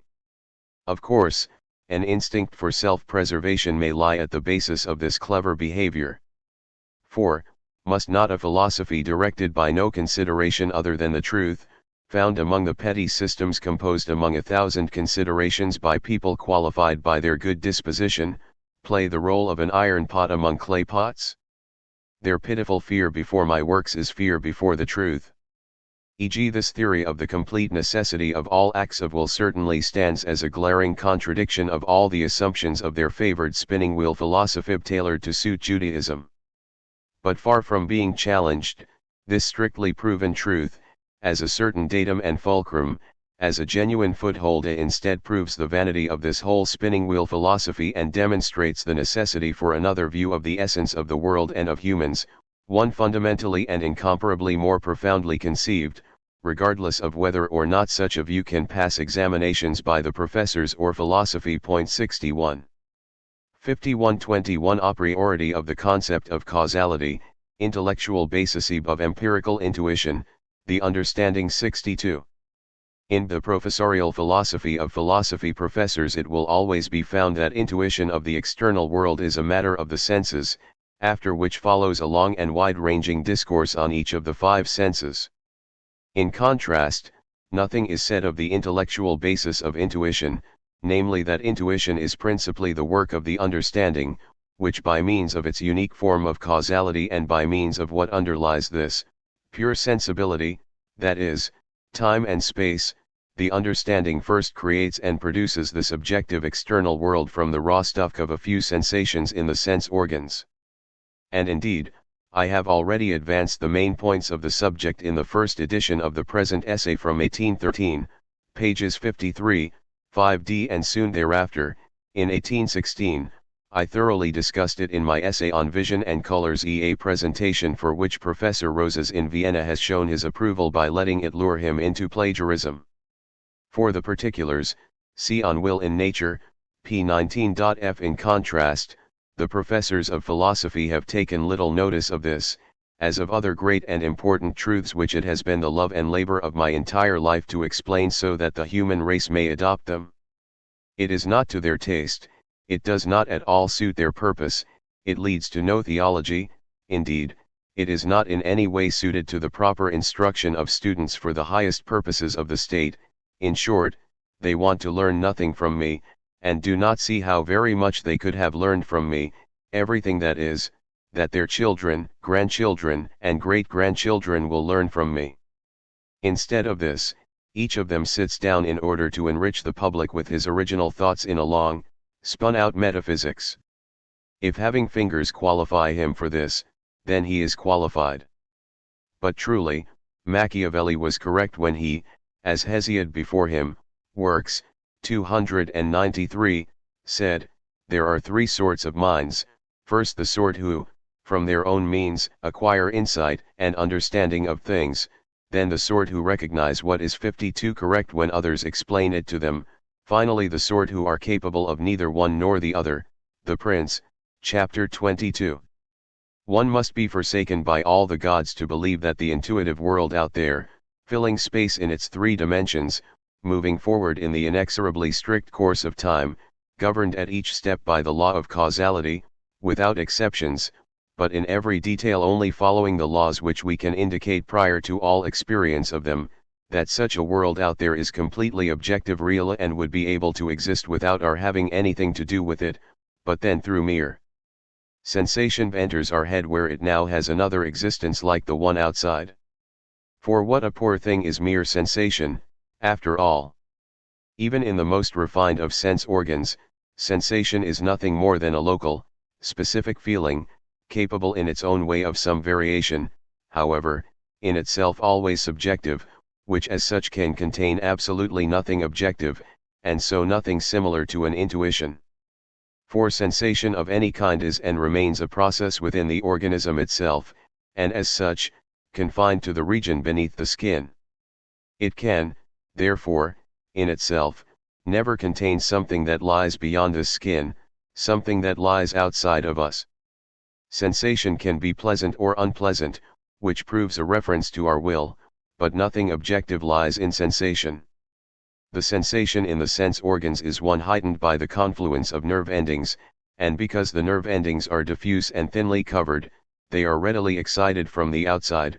Moreover, they are especially open to a particular influence of some sort, light, sound, odor.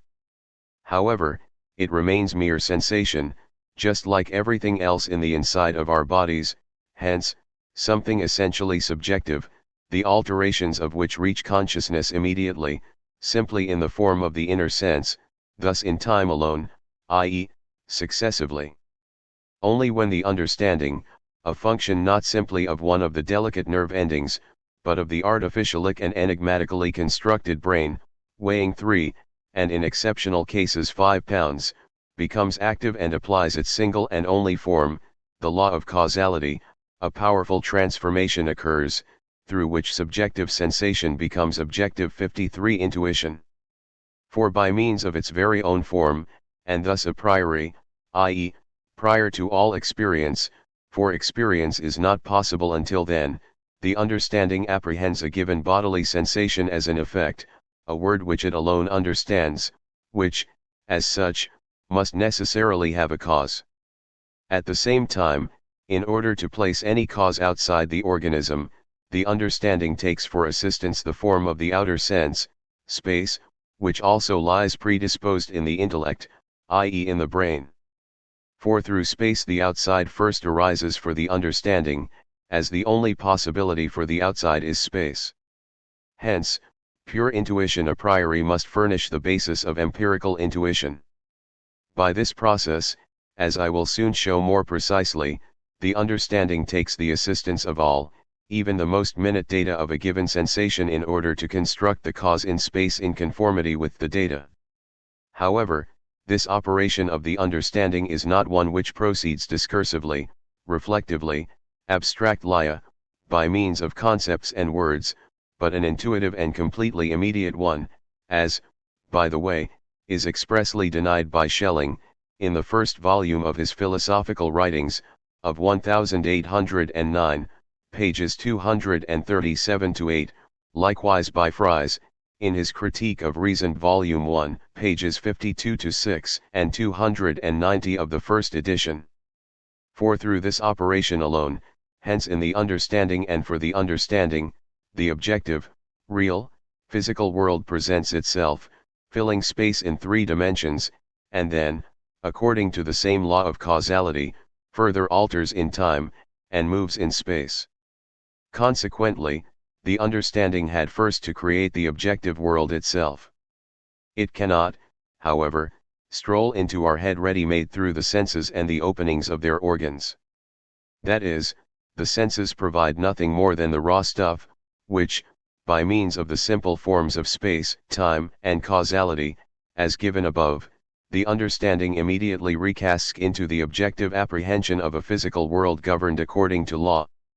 Consequently our daily, empirical intuition is an intellectual one, and it warrants this predicate, which the philosophical windbags in Germany have attributed to an alleged intuition of dream worlds where their beloved absolute is supposed to perform its evolutions. But now I will first more precisely demonstrate the great gulf between sensation and intuition as I explain how raw is the stuff from which this beautiful work proceeds. Actually 54 only 2 senses serve objective intuition, touch and sight. They alone furnish the data on the basis of which the understanding, through the above-mentioned process, is able to produce the objective world. The other 3 senses primarily remain subjective since their sensations in fact indicate an external cause, but contain no data for determining its spatial relations. Now space, however, is the form of all intuition, i.e., of apprehension d in which alone objects can actually present themselves. Thus, these 3 senses can indeed serve to announce to us the presence of an object that we acknowledge by other means, but on the basis of their data there is no spatial construction, and so no objective intuition. We can never construct the rose from the scent, and a blind person can listen to music for his whole life without achieving the least objective representation of the musicians, or the instruments, or the vibrations in the air. In contrast, hearing is of great worth as the medium of speech, making it the sense of reason, this name even being derived from hearing, as well as the medium of music, the single way to apprehend complicated numerical relations not merely in the abstract but immediately, that is, concretely. See, but tone never indicates spatial relations, thus it never leads to the nature of its cause, rather, we remain with tone itself, and so it is not a datum from which the understanding can construct the objective world. These are only sensations of touch and sight, therefore, a blind person without hands and feet could construct for himself a priori space in all its regularity, but could achieve only a very obscure representation of the objective world. However, for all that, what touch and sight produce is still by no means intuition, but the raw stuff for intuition. In the sensations of these senses there is so little intuition that these sensations have absolutely no similarity to the properties of the things that present themselves to us by means of them, as I will soon show. Only what actually belongs to sensation must be clearly separated here from what has been added to the intuition by the intellect. At first this is difficult, because we are so accustomed to passing 55 immediately from the sensation to its cause, that this cause presents itself to us without our noticing in and for itself the sensation, which provides here, as it were, the premises for that conclusion of the understanding. So to begin with, touch and sight have their own particular advantages, and thus, they are mutually supportive. Sight requires no contact, indeed, not even proximity, its immeasurable field extends to the stars. After all, it senses the finest nuances of light, of shadows, of color, of transparency. It thus provides the understanding a great deal of finely determined data from which, after long practice, it constructs and immediately presents intuitions of the shape, size, distance, and nature of bodies. In contrast, touch is indeed restricted to contact, but provides such unerring and varied data that it is the most basic sense. Ultimately the perceptions of sight refer to touch, indeed, vision is to be considered an imperfect, but extensive touch that makes use of light rays as long feelers. Hence, vision is quite certainly exposed to many deceptions, as it is completely confined to properties mediated by light. Vision is one-sided, while touch provides the data for cognition of size, shape, hardness, softness, dryness, moisture, smoothness, and temperature, etc., and in this is partly aided by the shape and movement of arms, hands, and fingers, from the position of which the understanding takes away the data for spatial construction of bodies, and partly aided by muscle power, by means of which it recognizes weight, solidity, toughness, or brittleness, all with minimal possibility for deception. For all of this, these data provide absolutely no intuition, rather this remains the work of the understanding. If I press my hand against the table, then in the sensation that I receive from this lies absolutely nothing of the representation of the firm cohesion of the parts of this mass, indeed nothing even similar, rather, it is only when my understanding passes from the sensation to the cause, that it constructs a body that has the properties of solidity, impenetrability, and hardness. If in the dark, I lay my hand on a flat surface, or instead grasp a ball of some 3 inches in diameter 56, then in both cases it is the same parts of my hand that sense the pressure, merely from the different position that my hand takes in one or the other case, my understanding constructs the shape of the body, the contact with which body is taken to be the cause of the sensation, and the understanding confirms the shape as I change the points of contact. If someone born blind feels a cubical body, then the sensations of his hand are completely uniform and are the same on all sides and in all directions. Indeed, the edges press a small part of his hand, nonetheless, in this sensation lies absolutely nothing similar to a cube. But his understanding draws an immediate and intuitive conclusion from the felt resistance to its cause, which now, in just this way presents itself as a firm body, and from the movements his arms make as he touches, because the sensation in his hands remains the same, he constructs the cubical shape of the body in space, which is known to him a priori. If he did not already have the representation of a cause and of a space, along with its laws, the image of a cube could never emerge from any succession of sensations in his hand. If one were to let a rope run through his closed hand, then, from such a position of his hand, he would construct a long, uniform body, of cylindrical form, moving in one direction as the cause of the abrasion and its duration. However, the representation of movement, i.e., the alteration of location in space, by means of time, could never arise from any mere sensation in his hand, for such a thing cannot lie in the sensation, nor can sensation alone ever produce it. Rather, in order to pass from sensation, given only empirically, to its cause and then to construct the cause as a moving body of the shape referred to above, his intellect must, prior to all experience, carry within itself the intuitions of space, time, and thereby the possibility of motion, as well as the representation of causality. For, there is a very great disparity between mere sensation in the hand and a representation of causality, materiality, and movement in space mediated through time. Sensation in the hand, even in different 57 points of contact and positions, is something much too uniform and lacking in data to make it possible to construct the representation with its three dimensions as well as the influence of the bodies on one another, including the properties of extension, impenetrability, cohesion, shape, hardness, softness, motion, and rest, in short the basis of the objective world. Rather, this is only possible in that space as a form of intuition, time as a form of alteration, and the law of causality as a regulator of the appearance of alterations pre-exist in the intellect itself. These ready-made forms, prior to all experience, precisely constitute the intellect. Physiologically, it is a function of the brain, which learns this function from experience no more than the stomach learns to digest or the liver learns to secrete bile. This alone explains why many people born blind achieve such a complete knowledge of spatial relations that to a great extent they make up for their lack of vision and accomplish astonishing achievements, as is this case 100 years ago with Saunderson, who, blind from childhood on, taught mathematics, optics, and astronomy at Cambridge. Diderot provides a detailed report about Saunderson, Letter on the Blind. And in the same way we can explain the opposite case of Eva Lauck, who, born without arms and legs, achieved a correct intuition of the external world through vision alone just as quickly as other children. One can find a report about her in The World as Will and Representation Volume 2, ch. 4.c. Thus all this proves that time, space, and causality do not at all come to us from the outside, neither through vision, nor through touch, but have an internal, and thus not an empirical, but an intellectual origin.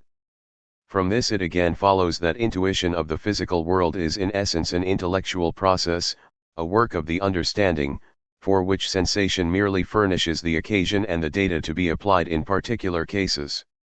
Now I will demonstrate the same for the sense of sight. What is immediately given here is limited to the sensation of the retina, which admits of great variety, but nonetheless can be reduced to the impression of light and dark, including their 58 intermediate degrees, and to the impression of colors proper. This impression is thoroughly subjective, i.e., existing only within the organism and under the skin.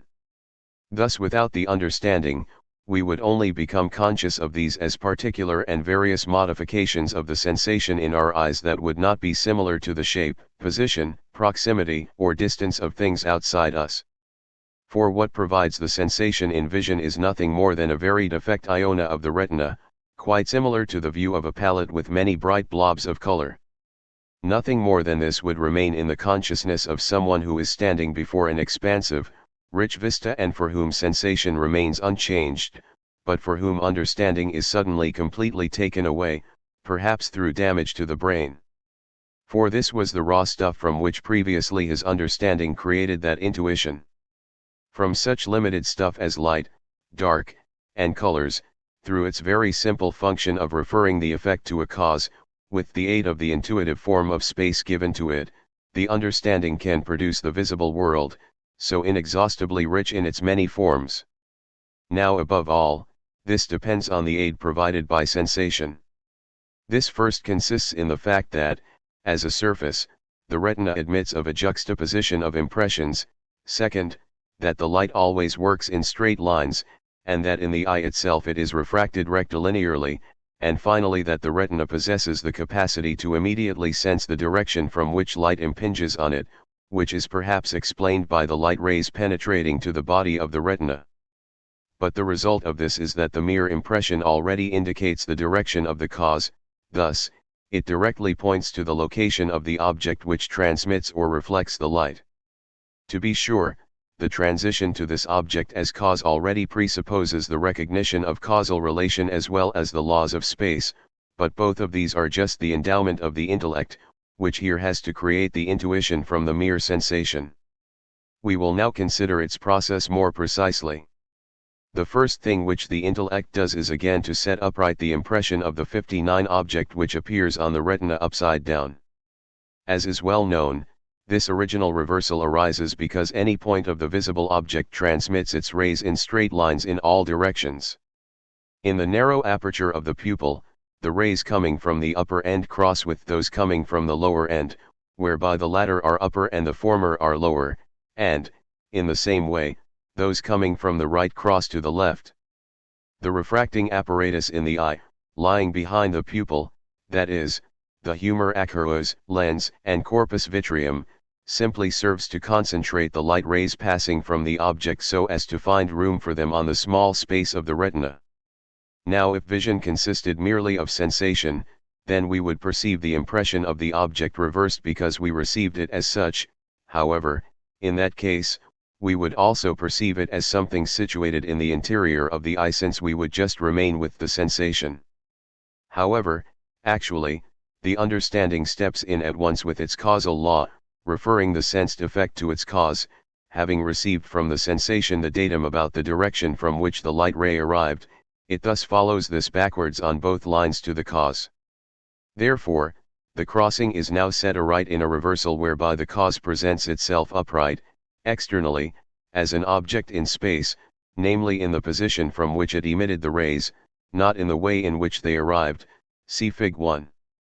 The pure intellectual nature of the matter, to the exclusion of all extraneous grounds of explanation, particularly physiological ones, can also be confirmed by the fact that, if one sticks one's head between one's legs, or lies with one's head down a slope, one nevertheless sees things not upside down, but quite upright, although on that portion of the retina on which usually the lower part of things appear, now the upper appears, and everything is reversed, but not the understanding. Figure 1. The second thing which the understanding produces in recasting sensation as intuition is that it makes one simple intuition of that which is sensed twice, since each eye receives the impression of the object from a somewhat different direction. The object, however, is still only presented as one, which can only happen in the understanding. The process 60 through which this comes to be is as follows. Our eyes are parallel only when we look into the distance, i.e., over 200 feet away, otherwise, we direct them both to an object to be observed, making them converge, and the two lines, one drawn from each eye up to the exact, fixed point of the object, form an angle, called the optical angle. The lines themselves, however, are called optical axes. When we view an object lying directly before us, these lines impinge exactly on the middle of each retina, hence, on 2 points, one in each eye, exactly corresponding to one another. As that which is always seeking only the cause of everything, the understanding immediately recognizes that even though the impression here is doubled, it nevertheless proceeds from only one external point, and thus has as its basis one cause. Accordingly, this cause then presents itself as one and only one object. For everything that we intuit as cause, a cause of a sensed effect, hence in the understanding. Nevertheless, as we perceive with both eyes not merely a single point, but a considerable surface of the object and still perceive only one object, the explanation just given must be carried somewhat further. Whatever lies in the object on one side of the vertex of the optical angle no longer casts its rays exactly in the midpoint of each retina, but just to the side of the retina. However, in both eyes, it casts its rays to the same side, example the left side, of each retina. Therefore the points on which these rays impinge, just like the middle points, correspond to one another symmetrically, or are homonymous points. Soon the understanding becomes acquainted with these and accordingly extends the above-mentioned rule of its causal apprehension to them. Consequently, the understanding refers not only the light rays falling on the middle point of each retina, but also the light rays impinging on the remaining points that correspond to one another symmetrically in both retinas to one and the same point in the object transmitting such rays, and thus intuits all these points, hence the whole object, only singularly. At this point, it should be noted that the outer side of one retina does not correspond at all to the outer side of the other, and the inner side of the one does not correspond to the inner side of the other, but the right side of the right retina corresponds to the right side of the other, etc. Thus the matter is not to be understood in a physiological sense, but in a geometric sense. 61. A number of clear figures illustrating this process and all phenomena connected with it can be found in Robert Smith's Optics, and, in part, also in Kastner's German translation of 1755. I have given only one figure, Fig. 2, which actually presents a special case to be brought up later. However, this can serve to illustrate everything if one completely ignores point R. According to this figure, we always direct both eyes symmetrically in order to catch the rays emanating from the same points of the object with the points symmetrically corresponding to one another on both retinas. With movement of the eyes sideways, upwards, downwards, and in all directions, the point of the object which previously impinged on the midpoint of the retina, now impinges each time on another point, but always the homonymous point, the point corresponding to that in the other eye. If we review, per lustre, the object, we let our eyes glide here and there over it in order to bring each point successively into contact with the centria of the retina, which sees most clearly. Thus, we feel the object with our eyes. From this it is clear that single vision with two eyes is basically the same as touching a body with 10 fingers, each of which receives a different impression from another direction, the collective impressions of which, however, the understanding recognizes as proceeding from a single body, the shape and size of which it then apprehends and constructs in space. This is why a blind person can be a sculptor.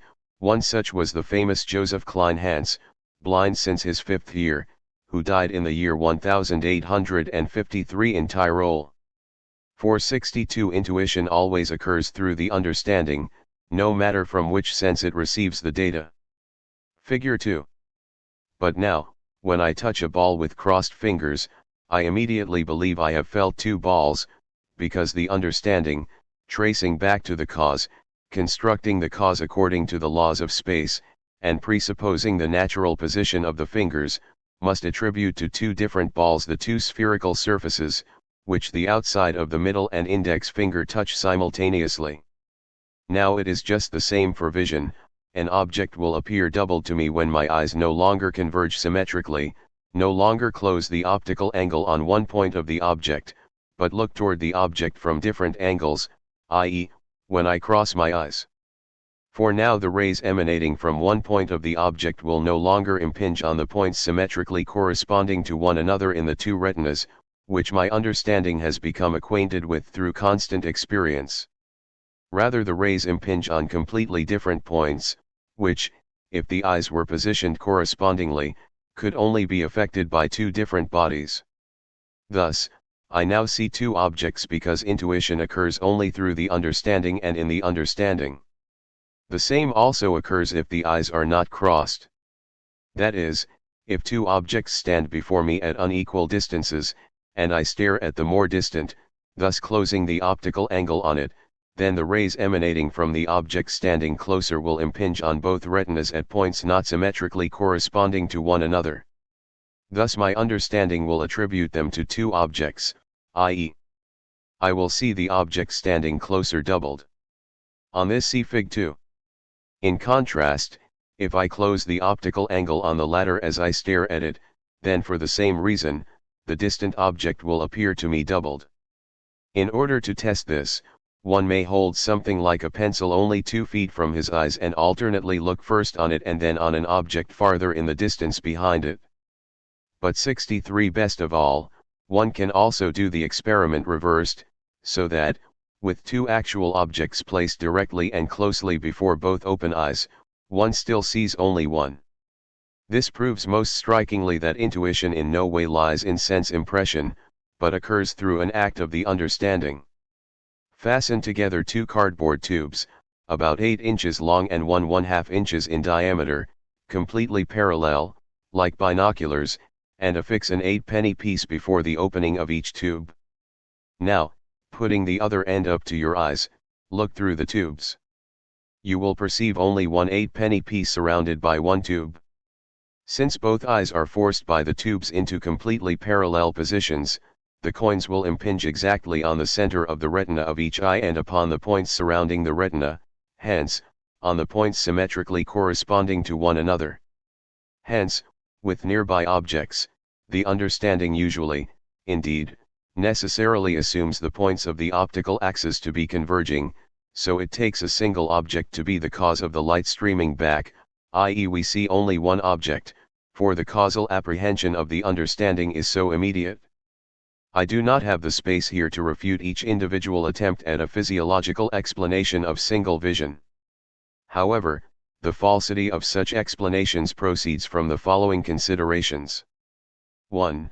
If the matter relies on an organic connection, the corresponding points in the two retinas, on which single vision demonstrably depends, must be homonymous in the organic sense, except, as has already been shown, they are merely so in the geometrical sense. For the two inner and the two outer corners of the eyes correspond to one another organically, as does everything else.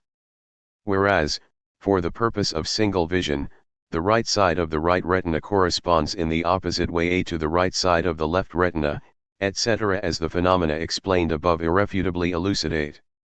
Precisely because the matter is intellectual, only the most intelligent animals, namely the higher order mammals, as well as birds of prey, especially owls, etc., have eyes positioned so that the two axes can be directed to the same point. 2. The first of the hypotheses advanced by Newton, Optics, 15th query, that of the confluence or partial crossing 64 of the optic nerves before they enter the brain, has been proven false because then it would be impossible to see double by crossing one's eyes. Moreover, Vesalius and Caesalpinus have cited anatomical cases in which there was absolutely no intermingling, indeed, no contact between the nerves took place. Yet the subjects nonetheless had single vision. Finally, against this intermingling of the impression is the following, that if, keeping the right eye tightly closed, one looks at the sun with the left eye, one will see a long-lasting image of the glare only in the left eye, never in the right eye, or vice versa. The third means by which the understanding recasts sensation as intuition is by constructing bodies from mere surfaces previously obtained. The understanding thus adds the third dimension as it causally estimates the extension of bodies into that dimension, in space, of which it is conscious a priori, according to the type of the body's influence on the eye and the gradations of light and shadow. While objects fill space in all three dimensions, they can only affect the eye in two. As a result of the nature of the organ, sensation in vision is merely planimetric, not stereometric. Everything stereometric in intuition is first added by the understanding. Its only data for this are the direction from which the eye receives the impression, the limits of the impression, and the different degrees of light and dark, data which immediately indicate their cause and through which, example, we recognize if we have before us a disk or a ball. This operation of the understanding, like the previous one, is also completed so immediately and quickly that we are conscious of nothing but the mere result. Hence perspective drawing is such a difficult problem that it is to be solved only by mathematical principles and must first be learned, even though it produces nothing more than a presentation of the sensation of vision just as such data exist prior to this third operation of the understanding. Thus perspective drawing presents vision in its mere planimetric extension. When one views a drawing, just as when one views reality, the understanding immediately adds the third dimension to the two dimensions given in the drawing. Put another way, such perspective drawing is like 65 printing, which anyone can read, but which few can write because our intuitive understanding apprehends the effect only so it can construct the cause out of it, but then immediately disregards the effect completely.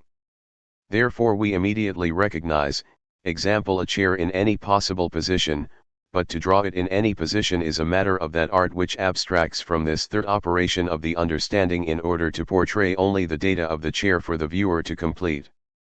As I said, this is primarily the art of perspective drawing, but then in an all-encompassing sense that of the art of painting. The picture provides lines drawn in accordance with the rules of perspective, light and dark points in proportion to the effect of light and shadow, and finally patches of color in quality and intensity learned from experience. The viewer interprets this picture because he assumes the usual causes from similar effects. The art of the painter consists in his knowing with discernment how to retain the data of sensations from vision as they are prior to this third operation of the understanding, while the rest of us toss them away as soon as we have made the above-mentioned use of them without taking them into memory. We will become even more precisely acquainted with the third operation of the understanding considered here, because we will now proceed to a fourth, which, being very closely related, elucidates it. This fourth operation of the understanding consists in the cognition of the distance of objects from us. This, however, is just the third dimension which we discussed above. Indeed, as has already been said, the sensation in vision provides us with the direction in which objects lie, but not their distance, and thus not their location. Thus the distance must first be brought out by the understanding, consequently it results from pure causal determinations.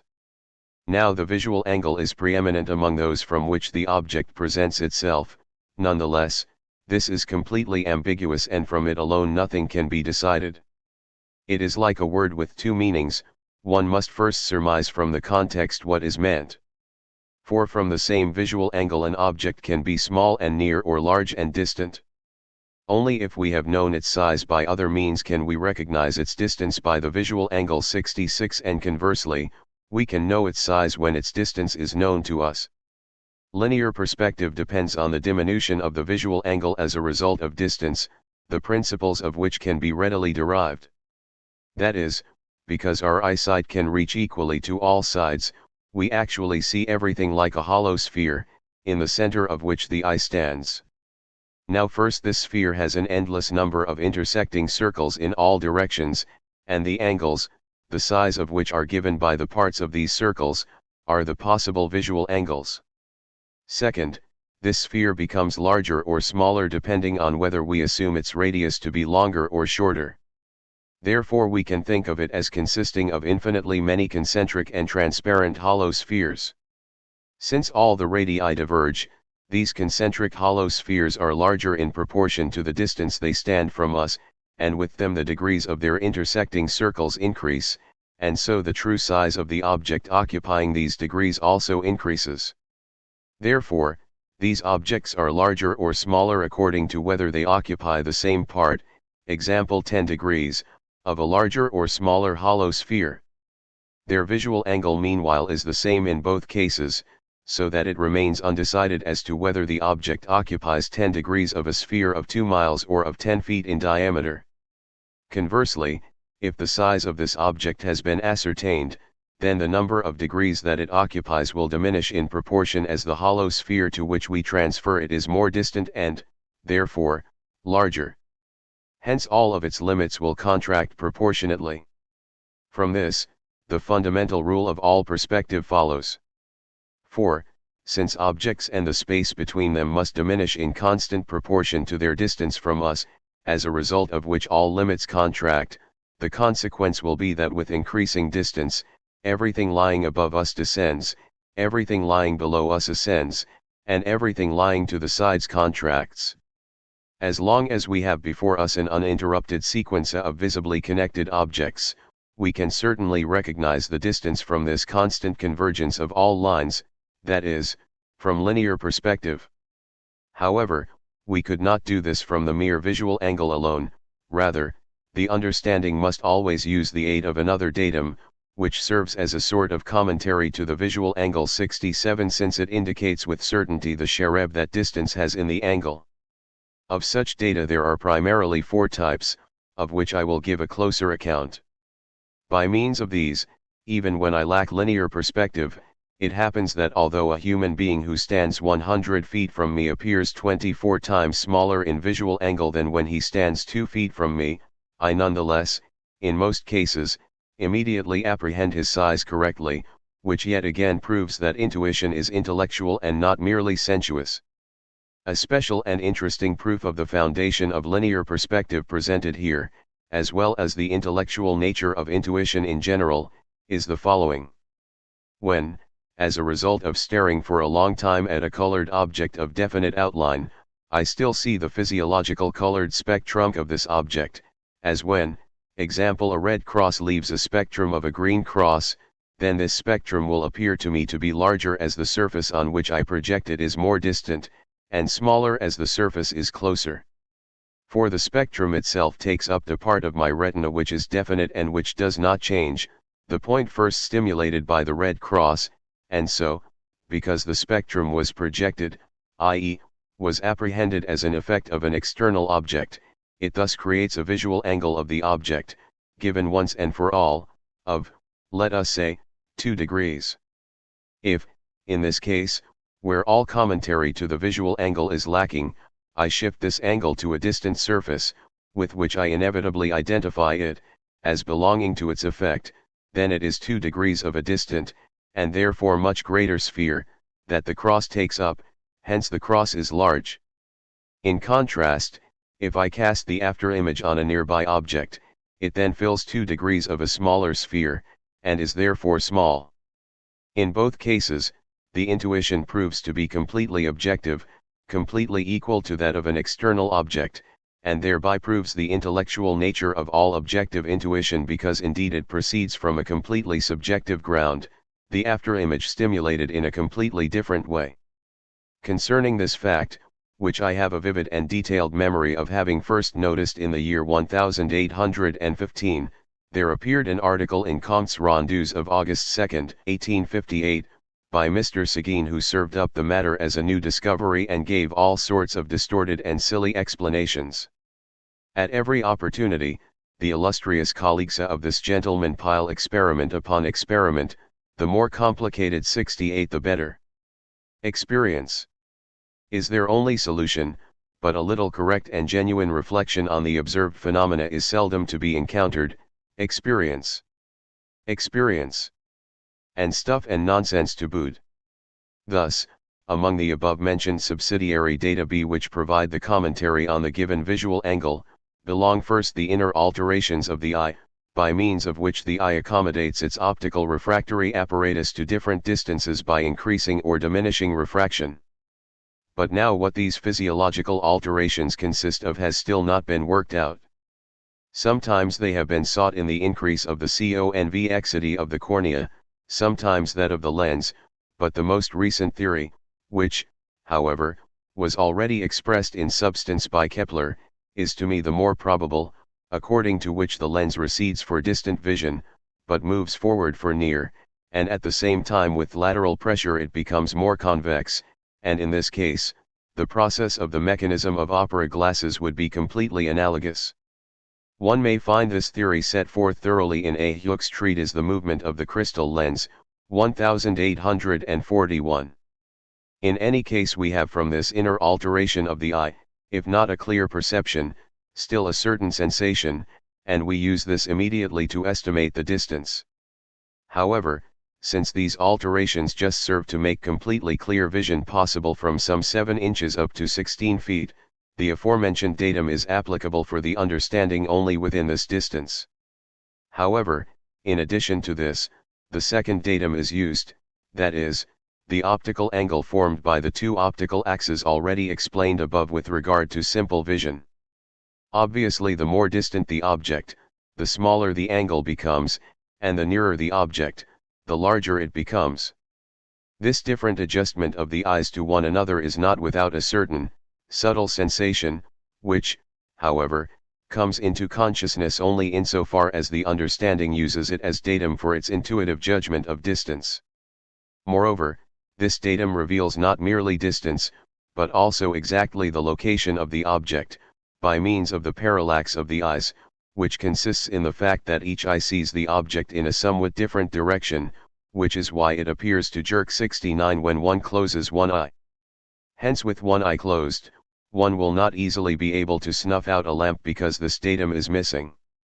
However, as soon as the object lies 200 feet or more distant, the eyes become parallel and thus the optical angle completely disappears, so this datum applies only within the aforementioned distance. Beyond this, atmospheric perspective aids the understanding by indicating to the understanding greater distance as colors become dull, as physical blue appears before all dark objects, according to Goethe's perfectly true and correct color theory, and as contours become blurred. Because of the great clarity of the air, this datum is very weak in Italy, hence, there it readily misleads us, e.g. Tivoli appears very close when seen from Frascati.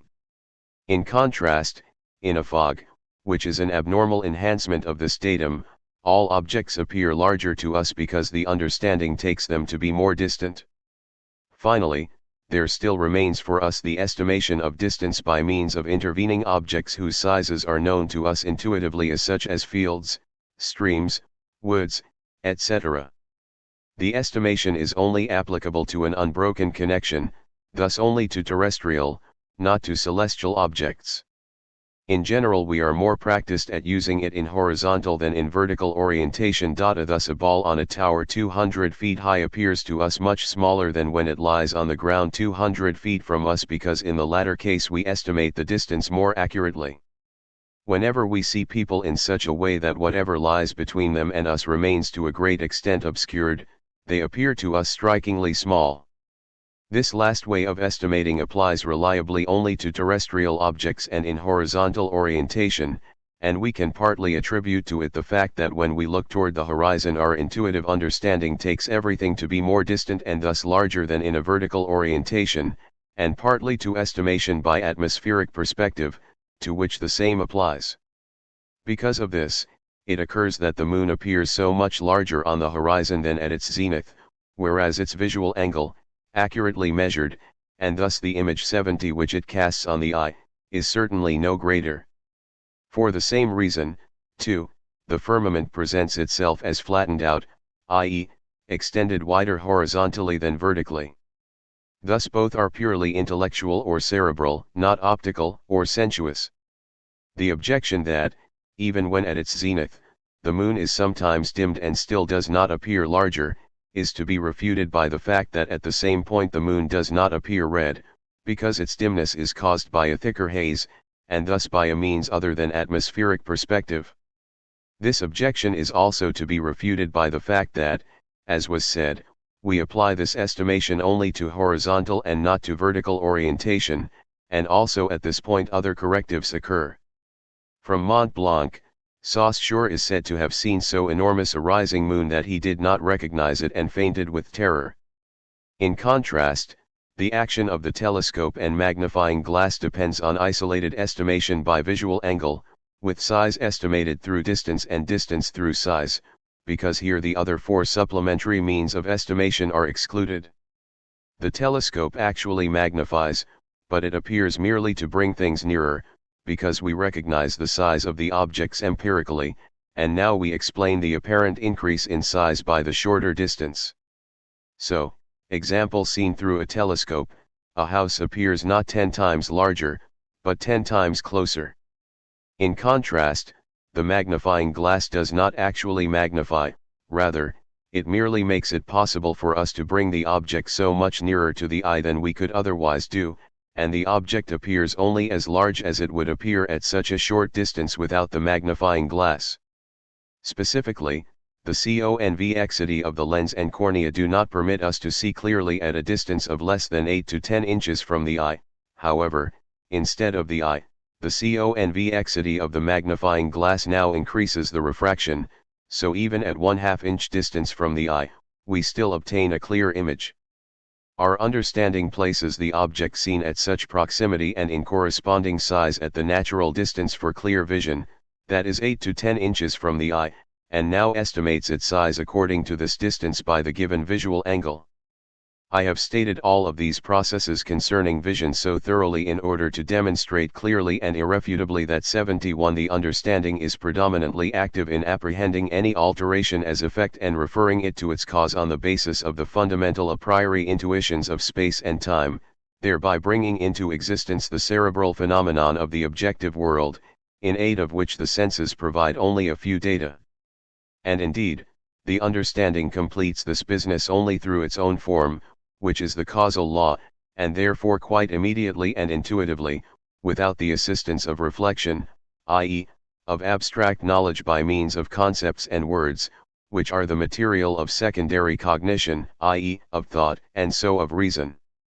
That the cognition based on the understanding is independent from reason and its assistance also explains why, if the understanding once posits an incorrect cause for given effects, and hence immediately intuits this cause, such that an illusion arises, reason may still correctly recognize the true state of affairs in the abstract. See, however, reason cannot come to the aid of understanding with this abstract knowledge, rather, regardless of the better knowledge, the illusion remains fixed. Double vision and double touch, as were explained above, are the same sort of illusion resulting from the removal of the sense organs from their normal positions. It is the same with 100 similar cases in which the understanding is inaccessible to reason's teaching, as the understanding presupposes causes which are usual and familiar to it, immediately intuiting these causes, even though reason has communicated the correct state of affairs by other means. This is so, as was mentioned above, in the moon's appearing greater on the horizon, but also in the image of a solid body appearing to float in the focal point of a concave mirror, in the painted relief we take for real, in the movement of a shore or bridge on which we are standing as a ship passes by, in the high mountains appearing much closer than they are because of the paucity of atmospheric perspective resulting from the pure atmosphere in which their highest peaks lie. For in any of these correction is impossible, as in its cognition understanding is prior to reason and cannot be reached by reason, so that illusion, i.e. the deception of the understanding, remains, even if error, i.e. the deception of reason, can be prevented. That which is correctly cognized by understanding is reality, that which is correctly cognized by reason 72 is truth, i.e., a judgment that has a ground. The opposite of the former is illusion, that which is falsely intuited, the opposite of the latter is error, that which is falsely thought. Although the purely formal part of empirical intuition, thus the law of causality, as well as space and time, lies a priori in the intellect, the application of this law to empirical data is not given to the intellect at the same time, rather, it acquires these first through practice and experience.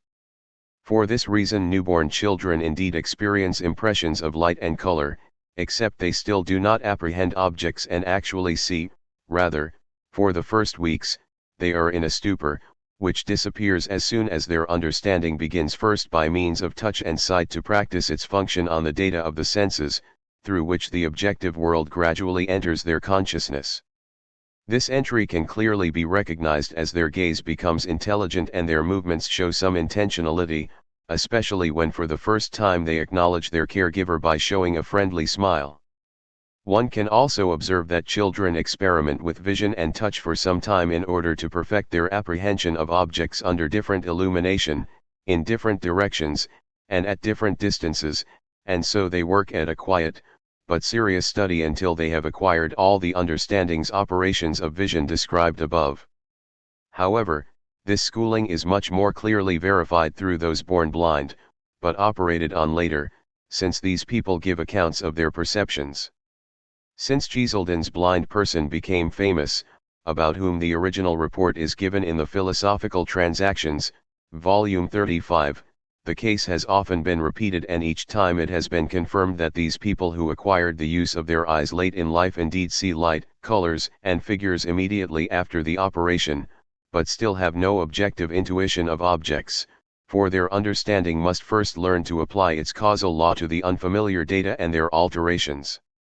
When for the first time Cheselden's blind person glanced into his room with various objects in it, he distinguished nothing, but had only a total impression, of a totality consisting of a single piece.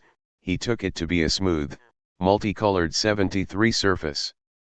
It did not occur to him to recognize separate things placed behind one another at various distances. For such blind persons, for whom sight has been restored, touch, to which things are already familiar, must first make these things familiar to sight, as if presenting and introducing these things. At the beginning they have absolutely no judgment about distance, but they grasp at everything.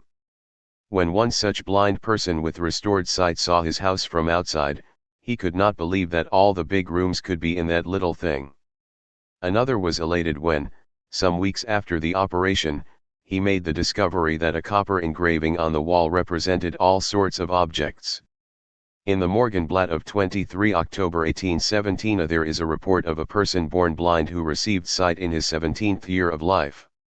He had first to learn intelligent intuition before he did not recognize by sight any objects previously familiar to him by touch, and thus he took goats to be humans, etc. His sense of touch had first to make the sense of sight familiar with each individual object. Then he also had absolutely no judgment of the distance of objects he saw, but grasped for all of them. Franz, in his book, The Eye, a treatise on the art of preserving this organ in healthy condition, and of improving the sight, London, Churchill, 1839, says, pages 34-6, a definite idea of distance, as well as of form and size, is only obtained by sight and touch, and by reflecting on the impressions made on both senses, but for this purpose we must take into account the muscular motion and voluntary locomotion of the individual. Caspar Hauser, in a detailed account of his own experience in this respect states, that upon his first liberation from confinement, whenever he looked through the window upon external objects, such as the street, garden etc., it appeared to him as if there were a shutter quite close to his eye, and covered with confused colors of all kinds, in which he could recognize or distinguish nothing singly. He says farther, that he did not convince himself till after some time during his walks out of doors, that what had at first appeared to him as a shutter of various colors, as well as many other objects, were in reality very different things 74 and that at length the shutter disappeared, and he saw and recognized all things in their just proportions. Persons born blind who obtain their sight by an operation in later years only, sometimes imagine that all objects touch their eyes, and lie so near to them that they are afraid of stumbling against them. Sometimes they leap toward the moon, supposing that they can lay hold of it, at other times they run after the clouds moving along the sky, in order to catch them, or commit other such extravagancies.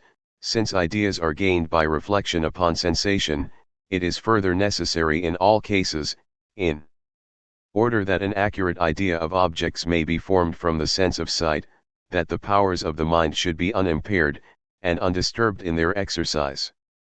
A proof of this is afforded in the instance related by Haslam, of a boy who had no defect of sight, but was weak in understanding, and who, in his 7th year was unable to estimate the distances of objects, especially as to height. He would extend his hand frequently towards a nail on the ceiling, or towards the moon, to catch it. It is therefore the judgment which corrects and makes clear this idea or perception of visible objects.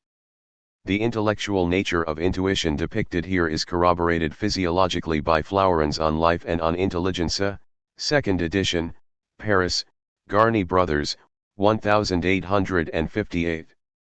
On p. 49, under the heading, Difference between the tubercle and the cerebral lobe, B. Flourens says, we must make a great distinction between the senses and the intelligence. The removal of a cerebral tubercle determines the loss of sensation, of the sense of sight, the retina becomes insensible, the iris becomes set. The removal of a cerebral lobe allows sensation, sensibility of the retina and mobility of the iris to continue, it destroys simply perception. In the one case we are concerned with a sensorial fact, in the other with a cerebral fact. In the one case it is the loss of sense, in the other the loss of perception. The distinction between perceptions and sensations is nevertheless a great result, and its demonstration is obvious. There are 275 means for causing loss of vision through the brain: 1. Through tubercles, that is the loss of sense, of sensation; 2. Through the lobes, that is the loss of perception, of intelligence. Accordingly, sensibility is not intelligence, thinking is not feeling, and thus an entire philosophy is upset. Therefore an idea is something other than a sensation, and here we have new proof of the radical error of this philosophy. See further, Flourens says, p. 77, under the heading, Distinction between Sensibility and Perception. One of my experiments proves that we must clearly distinguish between sensibility and perception. If we remove an animal's actual brain, the lobes or cerebral hemispheres, the animal loses its sight. But with regard to the eye, nothing has altered, objects continue to be projected on the retina, the iris retains its capacity to contract, and the optic nerve remains perfectly sensitive and responsive. And yet the animal no longer sees, there is no longer any vision. Although everything that is sensation continues to be present, there is no longer any vision because there is no longer any perception. Consequently, perceiving and not feeling is the first element of the intelligence. Perception is part of intelligence, for it is lost along with intelligence and through the removal of the same organ, namely the lobes or cerebral hemispheres. Sensibility is not part of it at all, since it continues to exist after the loss of intelligence and the removal of the lobes or hemispheres. A. 63. That the intellectual nature of intuition was already generally realized by the ancients is indicated by the famous verse of the ancient philosopher Epicharmus, "The mind sees and the mind hears, everything else is deaf and blind." B. Plutarch, who cites him, on the intelligence of animals, ch. 3c, adds, because sensation in the eye and the ear produces no sensory perception, if not accompanied by the understanding. D. And shortly before this he says, the theory of Strato, the natural philosopher, proves that it is completely impossible to perceive without understanding. Shortly thereafter, he says again, therefore all beings that perceive must also have 76 understanding, since only through understanding are we able to perceive. Another verse of the same Epicharmus, which Diogenes Laertius, 3:16, quotes, may be relevant here. Eumeus, wisdom is not for us alone. But every living being also has understanding. G. Porphyry also, on Abstinence 3:21a, attempted to demonstrate in detail that all animals have understanding. That this is so follows necessarily from the intellectual nature of intuition. All animals, down to the lowest, must have understanding, i.e., cognition of the causal law, if only in very different degrees of acuity and clarity, but always at least as much as is required for intuition with their senses, for sensation without understanding would not only be useless, but a cruel gift of nature. No one, except those without understanding, will doubt that higher animals have understanding. But it is also at times undeniably evident that their cognition of causality has actually originated a priori and not merely from habit of seeing one thing follow from another. A very young dog does not leap down from a table because he anticipates the effect. A short while ago, I had installed in my bedroom large curtains, reaching to the ground, of the sort that part in the middle when one draws the cord. In the morning upon arising, as I drew these for the first time, I noticed to my surprise that my very intelligent Pudalk stood there quite astounded, and looked around, upwards and sideways, for the cause of the phenomenon. Thus he sought the alteration that he knew a priori must have preceded it. The same occurred on the next morning. But even the lowliest of animals, the water polyp, lacking separate sense organs, has perception and, consequently, understanding, when, to reach brighter light, it clings with its arms to its water plant as it wanders from leaf to leaf. And we distinguish human understanding, which we nonetheless clearly separate from reason, from this lowest understanding only by degree, while all the intermediate levels of the rank 77 of animals are full, the highest members of which, the ape, elephant, and dog, astound us with their understanding. But the work of the understanding always consists in the immediate apprehension of causal relations, first, as was indicated, between one's own body and other bodies, from which objective intuition proceeds, and next among these objectively intuited bodies, where now, as was seen in the previous section, causal relations occur in three different forms, namely as cause, as stimulus, and as motive, according to which three forms all movement in the world proceeds and which are understood only by the understanding. F. Now if, of these three, it is causes in the narrowest sense that the understanding investigates, then it creates mechanics, astronomy, physics, chemistry, and invents machines for its prosperity or ruin. However, an immediate, intuitive apprehension of causal connections ultimately lies at the basis of all its discoveries. For this is the sole form and function of the understanding. In no way, however, is it the complicated clockwork of the 12 Kantian categories, the invalidity of which I have proven. All understanding is an immediate and, therefore, intuitive apprehension of causal connection, although to be fixed it must at once be set down in abstract concepts. Thus calculating is not understanding and in and of itself provides no comprehension of things.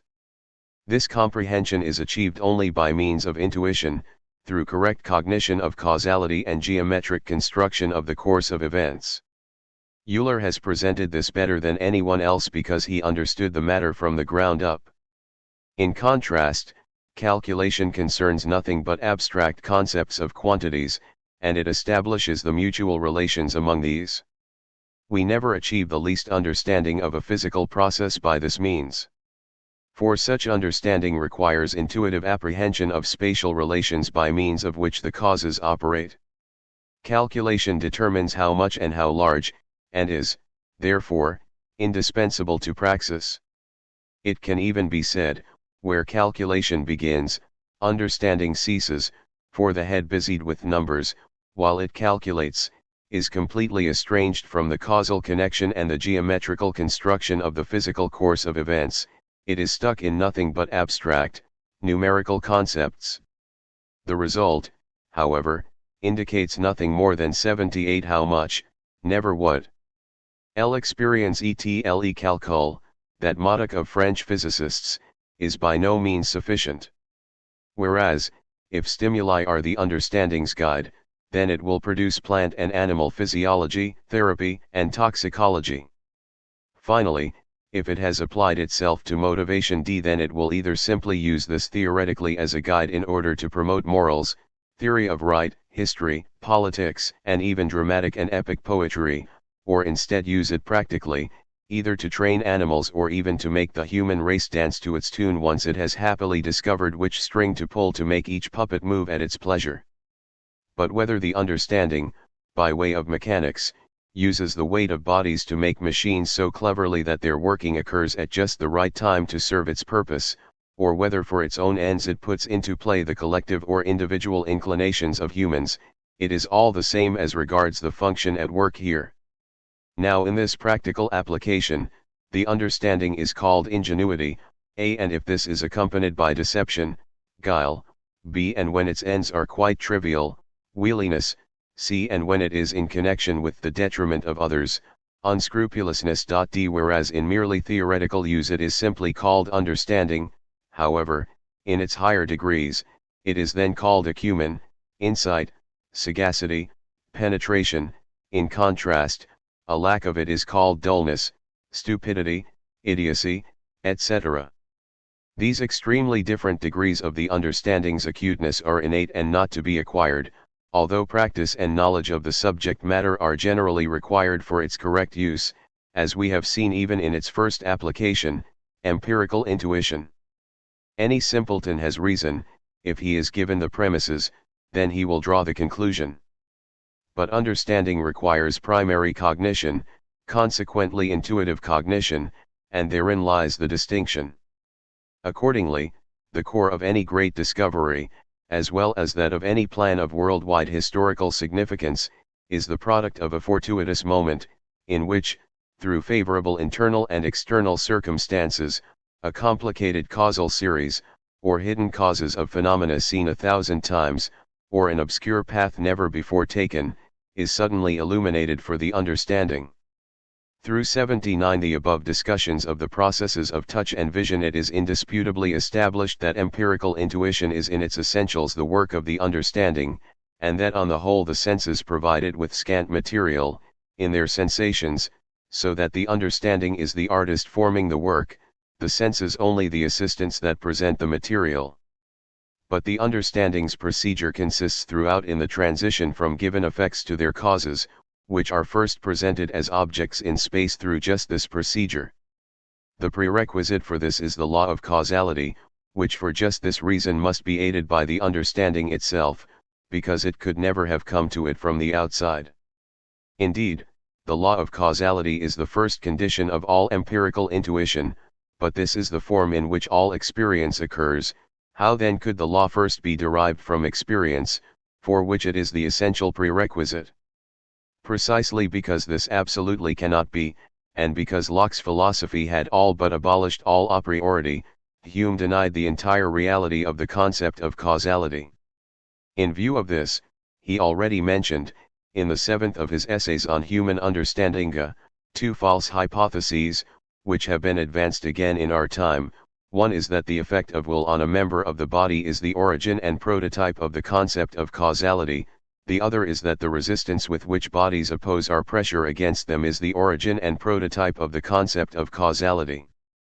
Hume refutes both with his custom and his association.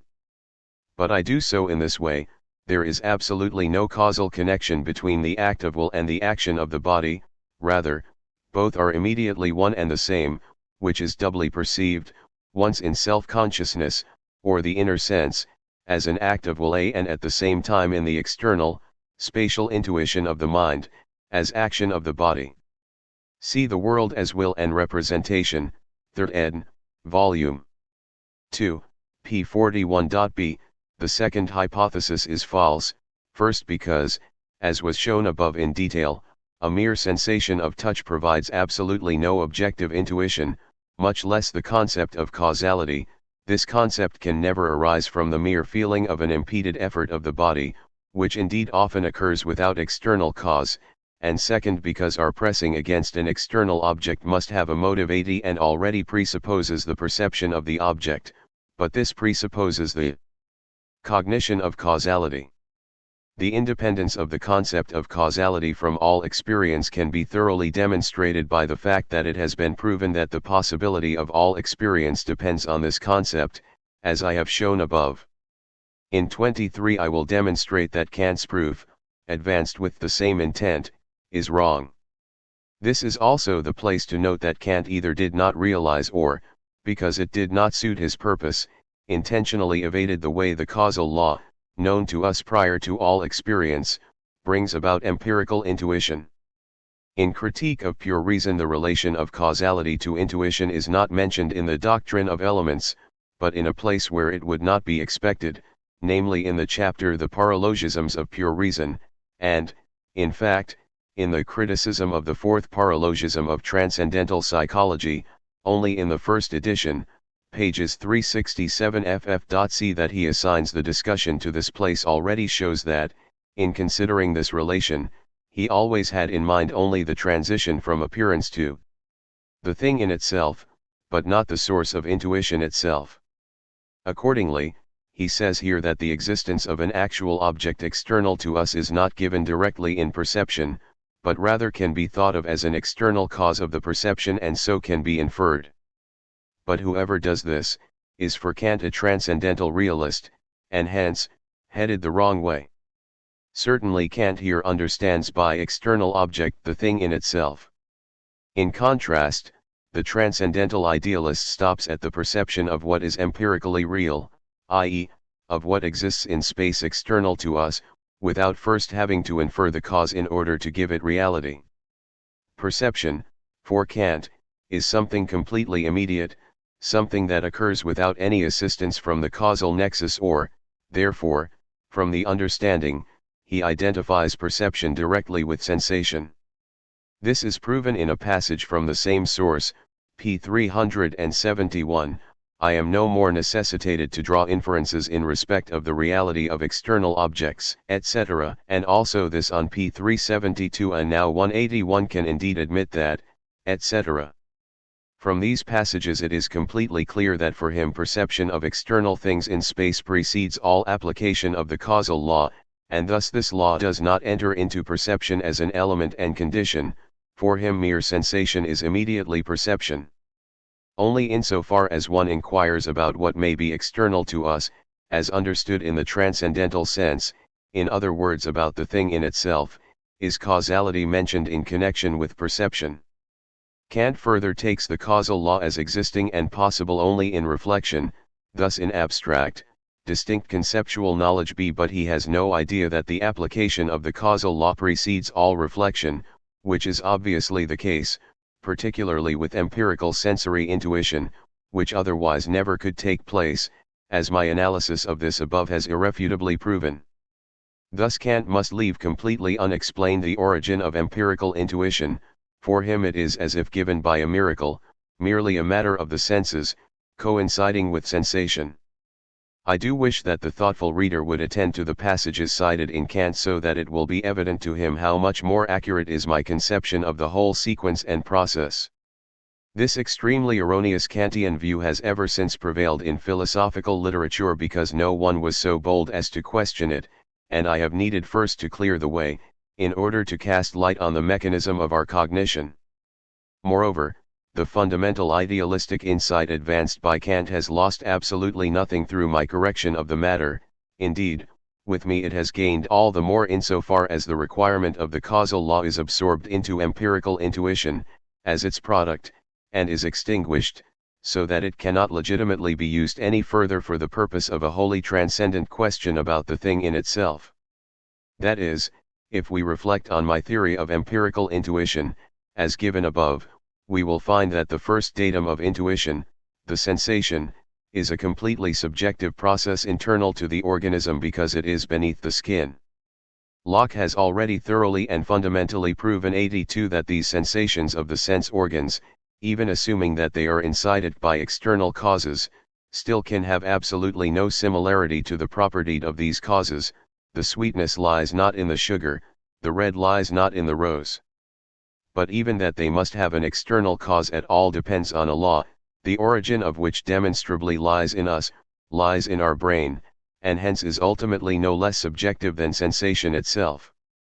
Indeed, both time, the first condition for the possibility of any alteration, and thus the occasion on which an application of the causal law can first occur, and space, which first makes possible the externalization of a cause, and which thereby presents itself as object, are subjective forms of the intellect, as Kant certainly proved. Accordingly we find all the elements of empirical intuition lying within us, and nothing is contained in them which would give reliable reference to anything absolutely different from us, a thing in itself. But there is more. Under the concept of matter we think of that which still remains of a body when we strip it of its form and all of its specific qualities, that which, for just this reason, must be one and the same in all bodies. Now, however, those forms and qualities that we have eliminated are nothing other than the particular and specially determined way of acting of bodies, which constitutes their difference as such.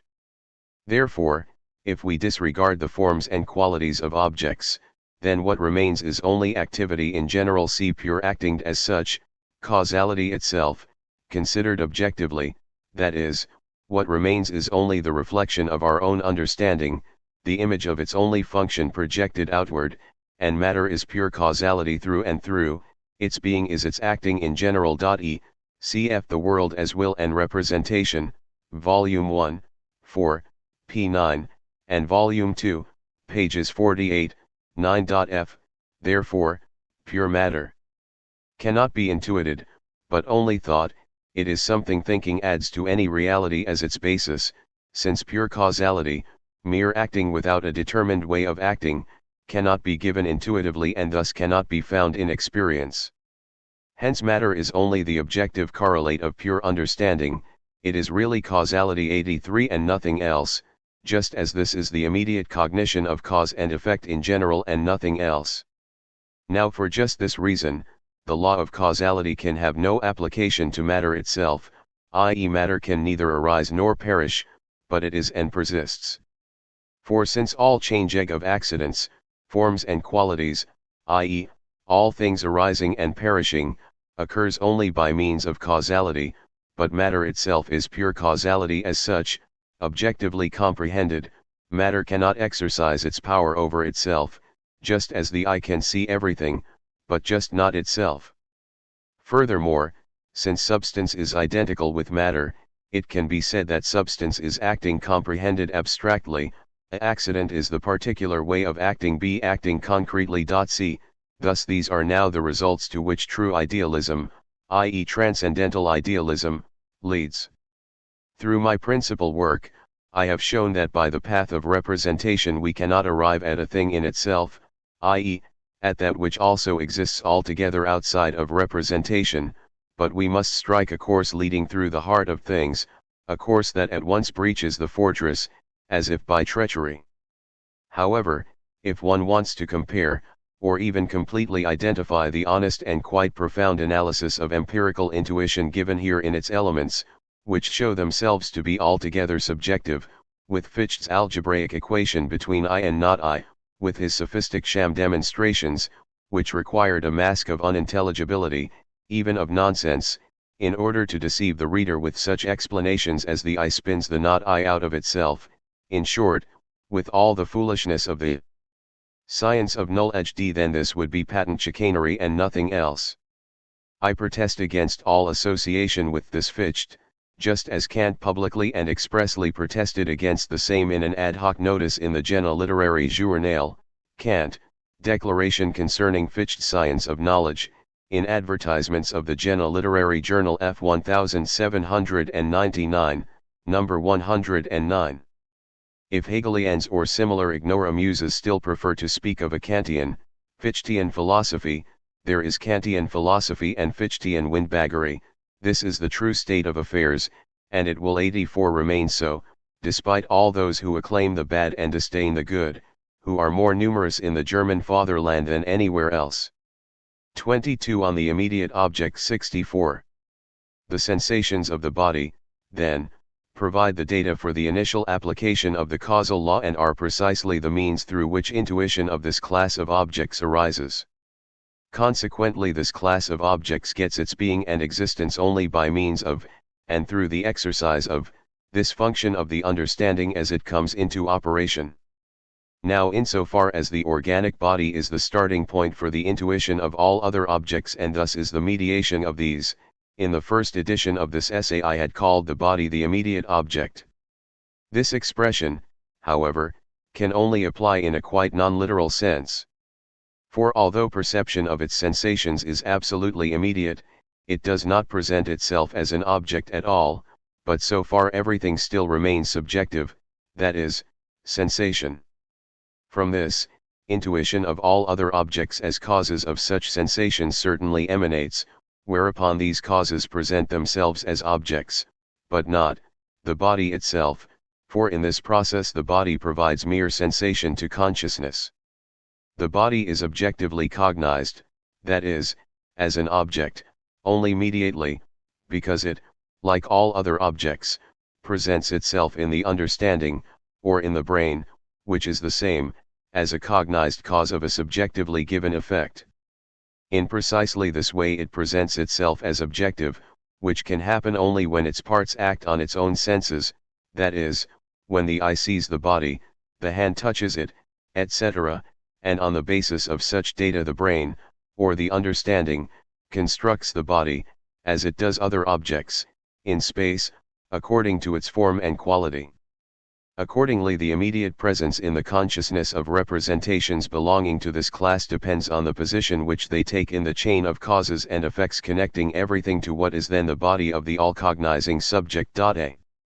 85-23 Disputation of the proof of the a priority of the concept of causality advanced by Kant. 65. A principal object of the critique of pure reason is a demonstration that the law of causality is universally valid for all experience, is a priori, and, following from this, is restricted to the possibility of experience.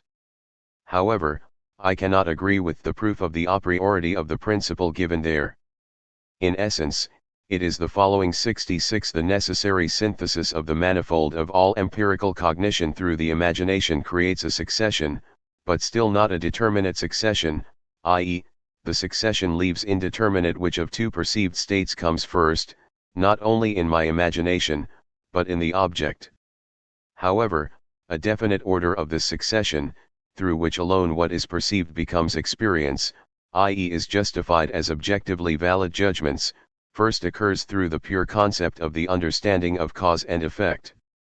Thus the principle of causal relation is a condition for the possibility of experience and as such is given to us a priori. See Critique of Pure Reason, 1st ed., p. 201, 5th ed., p. 246.a. According to this, the order of succession of alterations of real objects should first be recognized as something objective through the causal nature of these alterations. 67 Kant repeats and explains this assertion in the Critique of Pure Reason, especially in his second analogy of experience, 1st ed., p. 189, more completely in the 5th ed., p. 232c, then at the conclusion of his third analogy, a passage which I ask anyone who wants to understand the following to read again. Throughout this he asserts that the objectivity of the succession of representations, which he explains as their conformity with the succession of real objects, is simply cognized through the rule by which they follow one another, i.e., through the law of causality. He thus asserts that through my mere perception, the objective relation of appearances following one another remains completely indeterminate, since I then perceive merely the sequence of my representations. But if my judgment is not supported by 86 the law of causality, the sequence in my apprehension does not justify any judgment about the objective sequence. Moreover, in my apprehension, I can allow the succession of all my perceptions to proceed in reverse order, since there is nothing that apprehension determines as objective. To clarify this assertion, Kant cites the example of a house, the parts of which he can observe in any succession he prefers, example from top to bottom or from bottom to top, such that the determination of the succession would be merely subjective and not grounded in any object because it depends on his choice. And as a contrast, he cites the perception of a ship sailing down a river, which he first perceives upstream and in succession gradually downstream, in which case he cannot change his perception of the succession of the ship's positions. Therefore he derives the subjective sequence of his apprehension from the objective sequence in appearance, which for this reason he calls an event. Against this, I assert that the two cases are not at all different, that both are events, the cognition of which is objective, i.e., a cognition of alterations of real objects, which are recognized as such by the subject. Both are alterations of the position of two bodies relative to one another. In the first case, one of these bodies is the observer's own body G, and indeed, only a part of the same, namely the I, and the other is the house, relative to the parts of which the I is successively altered. In the second case, the ship alters its position relative to the river, thus, the alteration is between two bodies. H both are events, the only difference is that in the first case the alteration proceeds from the observer's own body, the sensations of which are indeed the starting point of all of the observer's perceptions. The body, however, is nevertheless an object among objects, and thus is subjected to the laws of the subjective, physical world. Insofar as the observer behaves as a purely cognizing being, the movement of his body according to his will is for him merely an empirically perceived fact. 68 The order of succession of alterations could be reversed in the second case, just as it could in the first, so long as the observer had the power to pull the ship upstream, just as in the first case he has the power to move his eye in the opposite direction. For from the fact that the succession of 87 perceptions of the parts of the house depends on his choice, Kant wants to conclude that the succession itself is not objective and is not an event. But the movement of his eye in the direction from the roof to the cellar is an event, and the opposite, from cellar to roof, is a second event, just as the ship's course is an event. In this there is absolutely no difference, just as there is no difference whether I pass by a line of soldiers or they pass by me, both are events. If from the shore I stare at a ship passing nearby, then it will soon appear that the shore moves with me and the ship stands still. Now in this I am mistaken only in the cause of the relative alteration of place, since I ascribe the movement to the wrong object, but I nonetheless objectively and correctly cognize the real succession of the positions of my body relative to the ship. 69 In the case he cites, Kant would also not have believed he found a difference if he had considered that his body is an object among objects and that the succession of its empirical intuitions depends on the succession of the influences of other objects on his body. Consequently, this succession is something objective, i.e., it takes its place among objects immediately, if not also mediated, independent of the subject's choice, and consequently it can be readily cognized even if the objects successively influencing his body do not stand in a causal relation to one another. Kant says time cannot be perceived, thus, no succession of representations can be empirically perceived as objective, i.e. as alterations of appearances distinguished from alterations of merely subjective representations. The objectivity of alterations can be cognized only through the law of causality, which is a rule according to which states follow one another.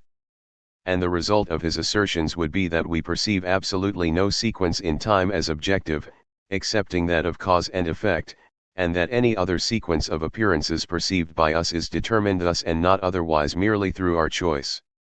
Against all of this I must assert that appearances can certainly follow one another without following from one another. 88 And this in no way undermines the law of causality. For it remains certain that any alteration is an effect of another, since this is established a priori, except that an alteration does not merely follow the one which is its cause, but all others which are simultaneous with that cause and with which it stands in no causal connection. It is not perceived by me in the sequence of the series of causes, but in a completely different sequence, which, however, is for this reason no less objective and is very different from a subjective one which is dependent on my choice, one which, example is similar to my mental images. Events that follow one another in time, but do not stand in causal connection, are just what is called Zufall, a word that derives from Zusammentreffen and Zusammenfallen, something unconnected just as tau. Sigma upsilon mu beta epsilon beta eta kappa comes from sigma upsilon mu beta alpha nu epsilon iota nu b, cf. Aristotle, Posterior Analytics I, 4c, point 70. If I step out of the door of my house and then a tile falls from the roof, striking me, there is no causal connection between the tiles falling and my exiting, but nonetheless there is a succession. That my exiting precedes the tiles falling is objectively determined in my apprehension and not subjectively determined through my choice, which otherwise would likely have reversed the succession. In just the same way, the succession of sounds in music is objectively determined and is not determined subjectively by me, the listener. But who would say that the sounds of the music follow one another according to the law of cause and effect? Indeed, even the succession of day and night is without a doubt recognized by us as objective, but certainly they are not understood to be cause and effect of one another, and before Copernicus, the world was in error concerning their common cause, and the correct knowledge of their succession had not thereby been affected. Incidentally, Hume's hypothesis is refuted by this, since the sequence of day and night, most ancient and without exception, has not by custom misled anyone into taking them for cause and effect. 71. Kant says in the same passage 72 that a representation shows objective reality, meaning that it is quite distinct from mere mental images, only through our recognizing its necessary connection with other 89 representations, that is subject to a rule, the causal law, and its place in a determinate order of the temporal relation of our representations. But of how few representations do we recognize the place that the causal law gives them in the series of causes and effects? And yet we always know how to distinguish the objective from the subjective, real objects from mental images. In sleep, in which the brain is isolated from the peripheral nervous system and, hence, from external impressions, we cannot make that distinction. Therefore, while we dream we take mental images for real objects, and only on waking, i.e. when the sensory nervous and, thereby, the external world re-enter consciousness, do we recognize the error, although the law of causality asserts its authority in a dream as well so long as the dream is not interrupted, albeit with an impossible content often foisted upon it. One would almost believe that Kant was under Leibniz's influence in the passage cited above, no matter how much in his entire philosophy Kant was otherwise opposed to Leibniz, especially if one notices that quite similar remarks are found in Leibniz's new essays concerning human understanding, Book 4, ch. 2, 14, example. The truth of sensible things consists only in the connection of phenomena, which must have its reason, and this is what distinguishes them from dreams, the true criterion. Where objects of the senses are concerned, is the connection of phenomena, which guarantees the factual truths with regard to sensible things outside us. F73. With this whole proof of the a priority and necessity of the causal law as the sole means by which we could recognize the objective succession of alterations, insofar as the causal law is a condition of experience, Kant has obviously made a most amazing and palpable error, one which is only explicable as a consequence of his preoccupation with the a priori part of our cognition, a preoccupation which led him to lose sight of what otherwise anyone would have seen. In 21 I have provided the only correct proof of the a priority of the causal law. This is confirmed in every moment by the unshakable certainty with which everyone expects that the causal law would apply in any case of experience, i.e., by the certainty that we attribute 90 to this law, distinguished from every other certainty grounded on induction, e.g. the empirically known laws of nature. It is even impossible for us to think that somewhere in the world of experience this law might be subject to an exception. E.g. we could imagine that the law of gravity might cease to operate at some time, but not that this could occur without a cause. 74. In his proof 75 Kant errs in a way opposite to Hume. For Hume explained all consequences as mere sequences, see in contrast, Kant wants there to be no other sequences, but consequence.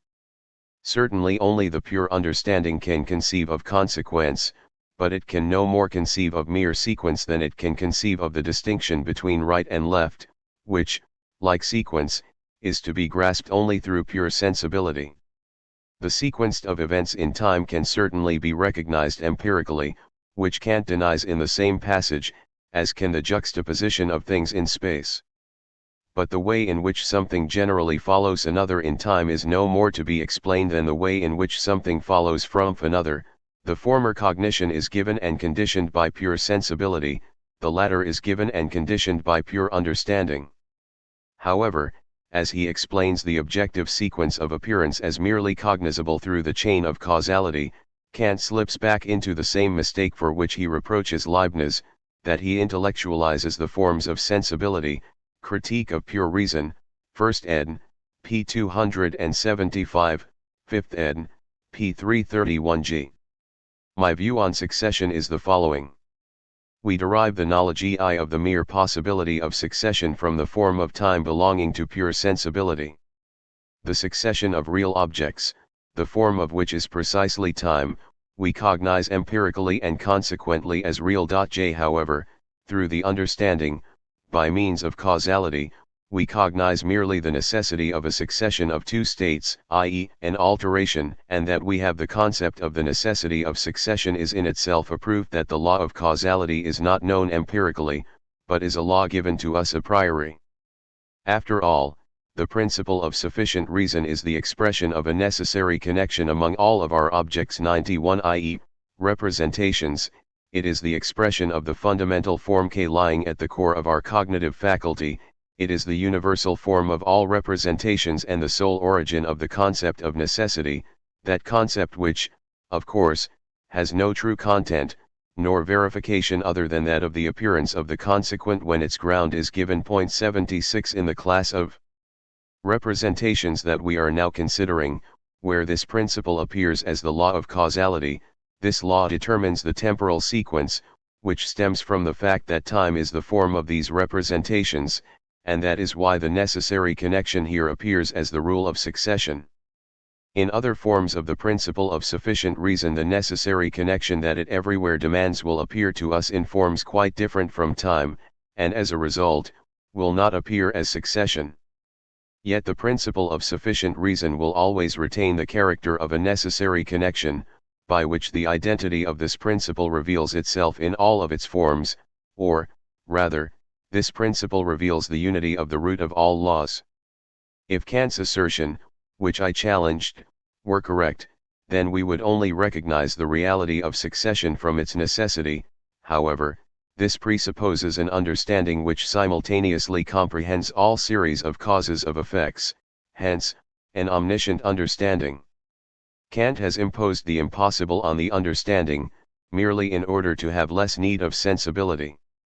How can Kant's assertion that the objectivity of succession is known only because effect necessarily follows cause be reconciled with his other assertion, Critique of Pure Reason, 1st ed., p. 203, 5th ed., p. 249a, that the empirical criterion for which of two states is the cause and which is the effect is mere succession. Who cannot see here the most obvious circle? If the objectivity of succession were recognized only from causality, then it would be conceivable only as such and would be nothing more than this. For if it were still something else, then it would have other distinguishing marks by which it could be recognized, which Kant precisely denies. Consequently, if Kant were correct, one could not say, this state is the effect of that, therefore it follows it. Rather, following and being an effect would be one and the same, and that proposition would be tautological. If the distinction between sequence and consequence were abolished, Hume would again 92 be correct, as he explained all consequence as mere sequence, or, in any case, denied the distinction. Kant's proof 77 would thus be reduced to our recognizing empirically only the reality of succession.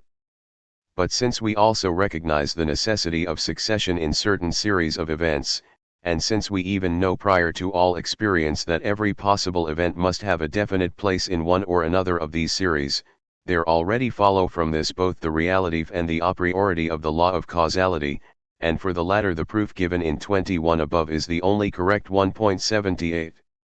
From Kant's theory that objective succession is possible and recognizable only through causal connection, another parallel follows, namely, that simultaneity is possible and recognizable only through reciprocal action as set forth in the Critique of Pure Reason under the heading, Third Analogy of Experience. B. Here Kant goes so far as to say that the simultaneity of appearances, which do not operate on one another reciprocally, but would be somewhat separated by empty space, would not be an object of possible perception. C.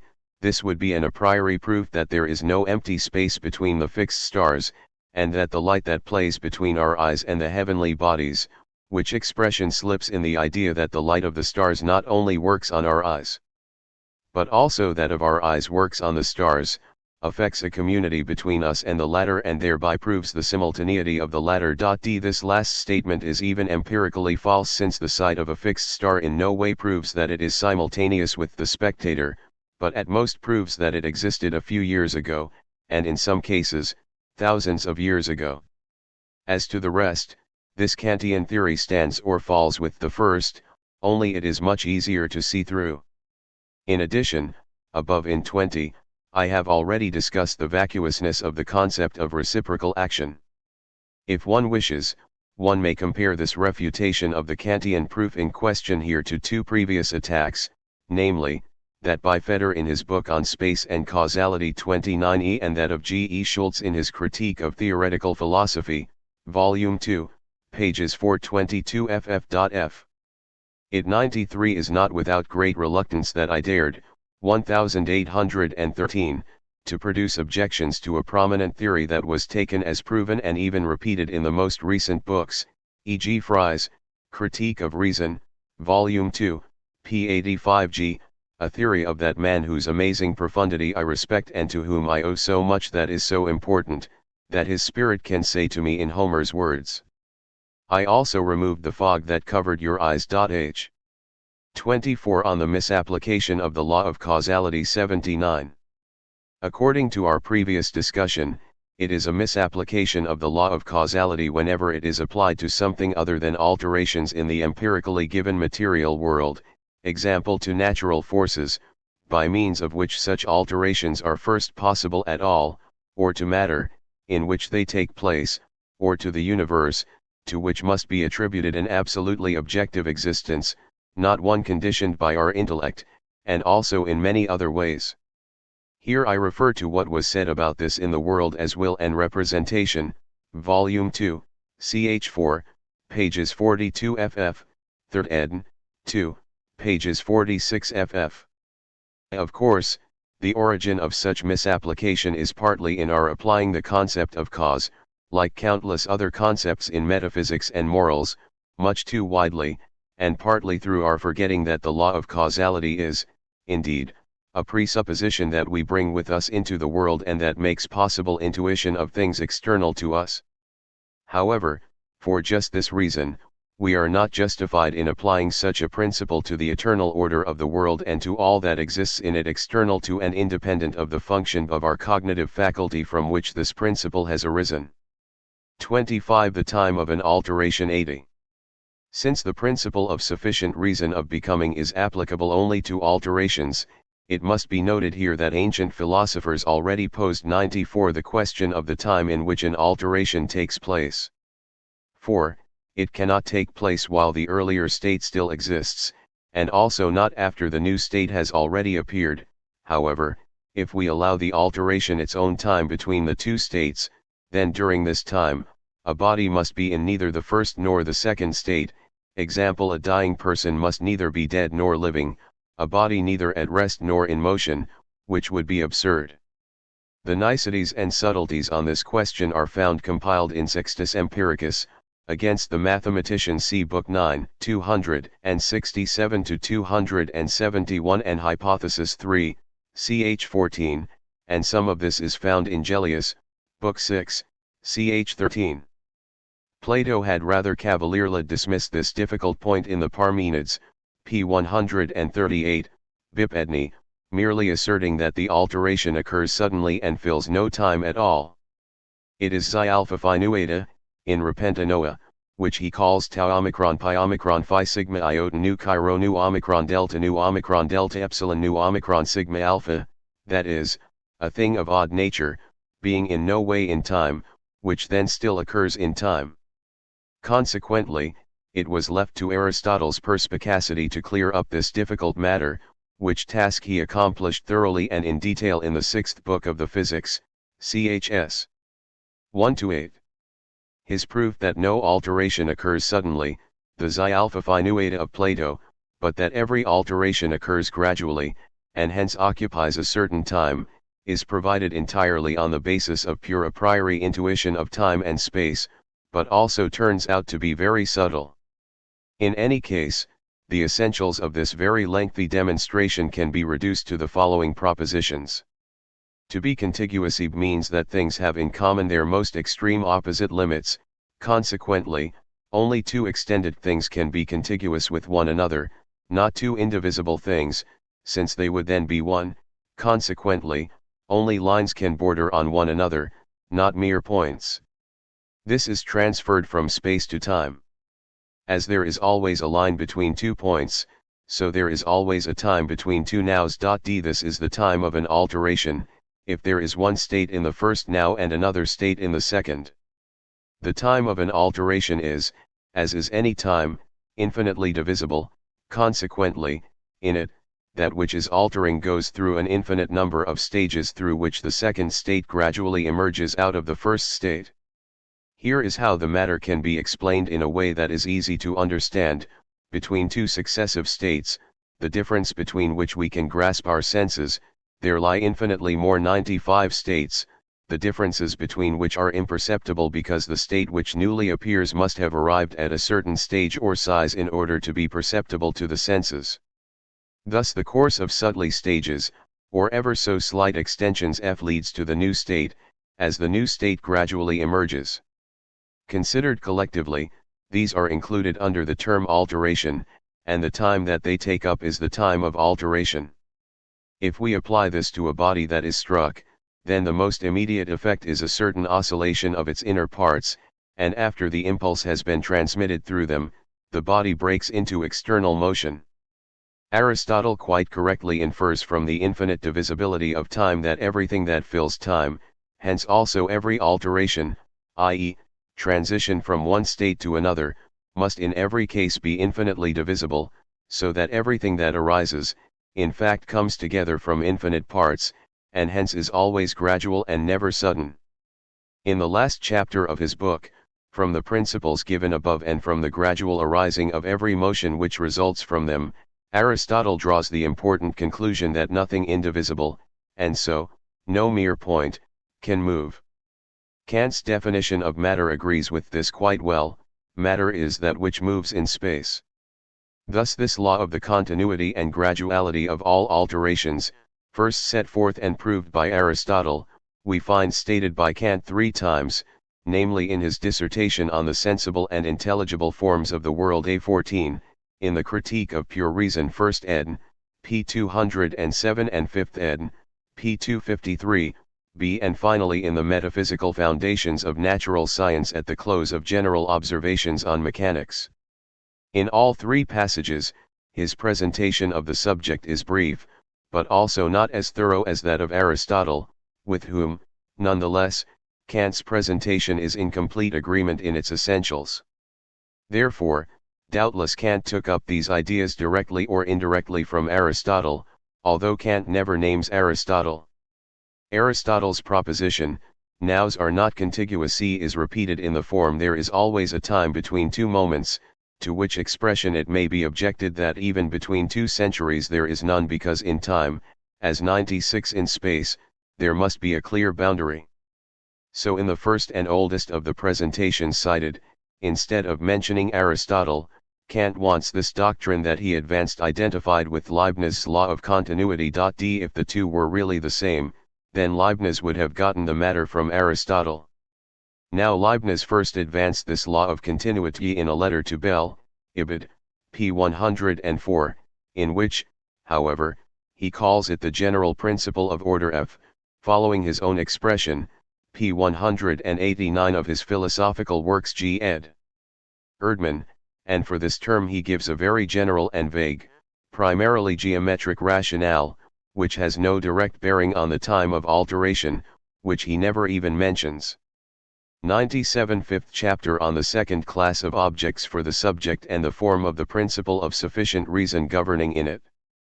26 Explanation of this class of objects. 81.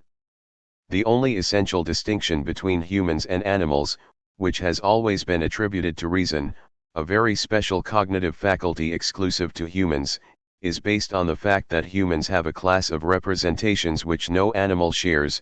These are concepts, that is, abstract representations, as opposed to the intuitive representations from which, however, concepts are derived. The immediate result of this is that animals neither speak nor laugh, but the mediated result is the many and significant ways in which human life is distinguished from that of the animal. For a different sort of motivation has now come about through the addition of abstract representations. Although the actions of humans follow with no less strict necessity than those of animals, because of the kind of motivation humans have, insofar as it consists of thoughts which make possible elective decisions, i.e. the conscious conflict of motives, purposeful, deliberate action, in accord with plans and maxims, in unison with others, etc., has replaced the mere impulse from present objects of intuition.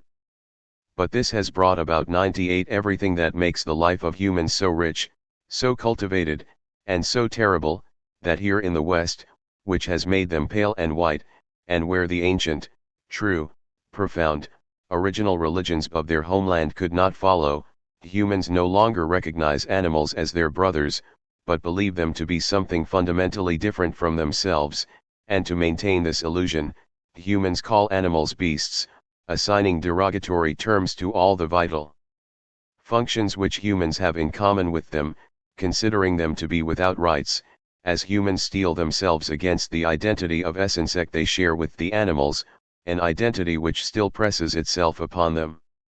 Nevertheless, as was just said, the entire distinction consists in that, apart from intuitive representations, which were considered in the previous chapter and which in any case animals share, the human being also holds in his brain, which, mainly for this purpose, is so much more voluminous, abstract representations, i.e., those derived from intuitive representations. Such representations have been called concepts because each of these subsumes in itself, or, rather, under itself, innumerable individual things, and is thus itself a totalitic of individual things. They can also be defined as representations of representations. For with their formation, the faculty of abstraction reduces complete and hence intuitive representations, which were discussed in the previous chapter, to their constituents in order to be able to think about these separately, each in itself, as different properties or relations of things. But now, with this process, representations necessarily lose their intuitive quality, just as water loses its fluidity and visibility when reduced to its constituents. For every property thus separated, abstracted, can indeed be thought of in isolation, however, not intuited in isolation. The formation of a concept occurs generally by dropping much from what is given intuitively in order to be able to think in isolation of what remains. A concept is thus a reduction in thought of that which is intuited. When various intuitive objects are considered, if something different is dropped from each and still something the same remains among all, this is the genus of any species.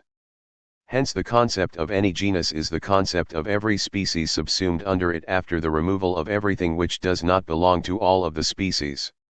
Now, however, any possible concept can be thought of as 99 a genus, therefore, it is always something general and, as such, not something intuitive. For that reason, a concept also has a sphere, which is the totality of everything conceivable through the concept. Now the higher the level of abstraction, the more is lost, and therefore the less is thought.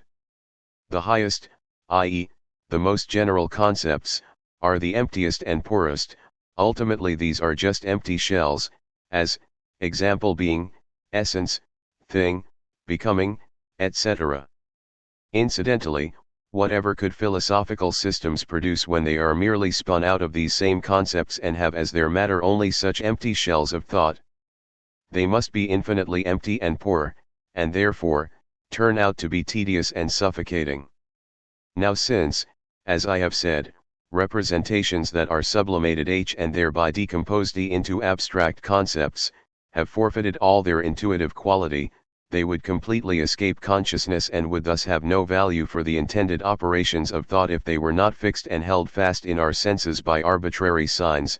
These signs are words. Therefore, insofar as they make up the contents of the lexicon, that is, of language, words always refer to general representations, concepts, never to intuitive things, whereas a lexicon which lists individual things contains not words, but only proper names and is either a geographical or a historical lexicon, i.e., either listing that which is separated by space or by time, since as my readers know, time and space are the principium individuationis data simply because animals are limited to intuitive representations and not capable of abstraction, hence, not capable of concepts, they have no language, even if they are able to pronounce words. In contrast, they understand proper names. That the same deficiency excludes them from laughter is evident from my theory of the laughable bee in the first book of The World as Will and Representation 13, and Volume 2, ch. 8.c. If we analyze a lengthy and continuous speech of a completely uneducated human being, we will find in it such an abundance of logical forms, structures, figures of speech, distinctions, and subtleties of all sorts, correctly expressed by means of grammatical forms, with their inflections and constructions, even with frequent application of indirect speech, the different 100 modes of verbs, etc. Everything according to rule, so that it is astonishing, and we must recognize in it a very extensive and coherent learning. However, the acquisition of this occurs on the basis of the apprehension of the intuitive world, the complete essence of which it is the fundamental business of reason to set down in abstract concepts, a business reason can only carry out through language. With the acquisition of language, then, the whole mechanism of reason, that which is essential to logic, is brought to consciousness.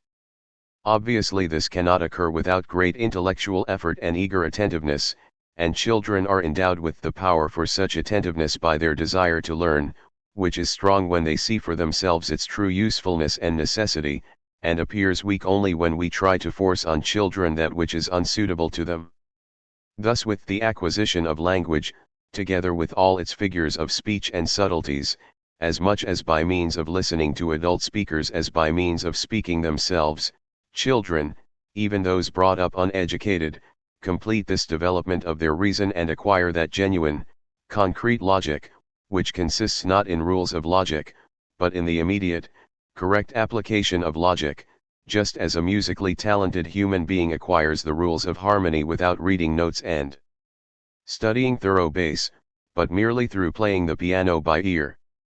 Only the deaf and dumb do not go through the above-mentioned schooling in logic by means of the acquisition of language, therefore, they are nearly as irrational as animals if they do not receive the artificial instruction suitable to them by learning to read, which for them is the surrogate of this natural schooling of reason. 27 Uses of Concepts. 82. As has been shown above, our reason, or the faculty of thought, has as its fundamental essence the capacity for abstraction, or the ability to form concepts. Thus, it is the presence of these in consciousness which produces such astonishing results. That reason is able to do this is in essence based on the following point. 83. Precisely 101 Because concepts contain less than the representations from which they are abstracted, they are easier to handle than these representations and are related to them in somewhat the same way as the formulas of higher arithmetic are related to the operations of thought from which they are derived and which they represent, or as the logarithm is related to its number. Of the many representations from which they are abstracted, concepts contain only the very part that is being used. If instead one wanted to bring to mind any representation itself through the imagination, one would have to drag along a load of inessentials and would be confused by them. 84 Now, however, by applying concepts one thinks of only the parts and relations of all these representations that are needed for the task at hand. Thus their use can be compared to casting off useless baggage, or also compared to working with quintessences instead of with the species of plants themselves, or with the quinine instead of the cinchona bark.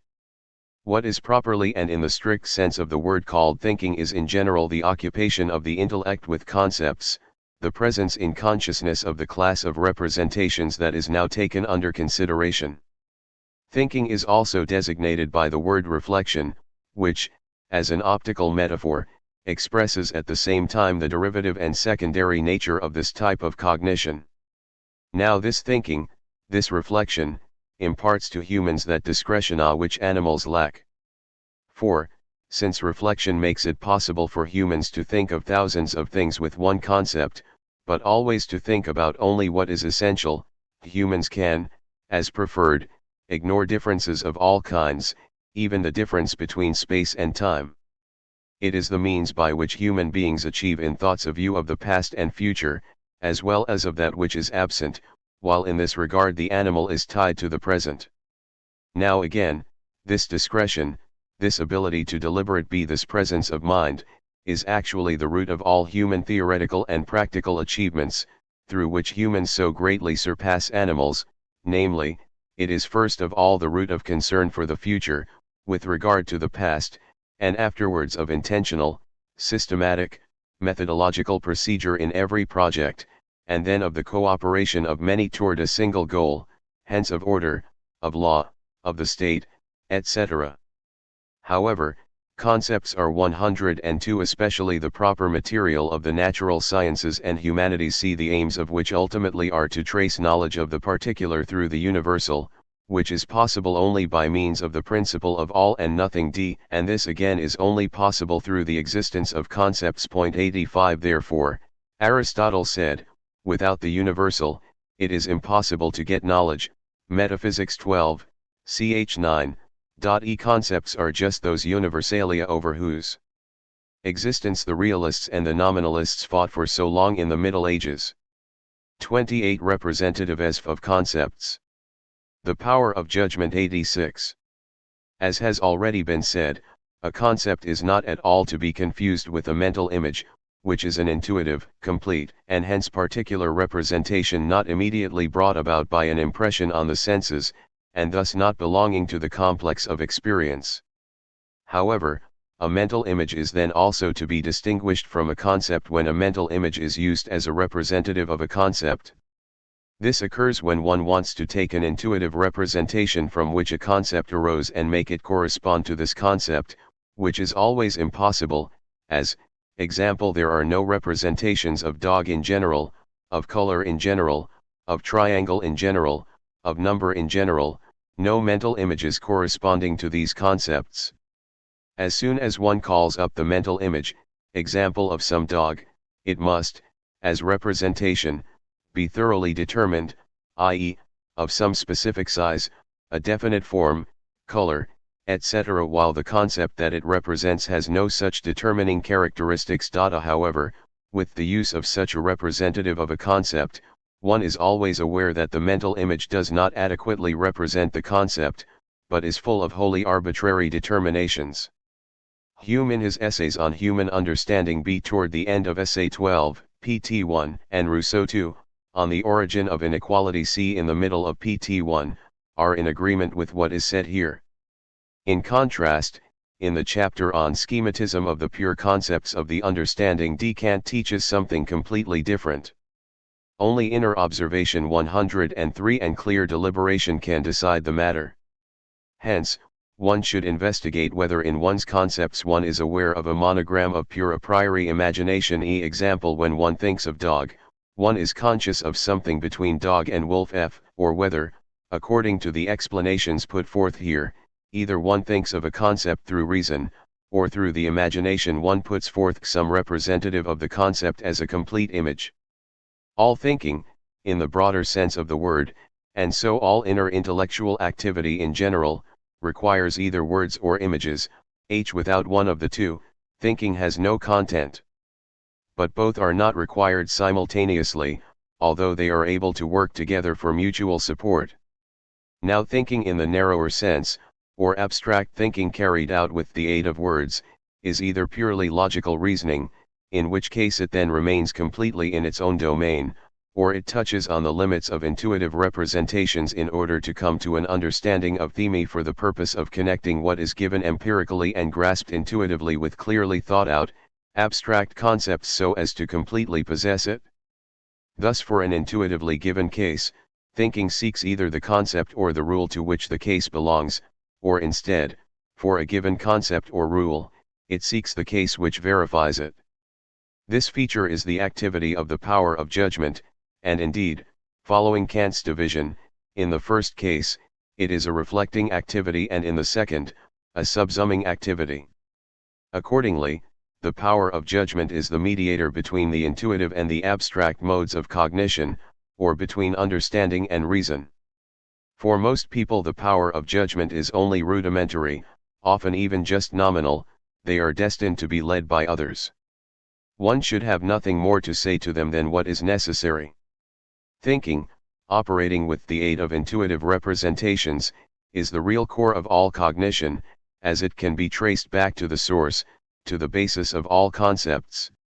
Therefore 104 it is the producer of all truly original thoughts, all primary fundamental insights, and all discoveries, insofar as chance has not taken the major role in these. In such originality the understanding is predominantly active, as reason is with purely abstract thought in the narrower sense. Among these belong certain thoughts that run through our minds, coming and going, dressing themselves first in this and then in that intuition, until finally, achieving clarity, they fix themselves in concepts and find words. Indeed, there are some which never find words, and unfortunately, these are the best, that are too good for words, as Apuleius said. But Aristotle went too far when he claimed that no thinking can occur without mental images. Aristotle's remarks in the book, On the Soul, 3, chs.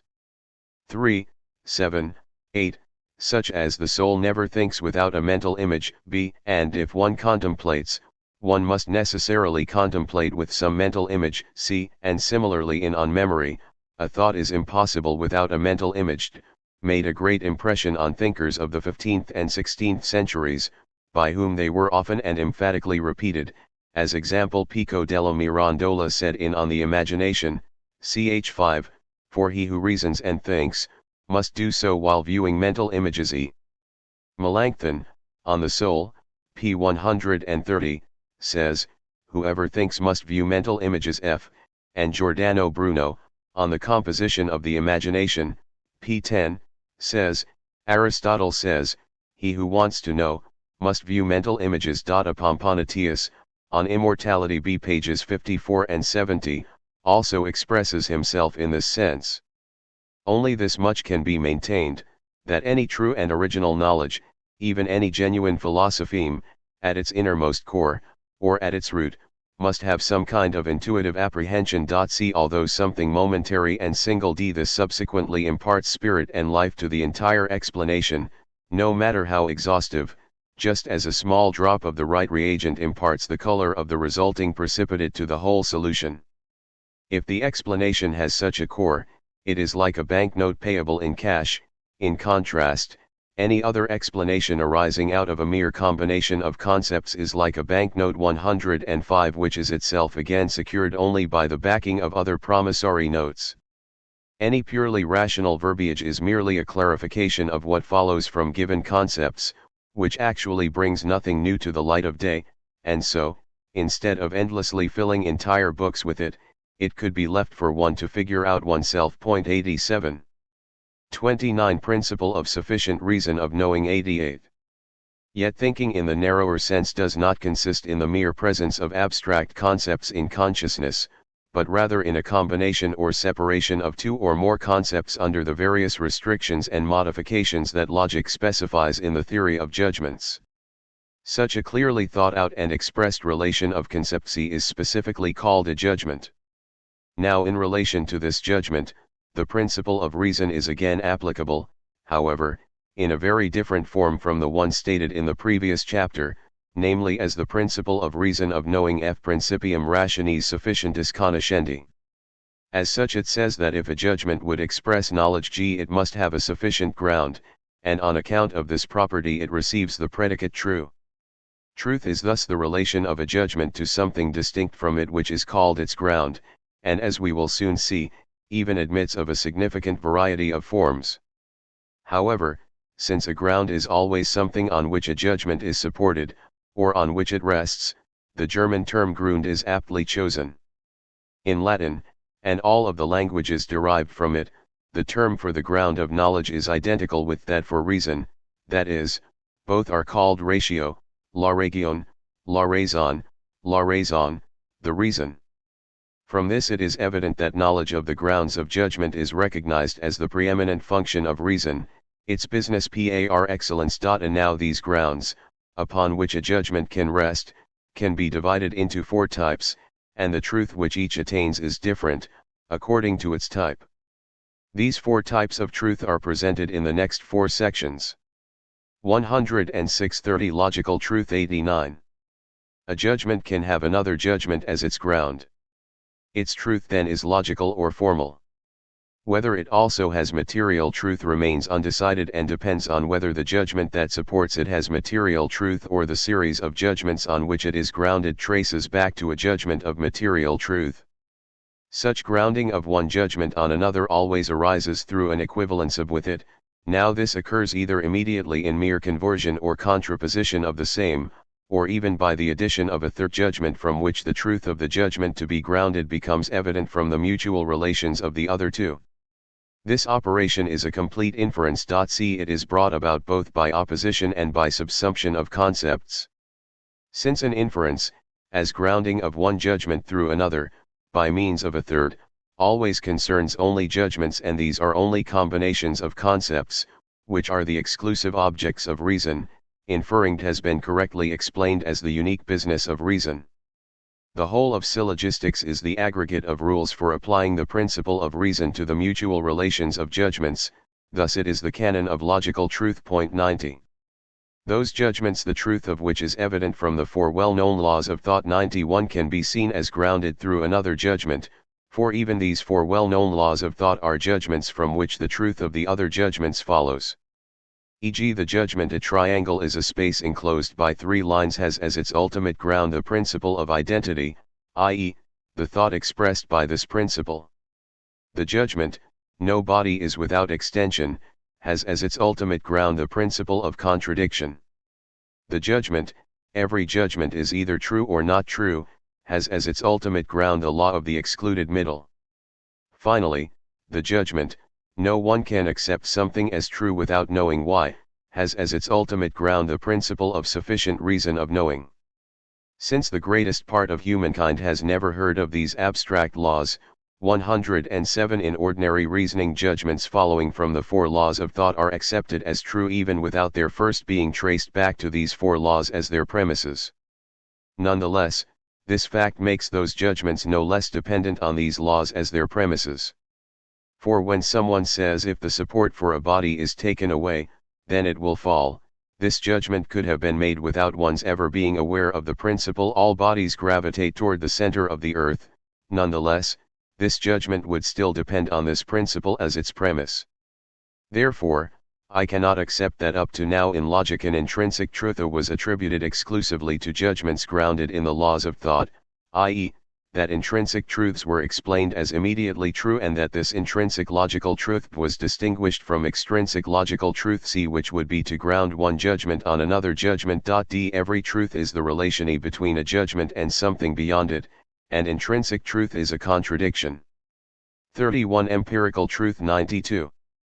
A representation of the first class, that is, an intuition mediated by the senses, an experience, can be the ground of a judgment, then the judgment has material truth, and indeed this is empirical truth insofar as the judgment itself is immediately grounded on experience. To say that a judgment has material truth generally means that its concepts are as mutually connected, separated, or limited as is required by the intuitive representations through which the judgment is grounded. To know this is the immediate concern of the power of judgment, which, as has been said, is the mediator between the intuitive faculty and the abstract, or discursive, cognitive faculty, thus between understanding and reason. 108-32. Transcendental truth. 93. The forms of intuitive empirical cognition, lying in the understanding and pure sensibility as conditions of the possibility of all experience, can be the ground of a judgment, which is then a synthetic a priori judgment. Nevertheless, since such a judgment has material truth, it is a transcendental judgment because the judgment is not merely based on experience, but on the conditions that lie in us for the entire possibility of experience. For the judgment is determined through just that through which experience itself is determined, namely, either through the a priori forms of space and time intuited by us, or through the law of causality known to us a priori. Examples of such judgments are propositions such as, two straight lines do not enclose a space, nothing occurs without a cause, 3 times 7 equals 21, matter can neither arise nor perish. Actually, the whole of pure mathematics could be cited as an example of this type of truth, no less than my table of predicabilia a priori, found in the second volume of The World as Will and Representation, as well as most principles in Kant's Metaphysical Foundations of Natural Science. 33. Metalogical truth. 94. Finally, the formal conditions of all thought that lie in our reason can also be the ground of a judgment, the truth of which is then of a kind that I believe described, if best I call it metalogical truth. This expression in any case has nothing to do with the Metallogicon which John of Salisbury wrote in the 12th century. In his prologue he explains, since I take up the defense of logic, this book is called Metallogicon, and then he makes no further use of the word. 95. But there are only 4 such judgments of metalogical truth. 96 which were long ago found through induction and called laws of all thinking, although there has not always been unity about their number and the way to express them, while there is complete agreement about what they are. 109 supposed to indicate in general. They are the following: 1. A subject is equal to the sum of its predicates, or A equals A. 2. A predicate cannot at the same time be attributed to and denied of a subject, or A equals 0. 97. 3. Of any 2 contradictory, opposing predicates, one must belong to every subject. 4. Truth is the relationa of a judgment to something outside it, as its sufficient ground. 98. We know through a reflection, which I prefer to call a self-examination of reason, that these judgments are the expression of conditions of all thinking and, thus, have these conditions as their ground. In making vain attempts to think contrary to these laws, reason recognizes them as conditions of the possibility of all thinking. We then find that to think contrary to them is of as little avail as it is to move our limbs against the direction of their joints. 99. If the subject could cognize itself, then we would also recognize these laws immediately and not first through investigation of objects, i.e., representations. In this regard it is just the same with the grounds of judgments of transcendental truth, and they do not come to consciousness immediately, but only concretely be by means of objects, i.e. representations. E.g., if we were to attempt to think of an alteration without a prior cause, or even of an arising or perishing of matter, then we would become aware of the impossibility of such a thing, that is, as an objective impossibility, although it has its root in our intellect. Otherwise, we certainly could not bring it to consciousness in a subjective way. 100 In general, a great similarity and relation is noticeable between transcendental and metalogical truths, indicating a common root for both. Here we see the principle of sufficient reason as metalogical truth, after it appeared in the previous chapter as transcendental truth, and in the following chapter it will appear in still another form as transcendental truth.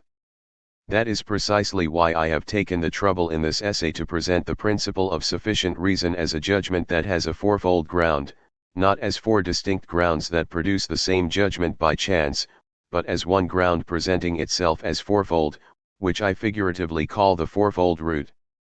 The 110 other metalogical truths are so greatly similar to one another that almost out of necessity one must strive to find for them a common expression, just as I have done in the 9th chapter of the 2nd volume of my principal work. Conversely, they are very different from the principle of sufficient reason. If an analog for these three other metalogical truths were sought among the transcendental truths, then the analog likely to be chosen would be, substance, I mean to say matter, is permanent. 101. 34 Reason 102. Since the class of representations considered in this chapter belongs only to humans, and since everything that so powerfully distinguishes human life from that of animals and gives humans such great advantage over them, as has been proven, is based on the capacity for these representations, then these representations obviously and indisputably constitute reason, which has always been reputed to be the advantage of humankind, just as everything that at all times and by all peoples has been expressly regarded as the manifestation or result of reason, of the lambda gamma omicron, lambda gamma iota mu omicron nu b tau lambda omicron gamma iota sigma tau iota kappa nu, ratio, la raison, reason, obviously reduces to what is made possible only by abstract, discursive, reflective, mediated cognition tied to words, but not to the merely intuitive, immediate, sensible cognition that animals also share. In On Duties di. 16, Cicero quite correctly associates reason and speechy, describing them as that which by teaching, learning, communicating, negotiating, and judging unites humans etc.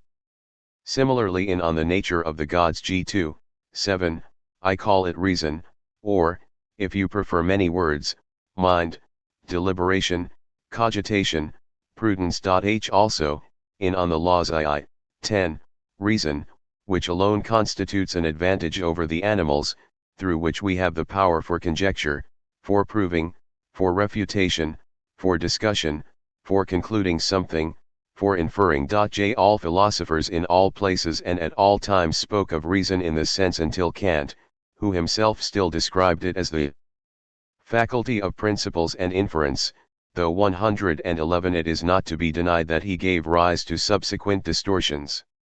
In The World as Will and Representation, Volume 1, 8, and in the Appendix, pages 577, 85k and again Volume 2, ch 6, finally in the Two Fundamental Problems of Ethics, pages 148, 54l. I have already spoken at length about the agreement of all philosophers on this point and about the true nature of reason, in contrast to the falsification of the concept of it by philosophy professors in this century. I need not repeat everything which is said there, rather, I add the following observations. Philosophy professors have found it advisable to do away with the name by which reason was previously indicated and the sense in which reason has always been understood by all peoples and also by all philosophers. Instead, philosophy professors no longer give the name reason to the faculty of thinking and contemplating through reflections and concepts, the faculty which distinguishes humans from animals, the faculty which language requires and which makes language possible, language, on which human discernment and all human achievements depend, but against all conventional use and all common sense they no longer call it reason A but understanding B, and instead of calling everything derived from it rational C they call it intelligent D, which must always appear out of place C and gauche, and indeed as a discordant note. For always and everywhere, the immediate and more intuitive faculty that was described in the previous chapter was designated as understanding, intellectus, acumen, perspicacia, sagacitas, etc., and the results that were derived from it, and that were specifically different from the rational results under discussion here, were called intelligent, clever, subtle, etc. That is why intelligent and rational were always clearly distinguished as expressions of two completely and widely different intellectual capacities. But the philosophy professors could pay no attention to this, for their politics demanded the sacrifice, and in such cases they said, out of the way, truth. We have higher, well-defined aims, out of the way. For the greater glory of God, do as you have long been trained to do. Do you pay some kind of honorarium or wages? Out of the way, truth, out of the way. Go where you belong, go cower in the corner. That is, they needed the place and name of reason for an invented, 112 fabricated, or, to put it more correctly and straightforwardly, a completely fictitious faculty that was supposed to rescue them from the perils in which Kant had put them, a faculty for immediate, metaphysical knowledge, i.e., one going beyond all possibility of experience, one grasping the world of things in themselves and its relations, hence, a faculty that is above all a consciousness of God, i.e., one that immediately cognizes the Lord God, construing a priori how he created the world, or, if that should be too trivial, how he developed the world out of himself through a more or less necessary life process, how he, so to speak, begot the world, or even, as was most convenient, if at the same time most comic, how, as was the custom of noblemen in ending an audience, he merely dismissed the world so that it might take to its feet and march on wherever it wants. Only the mind of an insolent nonsense scriblero like Hegel would be bold enough for this last.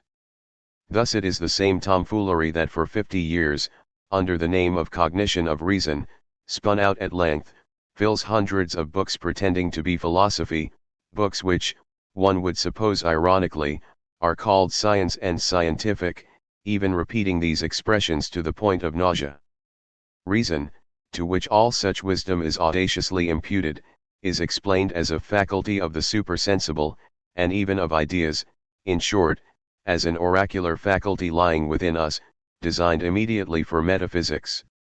For 50 years, great difference of opinion has prevailed among the adepts about the manner of their perception of all these marvels and supersensible perceptions. D. According to the most impudent, reason has an immediate rational intuition of the absolute, or even, if you prefer, of the infinite and its evolution into the finite.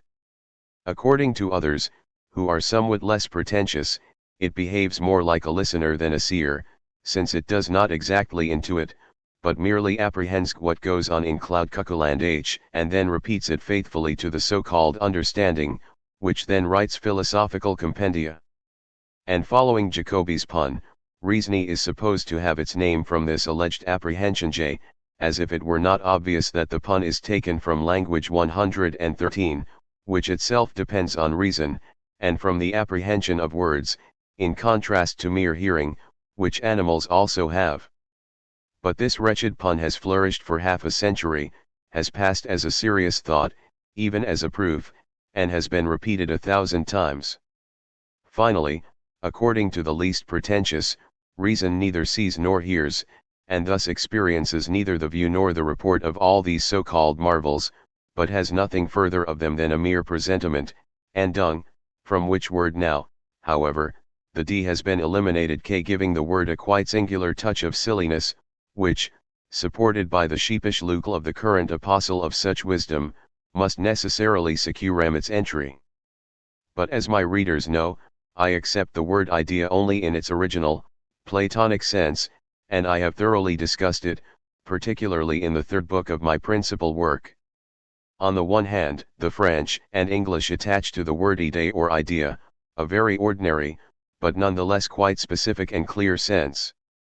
On the other hand, Germans, when one talks to them of ideas, particularly when it is pronounced Yuta, their heads begin to swim, all discernment abandons them, and they feel as if they were about to go up in a balloon. Then there was something for our adepts of rational intuition to do, therefore, the most impudent of all, the infamous charlatan Hegel, right away called his principle of the world and all things the idea, and everyone thought he really had something there. However, if one is not struck dumb, but asks, what, then, are these ideas, really, the faculty for which is defined as reason, then one usually gets as an explanation highfalutin, hollow, confused, verbiage, in convoluted sentences of such length that a reader, if he has not already fallen asleep in the middle of such a sentence, in the end finds himself more in a state of stupefaction than of enlightenment. Then again, he may suspect that it was intended as a chimera.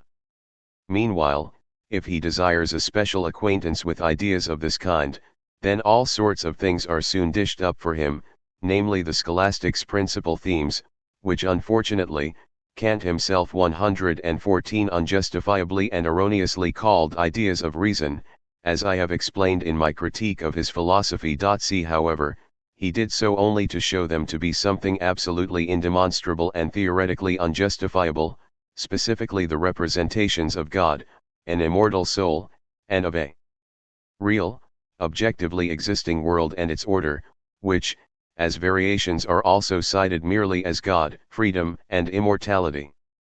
Sometimes it is said to be the absolute, which we have recognized in 20 above as the cosmological proof, compelled to travel incognito, and sometimes, however, it is said to be the infinite, in contrast to the finite, since the German reader, as a rule, is quite content with this verbiage and does not notice that in the end nothing can be clearly understood by this, except that which has an end and that which has no end.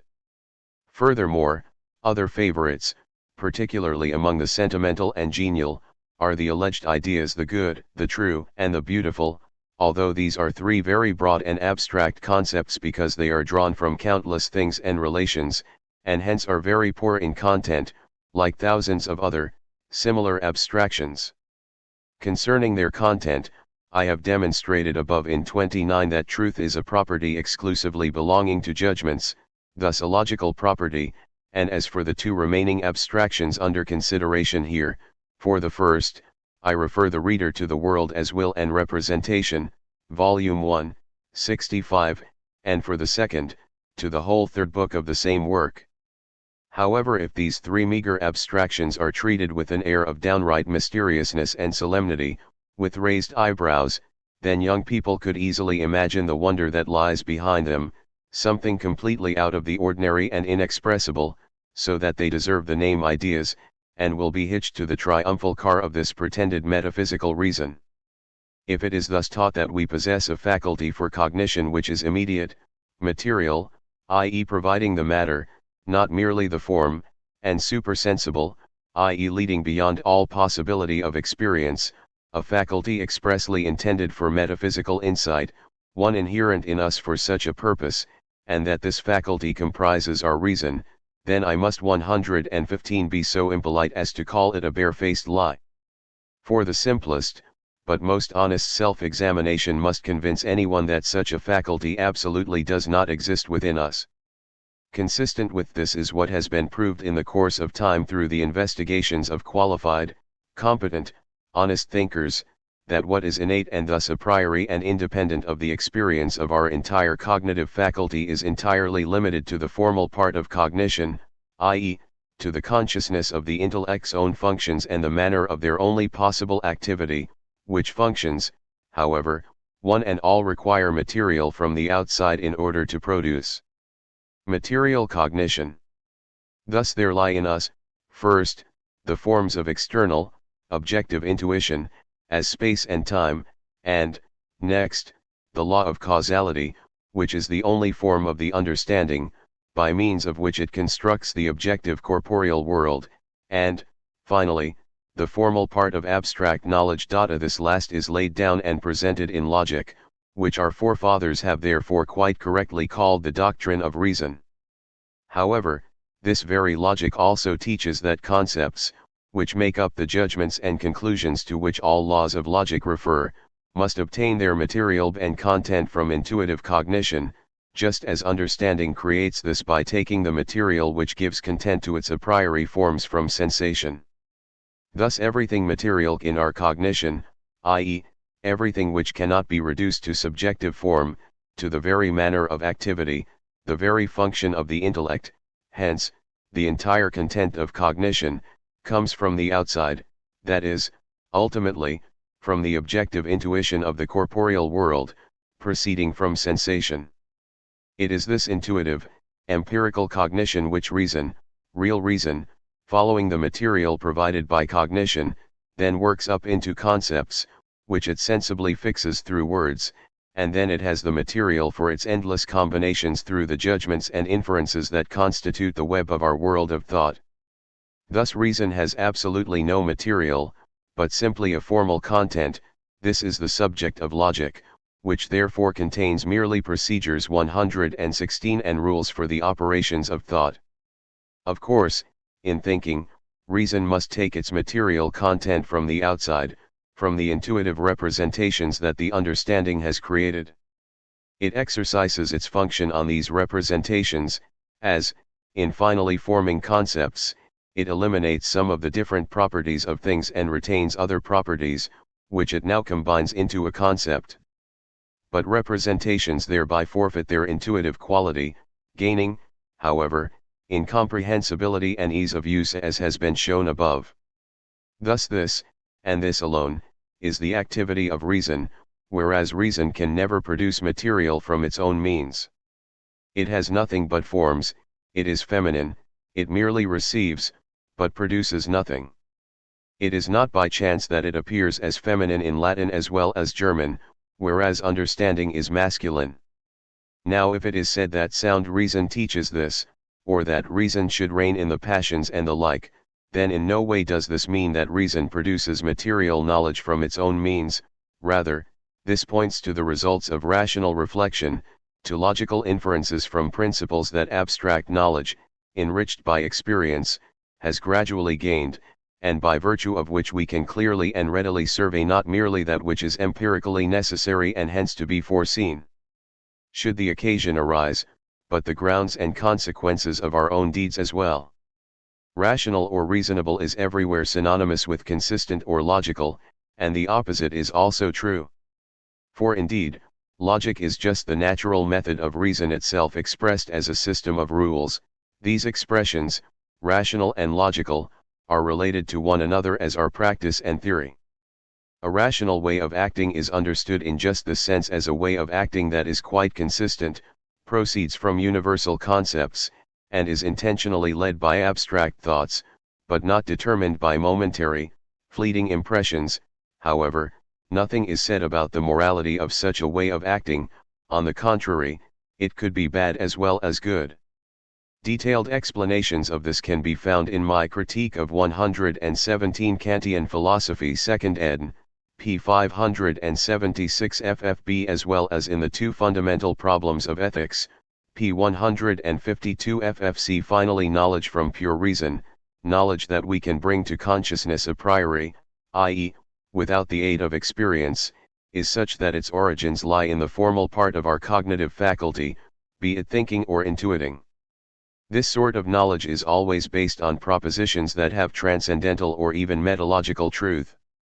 In contrast, the idea of reason through its own means providing original material knowledge, knowledge therefore beyond all possibility of experience, positively enlightening us, the idea of reason as something that must contain innate ideas, is a pure fiction of philosophy professors, resulting from the anxiety evoked in them by the critique of pure reason. Are these gentlemen acquainted with a certain Locke, and have they read him? Perhaps once, a long time ago, superficially, in passages, in a poor, hackneyed German translation, looking down on the great man with conscious superiority, for I do not see an increase in knowledge of modern languages in proportion to the decrease in knowledge of ancient languages, no matter how much it is lamented. Of course they have had no time to waste on such old curmudgeons. In fact, even a real and fundamental knowledge of Kantian philosophy is at most to be found in some, very few, old fellows.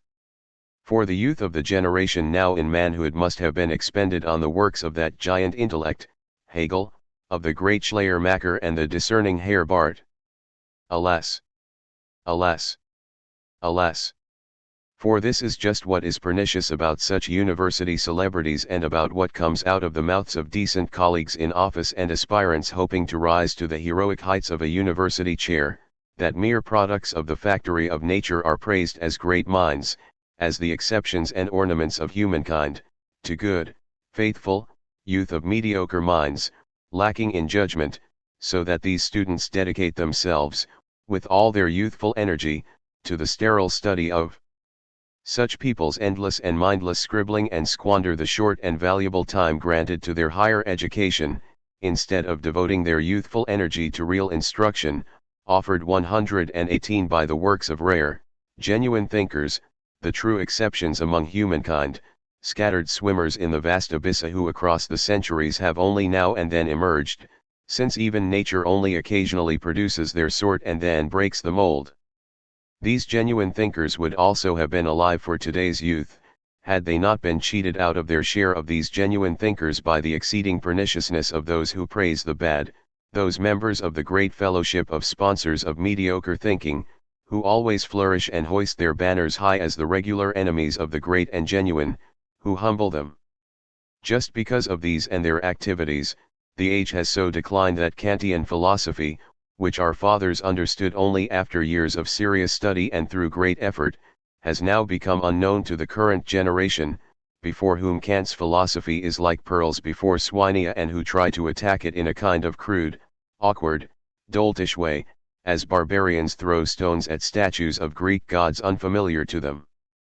Because this is the way it is nowadays, it is incumbent upon me to recommend something new to the advocates of that reason that knows immediately, that comprehends, that intuits, in short, that reason that produces material knowledge from its own means, to recommend the first book of the world-famous, 150-year-old work of Locke, which is expressly directed against all innate knowledge, and especially to recommend the third chapter, 21:26b. For although Locke goes too far in his denial of all innate truths, insofar as he extends that denial to formal knowledge, for which Kant most brilliantly corrected him later, nonetheless he was perfectly and undeniably correct about all material knowledge, i.e., substantial knowledge. C.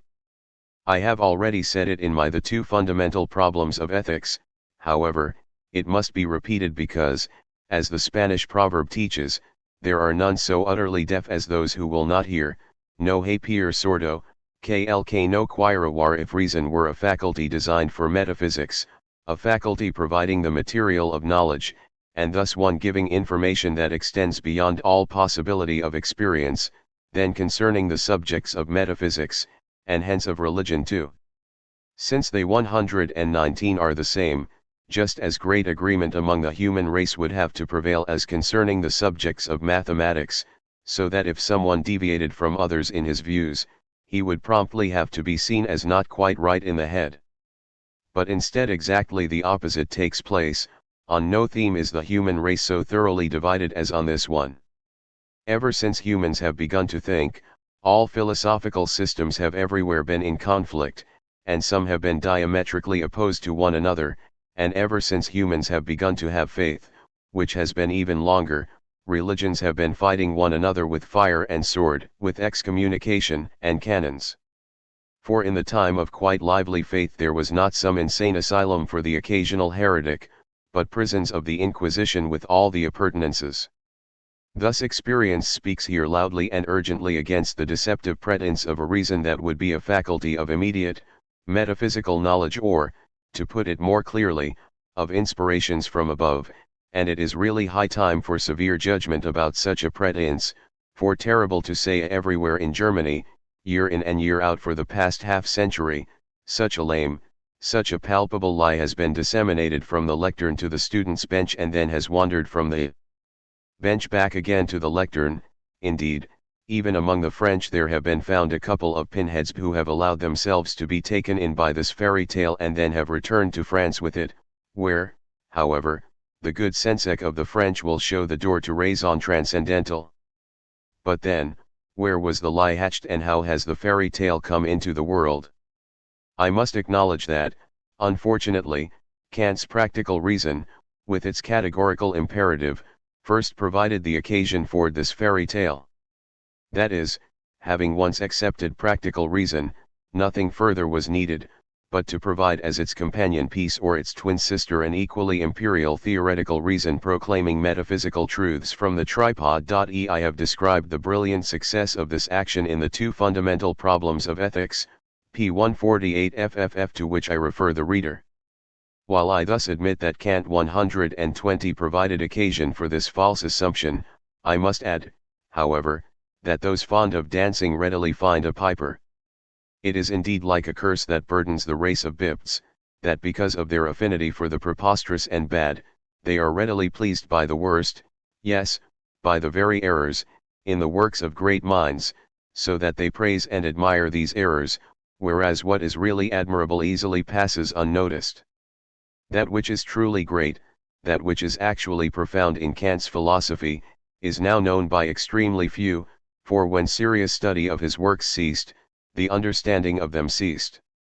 For the sake of acquaintance with history, his works are read cursorily by a few, who imagine that what came after him was for the first time correct, and for this reason one notices that in all their talk about Kantian philosophy, they only know the shell, the surface of it, they take home a rough sketch of it, here and there snatching a word, but never penetrating to its profound sense and spirit. Now, what such people have always liked best in Kant are first the antinomies, something completely distorted, but even more, practical reason with its categorical imperative, and yet still more the moral theology based thereon, about which, however, Kant was never serious. Since a theoretical dogma of exclusively practical value is like a wooden flintlock that can be given to children without danger, it is also of the same type as wash my skin, but don't get it wet. Concerning the categorical imperative itself, Kant never asserted it as a fact, rather the opposite. He repeatedly protested against this, and served it up merely as the result of a most amazing combination of concepts, because he needed a sheet anchor for morals. But philosophy professors have never investigated the foundation of the matter, so that, apparently, prior to me it has not once been recognized. Instead, they have hastily sought to bring credit to the categorical imperative as a firmly grounded fact, giving it the puristic name the moral law, which always reminds me of Berger's Momsel indeed, they have made of it something as solid as Moses' stone tablets, carved with the Decalogue, which, for them, the categorical imperative completely replaces. 121 In my treatise on the foundation of morals I have dissected practical reason with its imperative and have demonstrated so clearly and certainly that there has never been life nor truth in them, that I would like to see who could refute me with reasons and in an honest way help give the categorical imperative legs again. However, this does not disconcert philosophy professors. They can no more do without their moral law of practical reason as a familiar deus ex machina for grounding their morals than they can do without freedom of will, since these are two quintessential pieces of their old women's spinning wheel philosophy. That I have dealt death blows to both makes no difference, for philosophy professors, the two live on, like a monarch already dead, who for political reasons is allowed to reign for a few more days. Against my relentless demolition of these two old fables, these brave men still use their old tactic, quietly, they slink past it imperceptibly, acting as if nothing had happened so the public will believe that what such a one as I have said is not worth hearing. Now, of course, they are called to philosophy by the ministry, and I am purely by nature. And it will turn out in the end that these heroes act like that idealistically minded bird, the ostrich, which thinks that if it just covers its eyes, the hunter will not see it.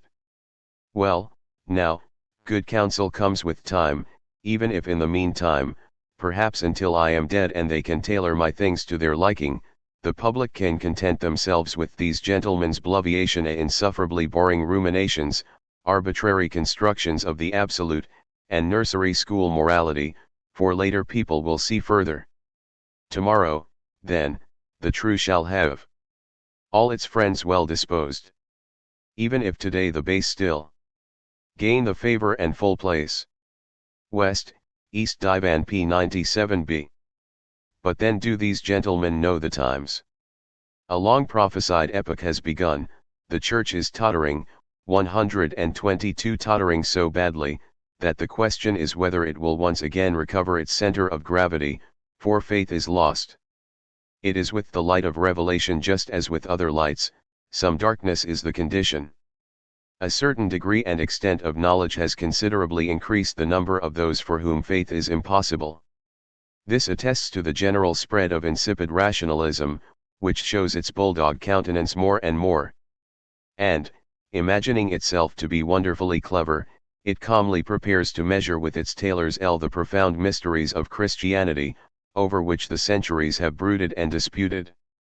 Above all, the central dogma of Christianity, the doctrine of original sin, has become an object of childish ridicule for empty-headed rationalists because even for them nothing can be imagined to be more clear and certain than that everyone's existence has begun with birth, and therefore those coming into this world cannot bear guilt. How clever! And just as when poverty and neglect gain the upper hand the wolves, under these circumstances so materialism, lying ever ready, takes the fore, arriving hand in hand with its accomplice, bestialitic, called humanism by certain people. The need for knowledge increases with the inability to have faith. There is a boiling point on the scale of culture at which all faith, all revelation, all authority evaporate, at which people, according to their own lights, demand that they be instructed, but they also want to be convinced. The apron strings of childhood have fallen away, people want to stand on their own legs. But in this, people's metaphysical need, The World as Will and Representation, Volume 2, ch. 17, is as ineradicable as any physical need. It becomes serious in the demand for philosophy, and humankind appeals in its need to all the thoughtful minds to whom it has ever given birth. The hollow verbiage and impotent exertions of intellectual eunuchs are no longer enough, rather, it then requires a serious-minded philosophy, i.e., one aiming at the truth, not at stipends and fees, one which does not ask whether it pleases ministers or counselors or whether it suits the interest of this or that contemporary church faction. Rather, it is obvious that the business of philosophy 123 is something completely different from providing a means of livelihood for the poor in spirit. However, I return to my theme. A theoretical oracle was associated with the practical oracle which Kant had falsely attributed to reason by means of an amplification that simply required some daring. The honor for this discovery is probably traceable to F. H. Jacobi, from which dear man the professors of philosophy joyfully and thankfully accepted this valuable gift. For in this way he helped them out of the straits in which Kant had placed them. Cold, sober, deliberating reason, which Kant had so cruelly criticized, was degraded to understanding, and from that point on had to bear that name. The name of reason, however, was assigned to a completely imaginary, or in plain language, a made-up faculty, in which one had something like a little window that opened upon the superlunary, or indeed the supernatural world, a window through which could be received, fully finished and prepared, all the truths that old-fashioned, honest, reflective, and deliberative reason had previously troubled itself with and struggled over in vain for centuries. For 50 years, so-called German philosophy based itself on such a completely fictitious faculty, snatched out of thin air, first as the free construction and projection of the absolute I and its emanations into the not I, then as the intellectual intuition of absolute identity or indifference and its evolutions into nature, or of the origin of God out of his dark ground, or groundlessness, a la Jacob Boehme, finally as the pure self-thinking of the absolute idea and the theatre of the ballet. Of the self-movement of concepts, and all the whites as immediate apprehension of the divine, the supersensible, of holiness, of fineness, truthfulness, goodness, and whatever other nesses may be desirable, or even a mere presentiment, anon, without the dd, of all that splendidness. So that is called reason? Oh, no, These are jokes which are supposed to serve as expedients for philosophy professors who have been embarrassed by Kant's serious critiques, in order somehow, by hook or by crook, to pass off the matters of state religion as the findings of philosophy. First 124 in the line of dutifulness of all professors of philosophy is to ground philosophically and settle beyond all doubt the doctrine of God as creator and ruler of the world, as a personal, and consequently individual being, endowed with understanding and will, who produced the world out of nothing and guides it with the greatest wisdom, power, and goodness. But this puts philosophy professors in a precarious situation with respect to serious philosophy. That is, Kant arrived, the Critique of Pure Reason was already written more than 60 years ago, and the result of this has been that all proofs that have been offered over the course of the Christian centuries for the existence of God, which are reducible to only 3 possible types of proof, are absolutely not able to deliver what is required. Indeed, the impossibility of any such proof, and along with this the impossibility of all speculative theology, are completely proven a priori, and indeed, in a way generally understandable, not in a way full of empty verbiage and Hegelian claptrap such that one can make what one wants out of it, as has become the fashion in our day. No, Kant's arguments are quite serious and honest, following venerable practice, so that for 60 years, however awkward it has become for many, no one has been able to raise a cogent objection to Kant's arguments. Moreover, as a result of Kant's arguments, the proofs of the existence of God have been fully discredited and have become useless. Indeed, philosophy professors have looked down on such proofs, even shown a decided contempt for them because the matter is so completely self-evident that it would be ridiculous even to want to demonstrate it. AI. If only this had been known sooner. Then we would not have troubled ourselves for centuries over such proofs, and it would not have been necessary for Kant to crush these with the complete weight of his critique of reason. Such contempt as mentioned above will remind many of the fox with sour grapes. In any case, whoever would like a sample of such proof, will find a quite characteristic one in Schelling's Philosophical Writings, Volume 1, 1809, p. 152.c, while others have taken solace in the fact that Kant said that neither can the opposite be proven, as if the old rascal were not aware that the proof is incumbent on those who assert the affirmative. 125 Along came Jacobi's amazing discovery like a knight to the rescue of the philosophy professor, granting to this century's German scholars a quite unusual faculty of reason of which no human being had previously heard or known. And still all these tricks were in no way necessary. For the existence of God itself is not in the least challenged by the impossibility of proving it, since it stands on quite certain grounds and unshakably firm. In fact, it is a matter of revelation, and of course this is much more certain, as the revelation has been solely and exclusively granted to the people who, for that reason, are called the chosen ones.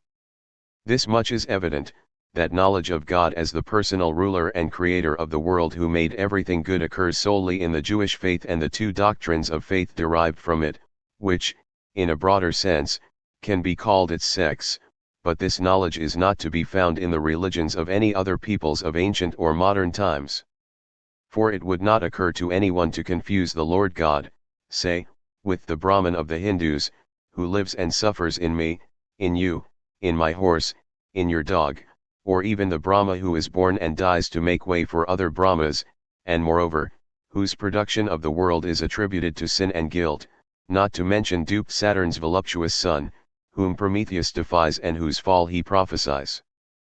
But if we consider the religion which has the greatest number of followers on earth, and which thus has the majority of humankind as its adherents and in this regard can be called the most eminent, that is, Buddhism, then today we can no longer hide the fact that, just as it is strictly idealistic and ascetic, it is also decidedly and expressly atheistic, so much so that when the doctrine of pure theism is presented to its priests, they expressly reject it. Therefore, as is reported to us in the Asiatic 126 Researches, Volume 6, p. 268, similarly by Sanger Mano in his description of the Burmese Empire, p. 81, In an essay delivered to a Catholic bishop, the high priest of Buddhists in Ava counted among the 6 mortal sins the doctrine that there is a being who has created the world and all things and is alone worthy of praise and worship. C. I. J. Schmidt's Investigations in the Field of the History of Ancient Central Asian Civilization, St. Petersburg 1824, p. 276, For just this reason, I. J. Schmidt in St. Petersburg, an admirable scholar whom I firmly believe to be the most thoroughly knowledgeable expert on Buddhism in Europe, also said in his paper on the kinship of Gnostic doctrines with Buddhism AP 9, the writings of the Buddhists lack any positive indication of a supreme being as the principle of creation, and that indication even appears to be assiduously avoided when this subject arises in the course of the discussion. He says the same in his Investigations in the Field of the History of Ancient Central Asian Civilization, p. 180, the system of Buddhism knows no eternal, uncreated, single divine being who always was and created everything visible and invisible. This idea is completely foreign to it, and in Buddhist books there is not the least trace of it. Neither is there a creation. The visible universe is not without beginning, although it has originated out of empty space consistent with immutable natural laws. It would be an error to assume that something, call it fate or nature, were considered or venerated by the Buddhists as a divine principle. Rather, it is the opposite, since precisely this development from empty space, this precipitation out of itself, this partitioning of empty space in innumerable parts, or this matter that now originates, is the evil of Jurdinsky or of the universe in its inner and outer relations, from which the Ortsgelang, or continuous change, has originated following immutable laws after these laws were established by this evil. He says just the same in his lecture held on September 15, 1830 at the St. Petersburg Academy BP 26. The expression creation is foreign to Buddhism since Buddhism knows only of the formation of the world. 127 and p. 27, it must be understood that in their system cannot be found an idea of any sort of primordial divine creation. There are hundreds of other similar examples. However, I will only call attention to one, because it is quite popular and, besides, official. That is, the 3rd volume of the very instructive Buddhist work, the Mahavasi, Rajaratnakari, and the Rajavala, from the Singali C. by E. Upham, London, 1833, contains the translation from the Dutch protocols of the individual and successive official interrogations, which, around 1766, the Dutch governor of Ceylon held with the high priests of the 5 preeminent pagodas. The contrast between the interlocutors, who could not come to a very good understanding, is most amusing. The priests, filled with love and compassion for all living beings, as is consistent with the doctrine of their religion, even if they should happen to be Dutch governors, make efforts to be compliant and to provide satisfying answers to all his questions. But the naive and guileless atheism of these pious and even encratistica high priests comes into conflict with the sincere, heartfelt conviction of the governor, who was already Judaicized in the cradle. His faith has become so second nature to him that he cannot even consider that these spiritual men are not theists. Therefore, he asks again and again about the Supreme Being, about who then created the world, and the like. The priests then opine that there could be no higher being than the triumphant perfect one, the Buddha Sakyamuni, who was born the son of a king, voluntarily lived as a mendicant, and up to his death preached his noble doctrine for the well-being of humankind in order to save us all from the misery of constant rebirth. The world, however, was made by no one, it was self-created, nature expands and contracts, but it is that which, in existing, does not exist, it is the necessary concomitant of rebirth. These are but the consequences of our sinful habits, etc. These conversations continue in this way for about 100 pages. I mention this fact primarily because it is really scandalous that still today, in the writings 128 of German scholars, religion and theism have been completely accepted without question as identical and synonymous, while religion relates to theism as genus to an individual species, and in fact Judaism and theism are simply identical. Therefore, we stigmatize all people who are not Jews, Christians, or Muslims. See with the popular term heathens. Muslims and Jews even repudiate Christians for not being pure theists because of the doctrine of the Trinity. For Christianity, whatever might be said, has Indian blood in its veins and thus a constant tendency to rid itself of Judaism.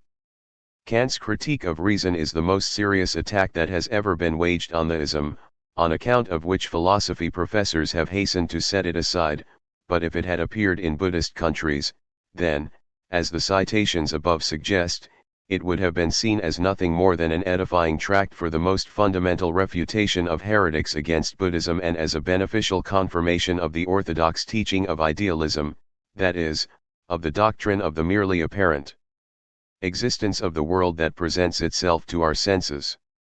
The two other main religions coexisting with Buddhism in China are just as atheistic, that of Lao Tzu and that of Confucius. Therefore, the missionaries could not even translate the first verse of the Pentateuch into Chinese because the language has absolutely no expressions for God and creation.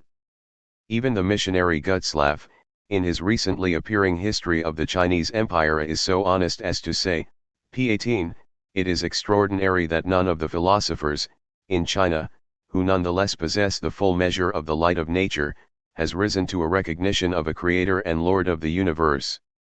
What J. F. Davis reported is in complete agreement with this.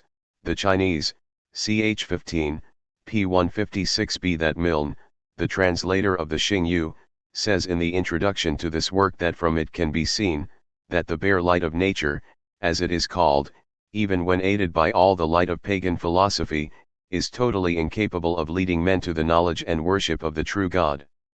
All this confirms that the only basis of the ism is revelation, as it must be if 129 revelation is not to be superfluous. I take this opportunity to remark that the word atheism contains a surreptitious presupposition insofar as it presumes that the ism is self-evident. Instead, one should say, non-Judaism, and instead of atheist, non-Jew. This would be an honest way of speaking. Now, as I said above, since the existence of God is a matter of revelation and thereby unshakably established, it requires no human confirmation. But now philosophy is merely the attempt, really superfluous and undertaken in idleness, for once to leave reason, the human faculty to think, to contemplate, reflect, to its own powers, as when someone takes a toddler to a park to loose the apron strings, so that the toddler might try out its powers, in order to see what might result. Such tests and attempts are called speculation, and it lies in the nature of the case that speculation at once overlook and ignore all authority, divine as well as human, and go its own way to seek the highest and most important truths in its own way. Now if, on this basis and ground its result is none other than those of our great Kant cited above, then for this reason it need not immediately renounce all honesty and conscientiousness, and like a scoundrel, slink by secret paths just to somehow get back to the Jewish basis and ground as the necessary condition of speculation. Rather, it must quite honestly and simply track the truth in another way, by such paths as are open to it, but never by following some other light than that of reason.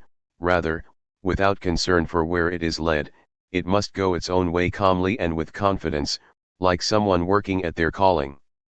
If our philosophy professors understand this matter different and believe that they cannot eat their bread with honor as long as they have not set the Lord God on the throne, as if he needs them, then from this it is readily explainable why they have not found my works to their taste and why I am certainly not their man, for of course, I cannot serve with their kind, or like them stand in every marketplace, passing on the latest news about dear God. 136th chapter on the third class of objects for the subject and the form of the principle of sufficient reason governing in it. 35,103 Explanation of this class of objects. The third class of objects for the faculty of representation constitutes the formal part of complete representations, namely, the intuitions, given a priori, of the forms of the outer and inner senses, space and time. As pure intuitions, they are objects of the faculty of representation by themselves and separate from complete representations and from the determinations of being full or empty which first arise through complete representations. For even pure points and lines absolutely cannot be presented of but can only be intuited a priori, just as the infinite extension and infinite divisibility of space and time are objects only of pure intuition and are foreign to empirical intuition. What distinguishes this class of representations, in which space and time are pure intuitions, from the first class, in which space and time are perceived, indeed, conjointly perceived, is matter. Therefore, on the one hand I have explained matter as the perceptibility of space and time, and on the other hand as causality that has become objective. In 131 contrast, the form of understanding of causality is not by itself and separately an object of the faculty of representation, but first comes to consciousness with and in the material part of cognition. 104. 36,105 Principle of the reason of being. Space and time are so constituted that all of their parts stand in a relation to one another, so each of them determines and is conditioned by another. In space, this relation is called position, in time, succession.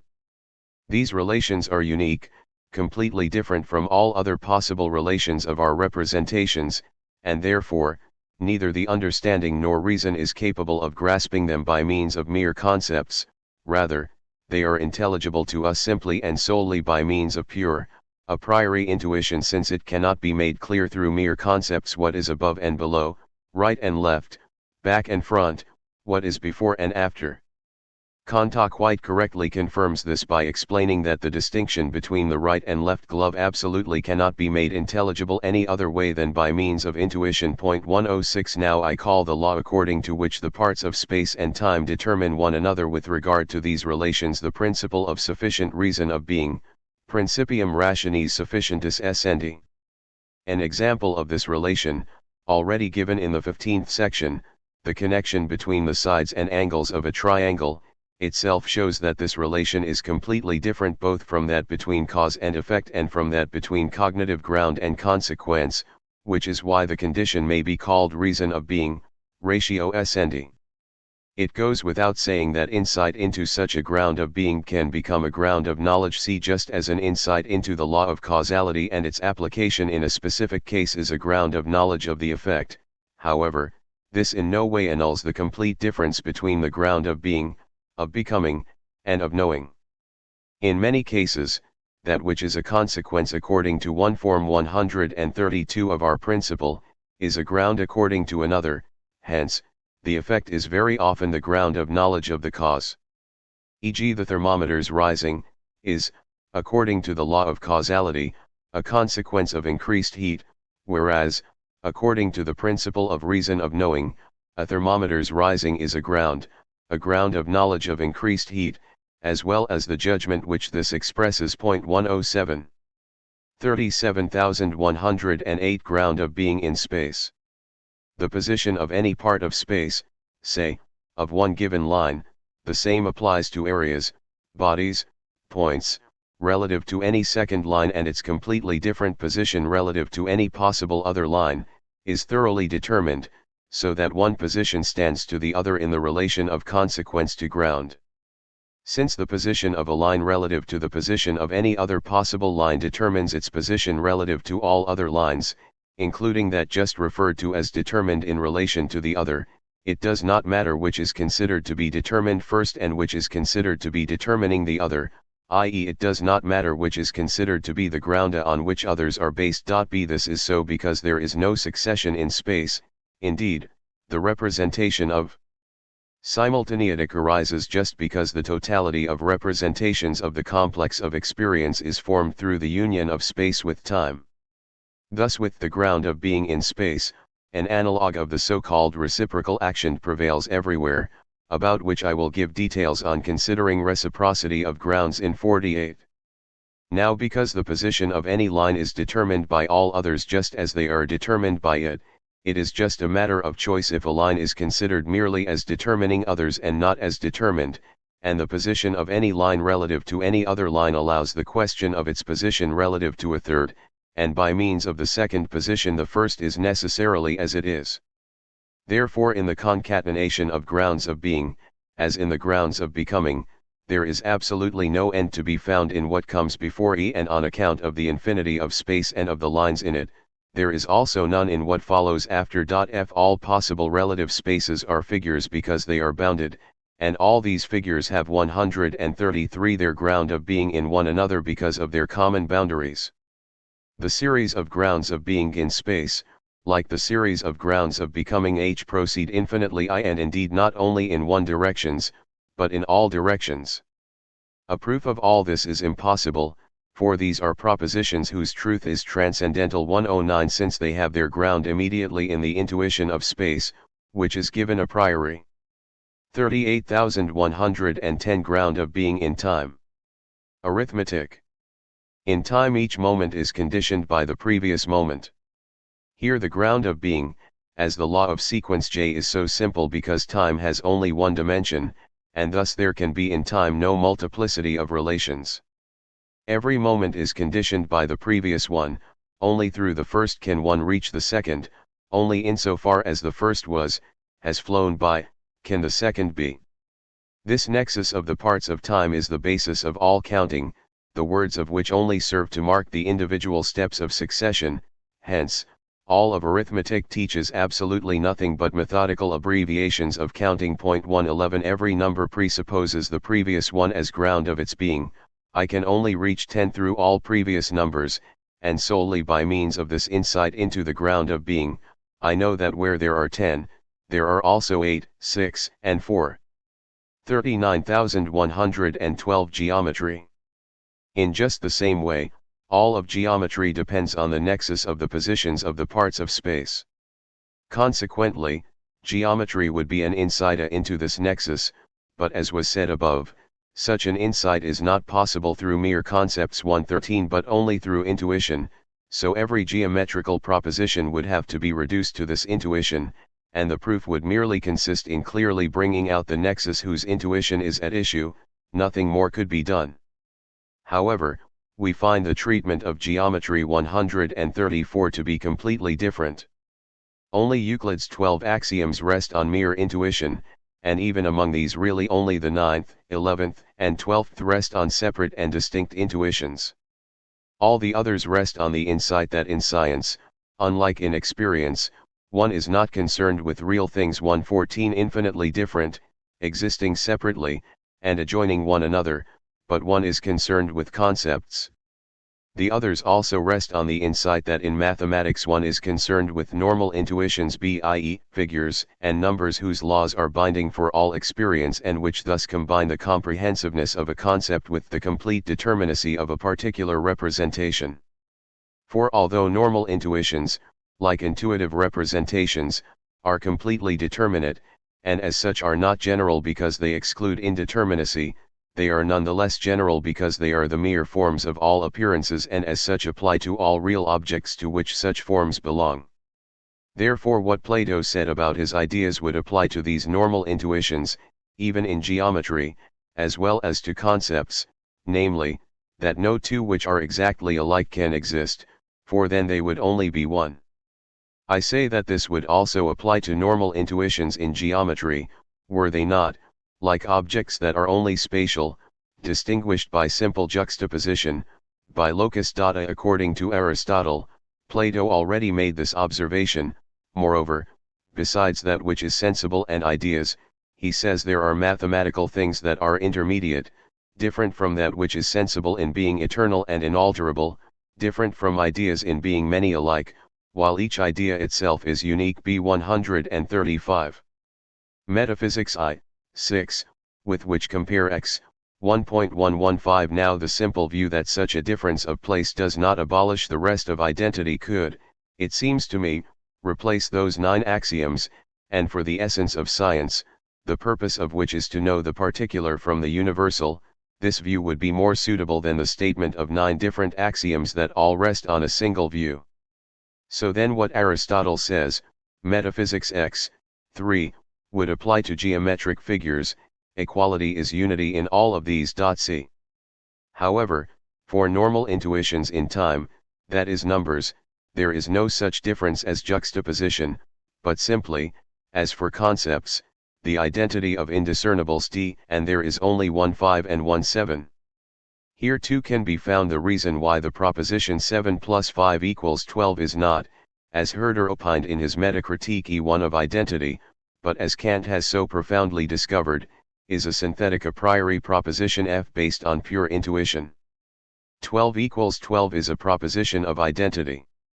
Thus in geometry, only in the case of axioms is appeal actually made to intuition. All remaining theorems are demonstrated, i.e., a ground of knowledge of the theorem is specified, which compels one to accept them as true. Thus, the logical truth, not the transcendental truth of the theorem, is demonstrated. 116, 30 and 32. But this, which lies in the ground of being and not in that of knowing, 117, is never evident except by means of intuition. Therefore upon a geometric demonstration of this kind one indeed has the conviction that the demonstrated proposition is true, but in no way does one see why what the proposition asserts is as it is, i.e. one does not possess the ground of being, but usually by this point the demand for it has arisen. For proof through demonstration of the ground of knowledge produces mere conviction, convictio, not insight, cognitio. Perhaps for this reason it would be more correct to call this refutation rather than demonstration. Therefore a demonstration of this kind usually leaves behind an unpleasant feeling, as is generally the case with a marked lack of insight, and here the lack of knowledge of why something is so is first felt through a given certainty that it is so. In this case, the feeling is similar to that which is produced when someone 136 pulls a rabbit out of a hat and we cannot understand how the trick works. As occurs in such demonstrations, the ground of knowledge without ground of being is analogous to many theories of physics, which explain a phenomenon without being able to indicate the cause, as, example, the Leidenfrost experiment, insofar as it works in a platinum crucible. 118. In contrast, the ground of being of a geometric proposition recognized through intuition gives satisfaction as does any acquired knowledge.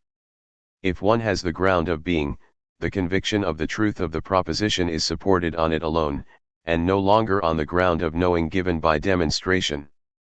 E.g., Euclid demonstrates the sixth proposition in his first book: if two angles of a triangle are equal, then their opposite sides are equal. In this way, let the triangle be ABG, in which the angle ABG is equal to the angle AGB, then I assert that the side AG is also equal to the side AB, see Fig. 3. Figure 3. For if side AG is unequal to side AB, then one of them is greater. Let AB be greater. Remove from the greater side, AB, a segment DB, equal to the smaller AG, and draw the line DG.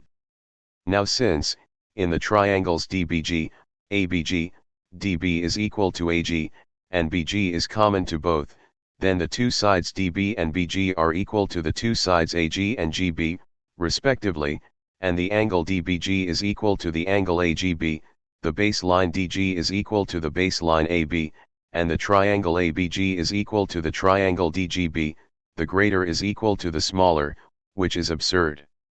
Thus AB is not unequal to AG, consequently, it is equal. In this proof we now have a ground of knowledge of the truth of the theorem. But who bases his conviction of this geometric truth on this proof? Instead, one's conviction is based on the ground of being, known by intuition, according to which, through a necessity that no longer admits of being demonstrated, but only of being intuited, if from both endpoints of a line, two other endpoints incline equally toward one another, they can only meet at one point equidistant from both endpoints because the two angles thereby arising actually are only one, appearing to be two merely because of their opposing positions, so there is no ground. 137 For the lines meeting closer to one than to the other point. Through cognition of the ground of being, one sees the necessary consequence of the conditioned from its condition, in this case, the equality of the sides from the equality of the angles, that is, their connection. However, through the ground of knowing, one understands only the coexistence of both.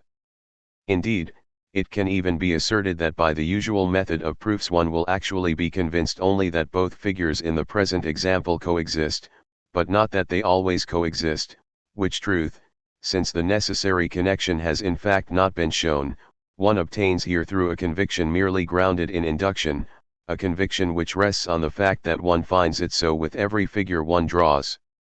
Of course only with such simple theorems as Euclid's sixth is the ground of being so obvious. Still I am convinced that it must be possible to show the ground of being for any theorem, even the most complicated, and the certainty of the proposition must be reducible to such a simple intuition. Also, anyone is a priori conscious of the necessity for such a ground of being for any spatial relation as much as anyone is a priori conscious of the necessity for the cause of any alteration. Certainly in complicated theorems it must be very difficult to give the ground of being, and here is not the place for difficult geometric investigations. Therefore, just to make even clearer what I mean, I will seek to reduce a slightly more complicated proposition to its ground of being, where that ground is not so immediately obvious. I skip over 10 theorems to the 16th. In every triangle of which one side has been produced, the exterior angle is greater than either of the interior opposite angles. Euclid's proof is as follows, see Fig. 4. Figure 4. Let the triangle be ABG, and let side BG be produced to D, and I assert that the exterior angle AGD is greater than either of the opposite interior angles. Bisect the side AG at E and draw BE, and then produce it to Z such that EZ is equal to EB. Join ZG and produce AG to H. Now since AE is equal to EG, and BE is equal to EZ, the two sides AE and EB are equal to the two sides GE and EZ, respectively, and the angle AEB is equal to the angle ZEG, for they are 138 vertical and opposite angles.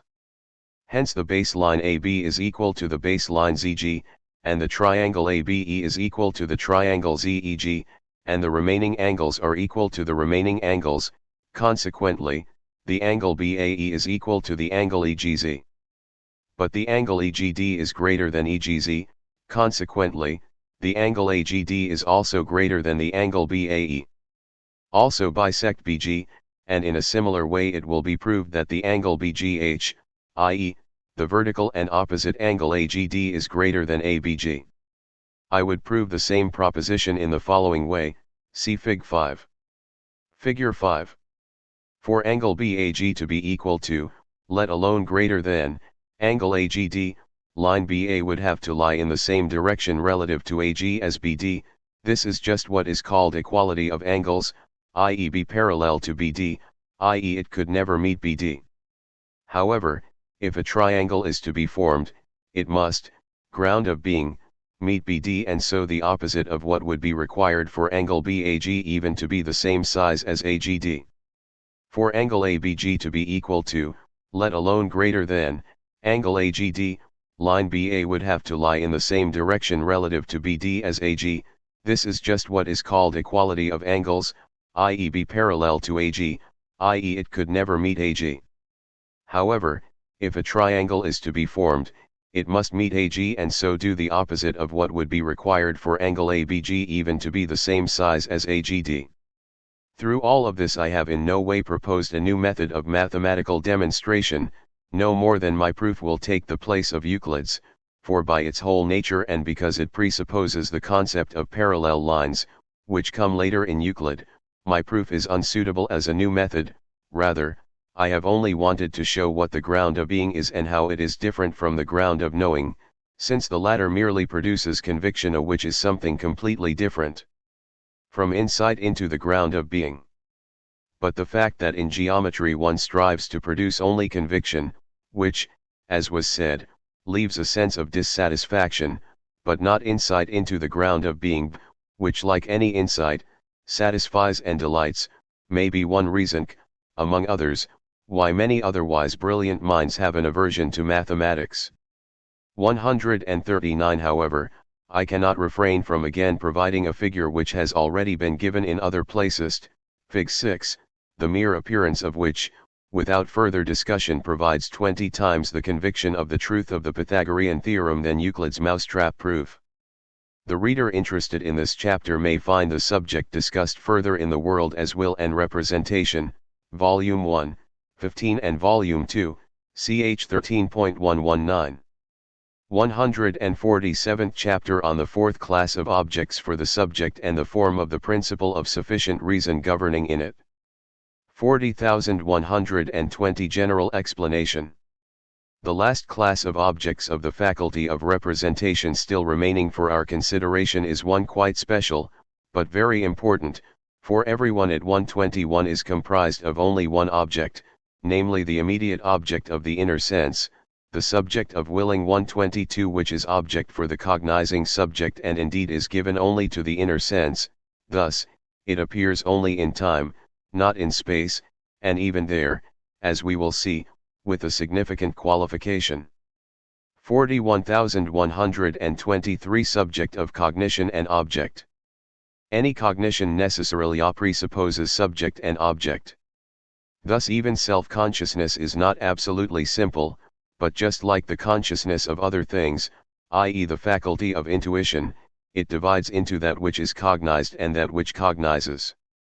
Here what is cognized appears absolutely and exclusively as will. Therefore 141 The subject cognizes itself only as something that wills be but not as something that cognizes. C for the I that represents D. The subject of cognition can never itself become a representation or object, since, as the necessary correlate of all representations, it is their condition. However, the beautiful passage of the sacred Upanishad applies to it: that which sees all is not to be seen, that which hears all is not to be heard, that which knows all is not to be known, that which discerns all is not to be discerned. Beyond it, seeing, and knowing, and hearing, discerning, there is nothing. A. Unekhat, Volume I, p. 202-124. Therefore there is no cognition of the cognizing, because it would require that the subject separate itself from cognizing and yet cognize the cognizing, which is impossible. To the objection, I not only cognize B but I also know C that I cognize, I would answer, your knowing of your cognizing is different from your cognizing only in its being expressed. I know that I cognize says nothing more than I cognize, and then, without anything further, this says nothing more than I.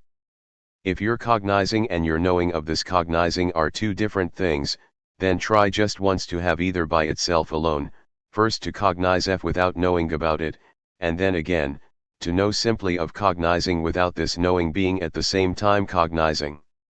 Of course, one can abstract from any particular cognition and so arrive at the proposition I cognize, which for us is the ultimate possible abstraction, but identical with the proposition for me, there are objects, and this is identical with I am subject, which contains nothing more than merely I. Now if the subject cannot be cognized, it could be asked how its various powers of cognition, sensibility, understanding, reason, can be recognized. We do not recognize these because cognizing has become an object for us, otherwise, there would not be so many contradictory judgments about them. Rather, they are inferred, or, put more correctly, they are common expressions for the established classes of representations, which at all times are more or less precisely distinguished in those very powers of cognition. But with regard to the subject, as the necessary correlate and condition of those 142 representations, these cognitive powers are abstracted from those representations, and, consequently, they are related to the classes of representations just as the subject in general is related to the object in general. Just as with the subject the object is also immediately assumed, since otherwise the word is even without meaning, and in the same way the subject is also immediately assumed with the object, so that being the subject means exactly the same as having an object, and being the object means exactly the same as being cognized by the subject. So now, in exactly the same way for an object determined in some way, the subject is also immediately assumed to be cognizing in just that way. Insofar as it is a matter of indifference whether I say that objects have such and such determinations inherent in and specific to them, or that the subject cognizes in such and such ways, it is all the same whether I say that the objects are divisible into such and such classes, or that such and such different powers of cognition are specific to the subject. Also, Traces of this insight are to be found in that amazing mix of profundity and superficiality, in Aristotle, as one can often find in him already the seed of critical philosophy. In On the Soul 3:8, he says, the soul is in a way everything that exists be, and next, nu omicron sigma tau iota epsilon delta nu, i.e., understanding is the form of forms, kappa alpha alpha sigma theta eta sigma iota epsilon delta omicron alpha sigma theta eta tau nu, and sensibility the form of objects of the senses. See now, as a result, whether one says that sensibility and understanding no longer exist or that the world has ended, is all the same. Whether one says that there are no concepts or that reason is gone and now there are but animals, is all the same. Failure to recognize this relation gave rise to the controversy between realism and idealism, ultimately appearing as the dispute between the old dogmatism and the Kantians, or between ontology and metaphysics and the transcendental aesthetic and the transcendental logic. This dispute rests on the failure to recognize this relation when considering the first and third classes of representations I have advanced, just as the controversy between the realists and the nominalists in the Middle Ages resulted from the failure to recognize this relation when considering the second of our classes of representation. 125. 143 42126 Subject of willing. As explained above, the subject of cognition can never be cognized, never be an object, a representation. Nonetheless, since we have not only an outer cognition, in sensory intuition, but also an inner cognition of ourselves, and since every kind of cognition presupposes by its very nature something that is cognized and something that cognizes, what is cognized in us as such is not something that cognizes, but something that wills, the subject of willing, will. Beginning with cognition, one can say that 127 I cognize is an analytic proposition. In contrast, I will is synthetic and, indeed, a posteriori, for it is given through experience, here through inner experience, i.e. only in time. 128 To that extent, the subject of willing would be an object for us. If we introspect, we find ourselves always as willing. However, willing has many degrees, from the mildest wish up to passion, and I have often explained, e.g. in the two fundamental problems of ethics, p11b and elsewhere, that not only all affects, but also all of the inner movements subsumed under the broad concept of feeling, are states of will. 129. But now the identity of the subject of willing with the cognizing subject, by means of which, and, indeed, necessarily, the word I includes and indicates both, is the not of the world and therefore inexplicable. 130 For to us, only relations among objects are conceivable. Among these, however, two can be one only insofar as they are part of a whole. In contrast, here, when speaking of the subject, the rules for cognition of objects no longer apply, and an actual identity of the cognizer with that which is cognized as willing, thus of the subject with the object, is immediately given. But whoever truly realizes the inexplicability of this identity will with me call it the miracle par excellence. D.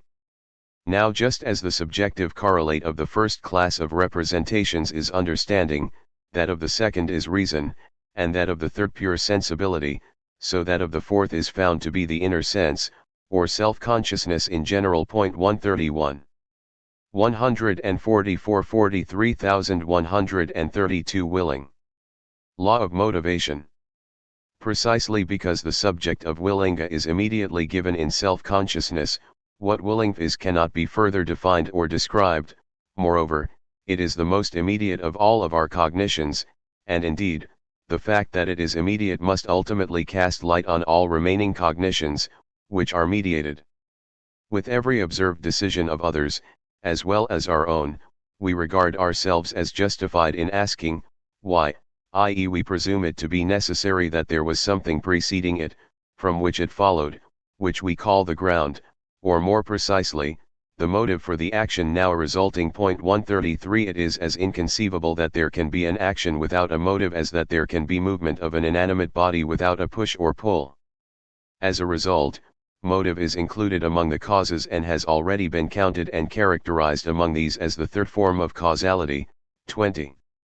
But all causality is only the form of the principle of reason in the first class of objects, thus in the physical world given in outer intuition. In the physical world alterations are bound together, since the cause is the condition, coming from without, of any event. In contrast, the interior of such events remains a secret to us, since we always remain on the outside. In the physical world, we do see this cause necessarily produce its effect, but we do not experience how it actually is able to do so, or what goes on inside. Thus we see mechanical, physical, chemical effects, and also those of stimuli, following their respective causes every time, without understanding the event through and through. Rather, what is essential remains a mystery to us, so we then attribute it to properties of bodies, natural forces, even the vital force, which, however, are merely occult qualities. It would be no better with our understanding of the movements and actions of animals and humans, and we would also see these evoked in an inexplicable way through their causes, motives, if insight into the interior of the event were not open to us.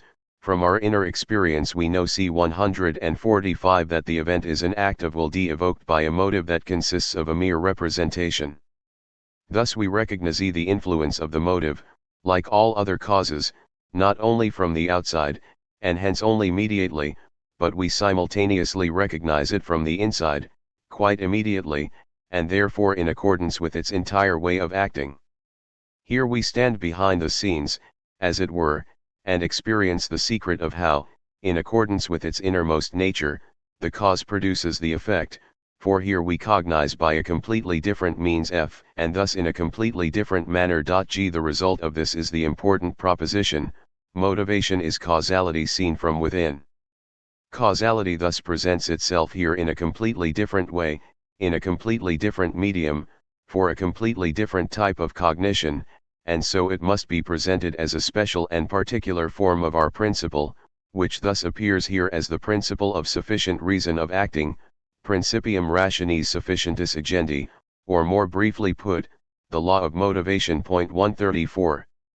From a different perspective, with reference to my philosophy in general, I add here that the law of motivation is related to the law of causality given in 20 above, so this fourth class of objects for the subject, and thus that of the will, which is perceivida in ourselves, is related to the first class.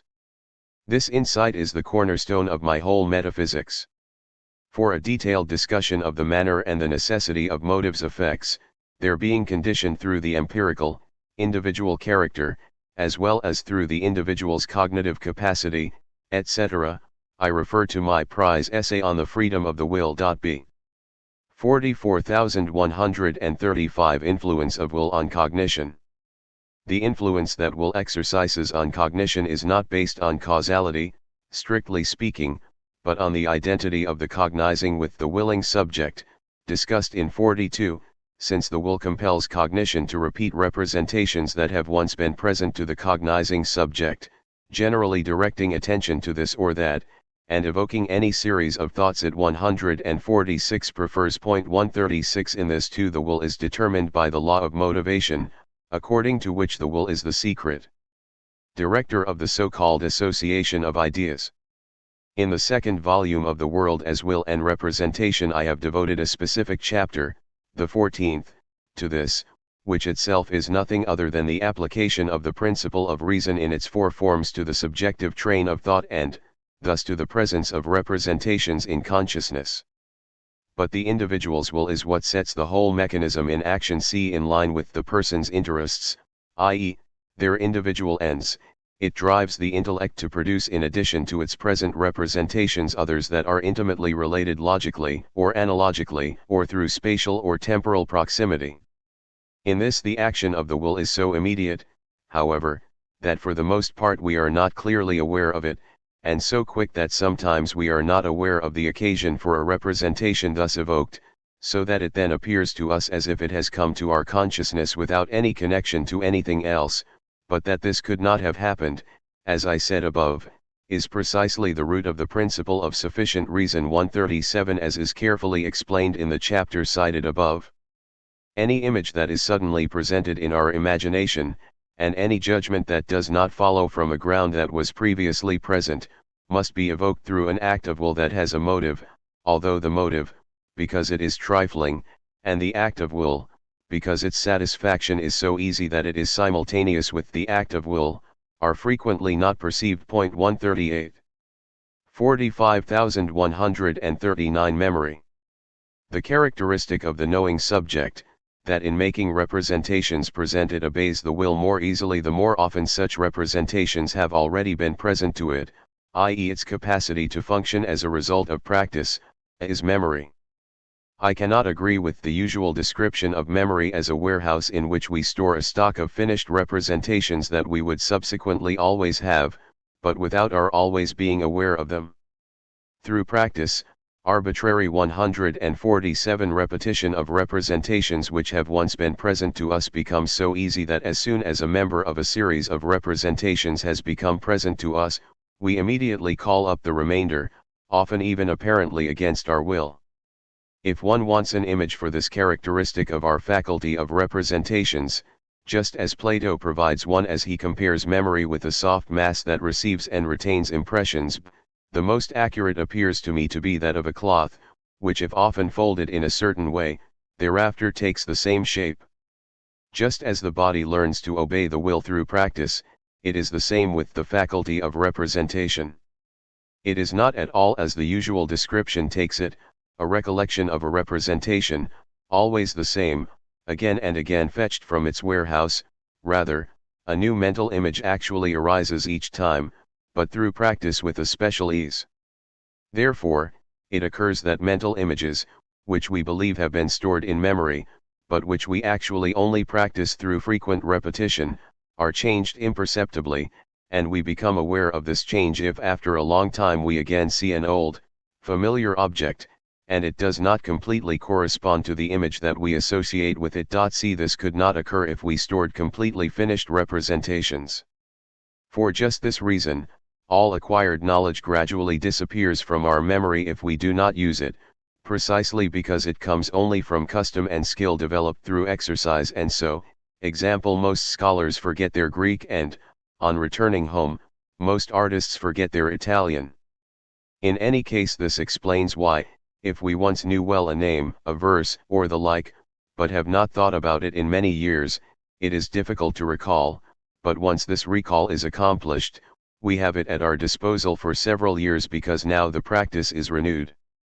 Therefore, whoever understands several languages should from time to time read something in those languages, by which means he will retain possession of them. 140. This also explains why the surroundings and events of our childhood so deeply impress themselves on our memory. It is because as children we have only a few, primarily intuitive representations, and therefore, to be occupied, we constantly repeat them. It is the case among people who have little capacity for original 148 thought that this goes on throughout their entire lives, and indeed not only with intuitive representations, but also with concepts and words. Thus, such people sometimes have a very good memory, if it is not hindered by obtuseness and dull intellect. In contrast, the genius sometimes does not have an excellent memory, such as Rousseau said of himself. This can be explained in that a genius does not have time for much repetition because of the great number of original thoughts and synthesis, although it would not be easy to find a genius with a completely bad memory because energetic and flexible powers of thought make up for constant practice. And we do not want to forget that mnemosyne is the mother of the muses. Therefore, one can say that memory is subject to two mutually antagonistic influences, on the one hand that of the energy of the faculty of representation, and on the other hand that of the number of representations that busy this faculty. The less the first factor, the less must the other be also in order for there to be a good memory, and the greater the second, the greater too must be the other. 141. This also explains why people who incessantly read novels thereby lose their memory, because for them, just as for the genius, the number of representations, which in this case are not their own thoughts and syntheses, but are another's, quickly pass in succession, allowing them neither time nor patience for repetition and practice. And they do not have what compensates the genius for lack of practice. Moreover, the whole thing is still subject to the corrective that people have the best memory for what interests them, the worst for all that remains. Thus many great minds forget the petty affairs and events of everyday life, and likewise, with unbelievable speed, they forget insignificant people to whom they have been introduced, while people of limited intellect retain everything admirably. Nonetheless, geniuses will have a good, even a stupendous memory for what is important for them and for what is significant in itself. 142. But in general it is easy to see that we best retain such series of representations as are coherent, connected by the bond of one or more of the species of the aforementioned grounds and consequences, but it is more difficult to retain that which is not 149 coherent, and which only connects through our will according to the law of motivation, i.e. that which is put together arbitrarily. That is, with the former, we are spared half the trouble by the forms known to us a priori. This, like all a priori cognition in general, also probably gave rise to Plato's theory that all learning is only recollection. 143. 158th chapter General Remarks and Results. 144. 46,145 The systematic order. The sequence in which I have presented the different forms 146 of our principle is not a systematic presentation, but merely chosen for clarity, putting first that which is better known and that which at least presupposes the rest. According to Aristotle's rule in learning, begin not with that which is first, and which is the beginning of the matter, but first learn that which is easiest. Metaphysics 4, 1a 147. But this is the systematic order which the classes of the grounds must follow. First the principle of the reason of being must be cited, and, here again, first in its application to time, the simple scheme of all the remaining forms of the principle of sufficient reason, containing only what is essential, the prototype of all finiteness. Then, after the statement of the ground of being in space, the law of causality must be stated, after this the law of motivation follows, and finally the principle of sufficient reason of knowing will be stated, since the others refer to immediate representations, but this last refers to representations of representations. The 151 truth expressed here, that time is the simple scheme, containing only what is essential to all forms of the principle of reason, explains the absolutely perfect clarity and accuracy of arithmetic, to which the clarity and accuracy of no other science can be compared. That is, all sciences are based on the principle of reason, since without exception they are connections of grounds and consequences. But now the series of numbers is the simple and sole series of the ground of being and consequence in time. Because of this perfect simplicity, since it excludes nothing, nor are there anywhere indeterminate relations, it leaves nothing to be desired in clarity, accuracy, and apodictic certainty. In these qualities, all other sciences are inferior, even geometry, because so many relations arise from the three dimensions of space that a survey of it becomes too difficult for pure intuition, as well as for empirical intuition. For this reason, complicated problems of geometry are solved only through calculation, and thus geometry quickly resolves into arithmetic. I need not show that the remaining sciences contain all sorts of obscure elements. 148. 47,149 Temporal relation between ground and consequent. According to the laws of causality and motivation, the ground must precede the consequent in time. This is absolutely essential, as I have demonstrated in detail in the second volume of my principal work, ch. 4, pages 41, 2a, to which I refer here so as not to repeat myself. Accordingly, one will not be misled by the example Kant cites, Critique of Pure Reason, 1st ed., p. 202, 5th ed., p. 248b, 150, namely, that the cause of the warmth in a room, the stove, is simultaneous with its effect, as long as one considers that a thing is not the cause of another thing, but a state is the cause of another state. The state of the stove, that it has a higher temperature than the surrounding sea, must precede the imparting of the excess heat to its surroundings, and now, since any heated layer of air is displaced by any colder layer of air streaming in, the first state, the 152 cause, and, as a result, the second state, the effect, are renewed as long as the stove and the room are not of the same temperature. Thus here the stove and the warmth of the room are not persistent, simultaneous cause and effect, but a chain of alterations 151 or a continual renewal of the two states, one being the effect of the other. But from this example we can see how even Kant's concept of causality was unclear. 152. In contrast, the principle of sufficient reason of knowing does not entail any temporal relation, but only a relation for our reason, thus, before and after are here without meaning. With the principle of reason of being, so far as it is valid in geometry, there is likewise no temporal relation, but only a spatial one, of which it may be said that everything is simultaneous, if here simultaneity as well as succession were to have any meaning. Conversely, in arithmetic, the ground of being is nothing other than the temporal relation itself. 48,153 Reciprocity of grounds. In any of its meanings, the principle of sufficient reason can establish a hypothetical judgment, just as any hypothetical judgment ultimately is based on it. 154 And the laws of hypothetical inferences thus always remain valid, that is, it is valid to infer from the existence of a ground to the existence of a consequent, or from the non-existence of the consequent to the non-existence of the ground, but it is invalid to infer from the non-existence of the ground to the non-existence of the consequent and from the existence of the consequent to the existence of the ground. Nonetheless, it is noteworthy that in geometry, the existence of the ground can almost always be concluded from the existence of the consequent and non-existence of the consequent from the non-existence of the ground. This occurs because, as is shown in 37, each line determines the position of another, and it is a matter of indifference from which line one begins, i.e., which line one will consider to be the ground and which the consequent. One can be convinced of this by going through all the geometric theorems.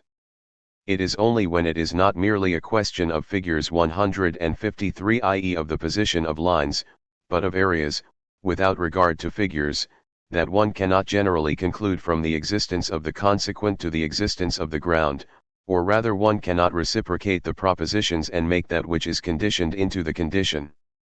An example of this is provided by this proposition: if triangles have equal bases and equal heights, then they are equal in area. It cannot be converted: if triangles have equal area, then their bases and heights are also equal. For the heights can be of inverse proportion to the base. It has already been mentioned in 20 above, that the law of causality does not admit of reciprocation, since the effect can never be the cause of its cause, and therefore the concept of reciprocal action, see given its actual sense, is not admissible. According to the principle of reason of cognition, a reciprocity can occur only with convertible concepts, because only the spheres of these are coextensive. Otherwise, there is a vicious circle. D 155. 49,156 Necessity. The principle of sufficient reason in all of its forms is the sole principle and the sole support of any and all necessity. For necessity has no other genuine and clear sense than the inevitability of the consequent when the ground is posited. Therefore any necessity is conditioned, thus, absolute, i.e., unconditioned necessity, is a contradiction in terms. B for being necessary can never mean anything other than following from a given ground. In contrast, if one wants to define it as that which cannot not be, one merely provides a verbal explanation. One takes refuge behind a highly abstract concept in order to avoid a factual explanation, from which refuge one is immediately driven by the question: how is it possible, or even conceivable, that something could not be, since everything that exists is only given empirically? For the result is that this something is possible only insofar as a ground from which it follows is posited or already present. 154 Being necessary and following from a given ground are convertible concepts, such that one can always be substituted for the other. Thus the favorite concept of the philosophers, absolutely necessary being, contains a contradiction, through the predicate absolute, i.e. depending on nothing else, the concept eliminates the only determination through which necessity is conceivable and makes sense. Here again we have an example of the misuse of abstract concepts in the surreptitious service of the metaphysical, as I have similarly demonstrated for the concepts immaterial substance, absolute ground, and cause in general. I cannot emphasize enough that all abstract concepts are to be checked against intuition. Hence there is a fourfold necessity in accordance with the four forms of the principle of sufficient reason. 1. Logical necessity, according to the principle of reason of knowing, on the basis of which if one has affirmed the premises, the conclusion is given without fail. 2. Physical necessity, according to the law of causality, on the basis of which as soon as the cause has appeared, the effect cannot fail to appear. 3. Mathematical necessity, according to the principle of reason of being, on the basis of which any expressed relation of a true geometric theorem is as the theorem states, and any correct calculation remains irrefutable. 4.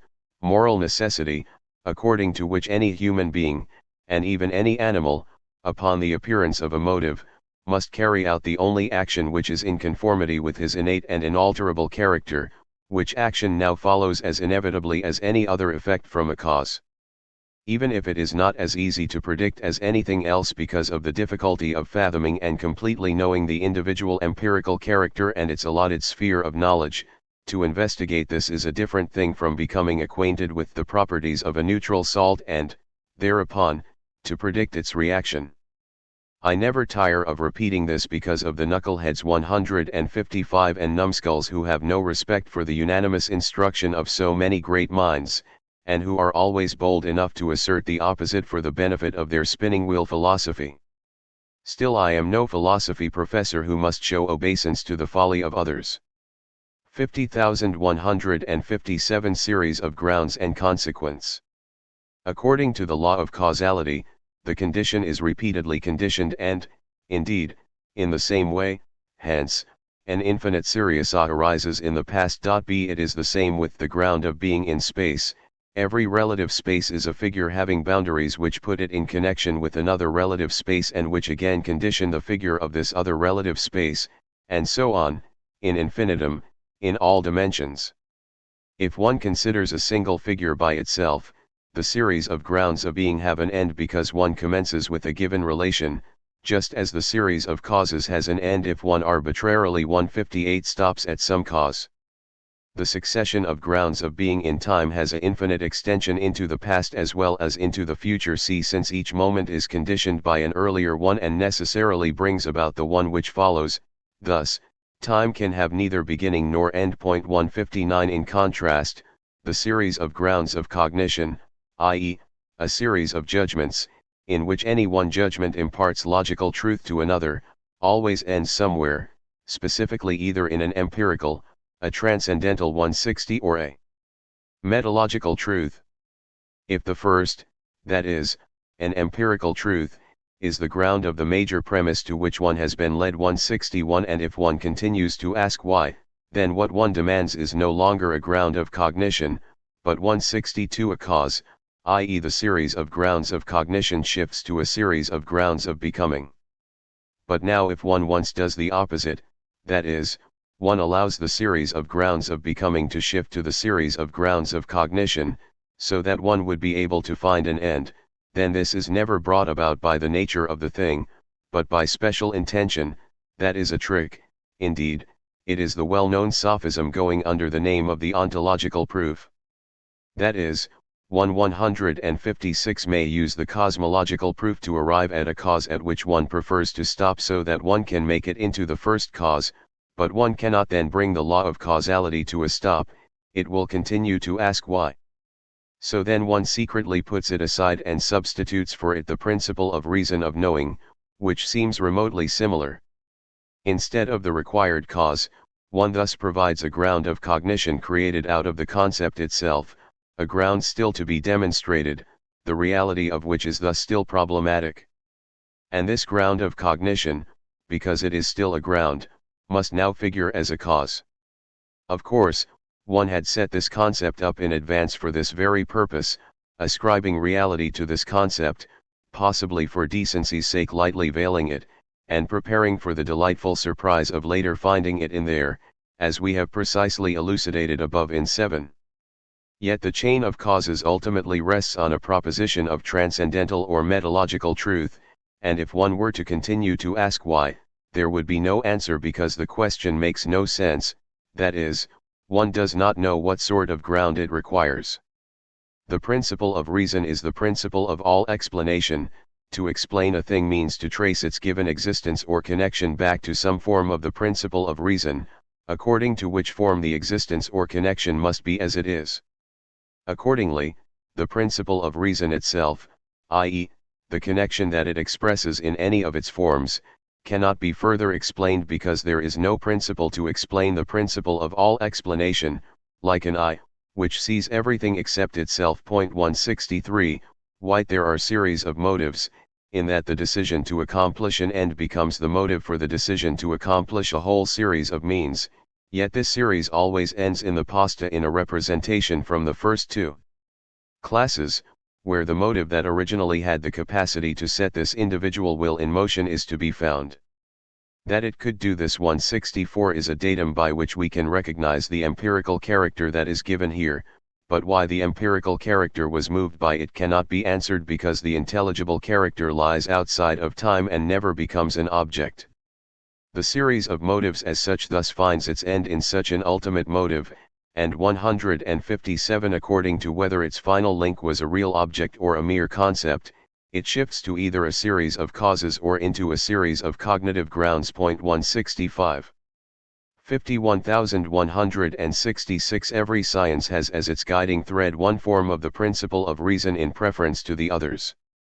Because the question why always seeks a sufficient reason, and because the connection of findings through the principle of sufficient reason distinguishes a science from a mere aggregate of findings, in 4 why was called the mother of all sciences. It is also the case that in each science one of the forms of our principle is the guiding thread more so than the others, although in each science the others also apply, but in a subordinate role. Thus the ground of being is the principal guiding thread in pure mathematics, although in proofs the exposition proceeds only through cognitive grounds. At the same time, the law of causality appears in applied mathematics, and this law completely dominates in physics, chemistry, geology, and the like. The principle of reason of knowing applies throughout all sciences, since in all sciences the particular is known from the general. See, however, this principle is the main guiding thread and nearly the sole governing principle in botany, zoology, mineralogy, and other classificatory sciences. If one considers all motives and maxims, whatever they be, to be data by which action is explained, the law of motivation is the principal guiding thread of history, politics, pragmatic psychology, etc. If, however, one makes motives and maxims themselves, according to their value and origin, into the subject of investigation, the law of motivation is the guiding thread of ethics. In the second volume of my principal work, ch. 12, p. 126d, one may find the main classification of the sciences, worked out according to this principle. 167. 52,168 Two principal results.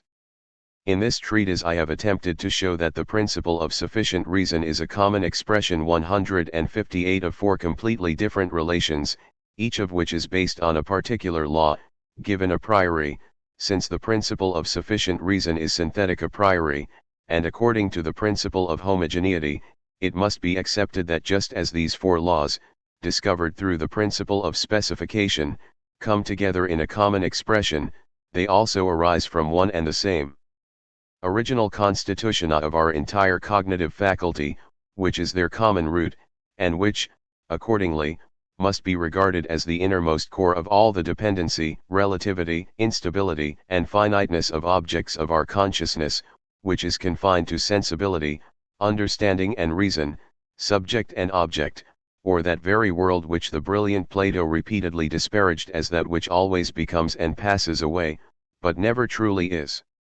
B. The cognition of which would be only opinion amid non-rational perception. C. And which Christianity, in the correct sense, called temporality, following the very form of our principle that I have indicated in 46 as its simplest scheme and the prototype of all finiteness. After all, the general sense of the principle of sufficient reason may be reduced to the fact that always and everywhere each thing is only by means of another thing. Now, however, the principle of reason is a priori in all its forms, thus rooted in our intellect. Therefore, this principle cannot be applied to the totality of all existing things, the world, including this intellect in which the world resides. For such a world, presenting itself by means of a priori forms, is for just this reason mere appearance. Therefore, what applies to this world as a consequence of just these forms can have no application to the world itself, i.e. to the thing in itself presenting itself in the world. Therefore, one cannot say the world and all things in it exist by means of something else, which proposition is simply the cosmological proof. 169. If in the present treatise I have achieved the derivation of the result as just expressed, then I would think that this would make the demand that any philosopher who in his speculations builds his conclusion on the principle of sufficient reason, or who just speaks of a ground at all, would have to determine which type of ground he means. One might suppose that as a result of this 159, whenever there is a question of a ground, no confusion would be possible. Except there are far too many examples where either or we find the expression of ground and cause confused and used without discrimination. At other times we find talk in a general way, without any more precise determination, of a ground and of that which is grounded, of the principle and of that which follows the principle f, and of the condition and of that which is conditioned, perhaps exactly because there is a secret awareness of an unjustified 170 use of this concept. Kant himself speaks in this way of the thing in itself as the ground of appearance. Thus he speaks, Critique of Pure Reason 5th ed., p. 590, of the ground of the possibility of all appearance, of an intelligible ground of appearances, of an intelligible cause, of an unknown ground of the possibility of the sensible series in general, p. 592, b. of a transcendental object lying at the ground of appearances, of the ground why our sensibility has this one condition much more than all other supreme conditions, p. 641, c. and the like in many passages. All of this appears to me not to be in keeping with those weighty, profound, indeed, immortal words, p. 591, that the contingency of things is itself only a phenomenon and could lead to no other regress than the empirical one that determines phenomena. Anyone familiar with modern philosophical works knows that, since Kant, the concept of ground and consequence, of principle and that which follows the principle, etc. are used much more indeterminately and in an absolutely transcendent way. 171. The following is my objection to this indeterminate use of the word ground and of the principle of sufficient reason in general. It is also the second result, closely connected to the first, that this treatise provides concerning its proper object. Through their common character, and given that all objects for the subject are distributed under them, the four laws of our cognitive faculty, the common expression of which is the principle of sufficient reason, are shown to be fixed through one and the same original 160 constitution and intrinsic characteristics of the cognitive faculty 172, which appears as sensibility, understanding, and reason. Since this is so, even if one imagines that a new, fifth class of objects could arise 173, we would still have to presuppose that in this fifth class the principle of sufficient reason would also appear in a new form. So, nevertheless, we may not speak of an absolute ground, and there is no more a ground in general than there is a triangle in general. Rather, this is an abstract concept achieved through discursive thought, nothing more than a representation from representations, a way of thinking of many things through one means.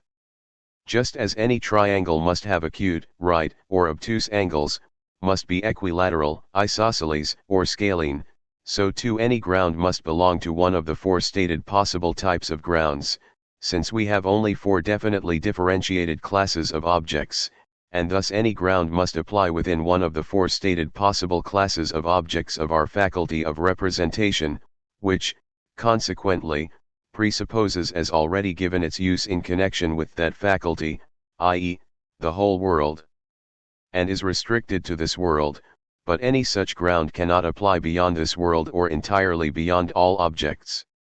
However, should anyone think differently about this, and believe that a ground in general is something different from what is drawn from the four types of grounds and expresses what is common among them, then we renew the controversy between the realists and nominalists, and in the present case I must stand with the latter. 174. 2. On Vision and Colors. A Treatise. By Arthur Schopenhauer. Est enim verum index sui et falsi. Spinoza, Letters, 74. Since the truth bears witness for itself and for the false. 3. Preface to the second edition. I find myself in the unusual situation of having to improve for a second edition a book that I wrote 40 years ago. Just as human beings always remain the same and unaltered in their core and that which is truly essential, while that which is superficial, that is, their appearance, manners, handwriting, style, tastes, ideas, views, insights, knowledge, etc., undergoes great changes through the course of the years, so by analogy this brief work of my youth has remained completely the same in its essentials because the subject matter and content are as true today as they were then. However, I have improved its appearance, arrangement, and form as far as possible. It is nonetheless to be borne in mind that the improving hand is 40 years older than that which wrote it, so the same problem, of which I have already had to complain in the second edition of the treatise on the principle of reason, it cannot be avoided, specifically the problem that the reader is aware of two different voices, those of the old and of the young man, voices so clear that whoever has a sensitive ear never doubts which is speaking at any point. This, however, cannot be changed, and it is actually not my fault. Rather, in the end it must be attributed to the fact that a venerated German public requires 40 years to find out who would benefit by devoting attention to it. I composed this treatise in the year 1815, whereupon Goethe kept the manuscript longer than I had expected because he took it along on the Rhine tour he made at that time, and for this reason the final preparations and printing were postponed so that the work first appeared at Easter 1816. Since that time, neither physiologists nor physicists have found it worthy of consideration, but, undisturbed by it, they preach from the same text. Thus it is no wonder that 15 years later it tempted a plagiarist, as a snapper up of unconsidered trifles, Winter's Tale, p. 489b, to turn it to his own use, which I have discussed more specifically in Will in Nature, 1st ed., p. 19 and 2nd ed., p. 14.a. Meanwhile I have had 40 years to test my color theory in all ways and under many different conditions, still my conviction of its perfect truth has not wavered for a moment, and the correctness of Goethean color theory remains just as evident to me as it was 41 years ago when he himself showed me his experiments. So I may then assume that the spirit of truth that supported me in greater and more important things has not forsaken me in this subordinate matter. This means that it is akin to the spirit of honesty and seeks honest minds, of which it clearly finds no great selection, all the more so as it requires a devotion that takes no account of wants, nor convictions, nor popular biases, nor those of the age, but honors it alone, and is as prepared to teach Goethean color theory among Newtonians, as it is to teach ascetic morals among modern Protestants, Jews, and optimists. In this second edition I have omitted from the first only a few secondary discussions not directly relevant to the subject, but in contrast, I have enriched it through important additions. However, between the present and the first edition of this treatise came my Latin treatment of the work, Theoria Colorum Physiologica, Edam Primaria, which in 1830 I incorporated in the third volume of Scriptores Ophthalmologicae Minors B edited by Justus Radius. This is no mere translation of the first edition, but differs noticeably from it in form and presentation and is considerably enriched in subject matter. Therefore, although I have used it for the present edition, it still retains its value, especially for foreign readers. See furthermore, in 1851 in the second volume of my Parerga and Paralipomenad I have laid down a number of additions to my color theory, in order to save it from oblivion, since, as I have stated in that work, there remained for me little hope at my advanced age of living to see a second edition of the present treatise. Meanwhile it has turned out differently.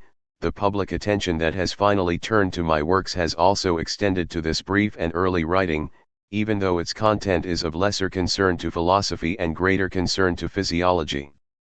However, this treatise in no way remains unproductive for the reader who is only philosophically inclined, because a more exact knowledge and firmer conviction of the completely subjective essence of color is conducive to a more thorough understanding of the Kantian theory of the similarly subjective, intellectual forms of all our cognition, and hence this treatise provides a very suitable philosophical primer. For us such a primer should be all the more welcome, as in these times, when lack of refinement dominates, knuckleheads of the most insipid sort even dare without any fuss to deny the element C of human cognition that is a priori and therefore subjective, which it was the immortal service of Kant to have discovered and distinguished, while at the same time some 6 chemists and physiologists quite seriously imagine that they are able to explain the being of things thoroughly without any transcendental philosophy, and thus awkwardly adhere to the most unabashed realism. They unquestioningly accept the objective as simply given, and it does not occur to them to take into consideration the subjective, the sole means by which the objective exists. 1. The naivete with which these people, coming from their scalpels and crucibles, take up philosophical problems is actually astounding. However, it is clear that they all exclusively follow their professional fields of study. But then have something to say about everything. If only one could make such gentlemen aware that between themselves and the actual being of things, the brain stands like a wall, on account of which it requires a longer way around in order to get behind the wall even to some extent, then they would not so audaciously dogmatize all day about souls and substance and the like philosophizing cobblers. Thus the editions in question, which have been temporarily deposited in my perurga, and accumulated as in a storehouse, I needed to incorporate in the appropriate passages of the present edition because, of course, I could not leave it incomplete by referring the reader at the pertinent places to that chapter of perurga. But then, naturally the editions used here will be left out of the second edition of perurga. Frankfurt am Main, in November 1854. 1. Introduction. The subject of the following treatise is a new theory of color that at its point of departure is completely different from all previous theories. It is written primarily for those who are acquainted and conversant with Goethe's color theory. However, in addition, it will also be generally comprehensible in essentials, but all the more when one brings to it some knowledge of color phenomena, particularly of the physiological, i.e., the appearances of color that pertain only to the eye, of which, indeed, the most complete presentation is found in Goethe's color theory, but which has been more or less correctly described by Buffon, Waring, Darwin, and Himley. Buffon has the honor of being the discoverer of this noteworthy fact, which is important, indeed, indispensable for a true understanding of the essence of color illuminated by my theory. 3. Goethe, however, has opened the way for a discovery of this fact through a twofold service. First, he broke the old spell of Newton's incorrect theory and thereby reasserted freedom of thought about this subject, for, as Jean-Paul correctly observed, every revolution expresses itself sooner, more readily, more intensely, as polemic than aesthetic. Aesthetics, Volume 3, p. 861 f.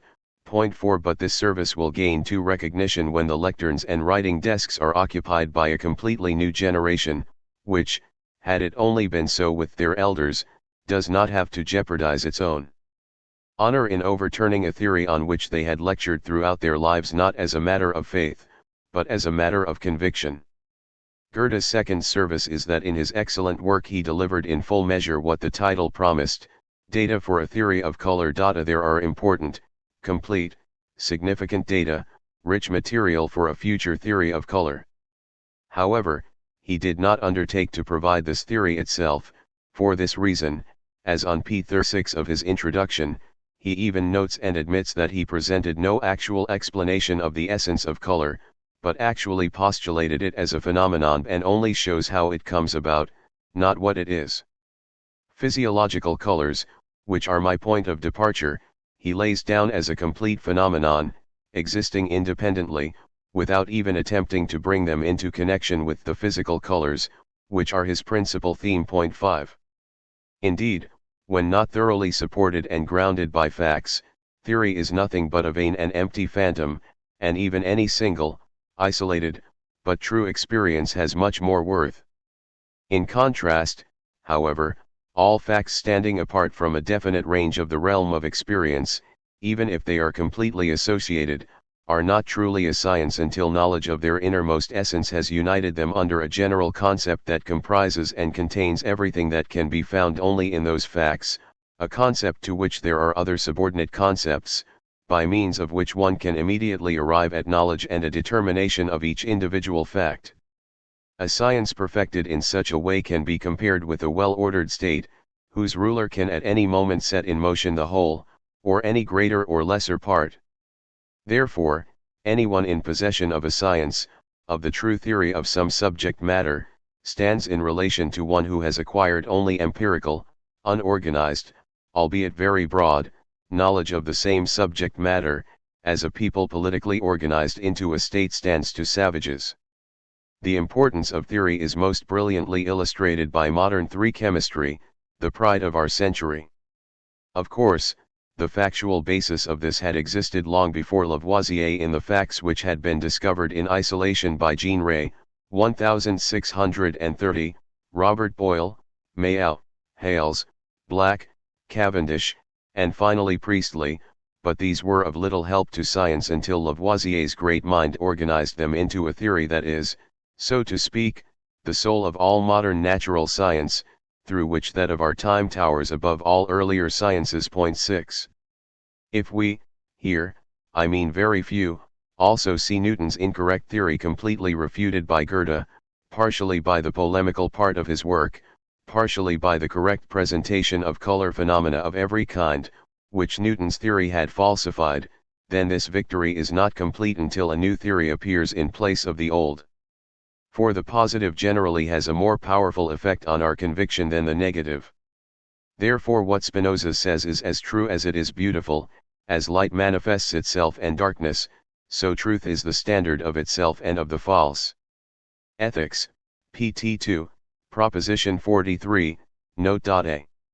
Far be it from me to want to pass off Goethe's very thoughtful work, which is totally meritorious in every respect, as a mere aggregate of experiences.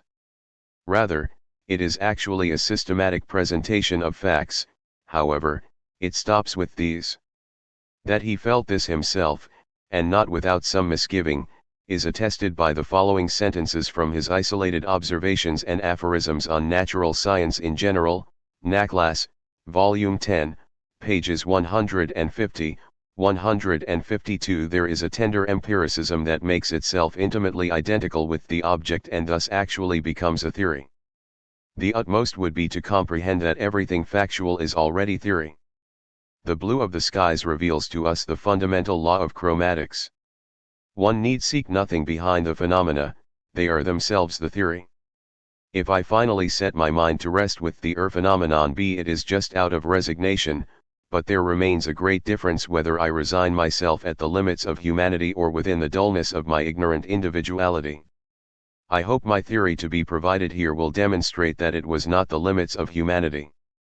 But how this limitation to the purely factual had its foundation in Goethe's mind, and indeed was directly connected to his greatest talents, I have presented in my Perurga, Volume 2, p. 146. See, however, it is not so essential to our subject that I have to repeat it here.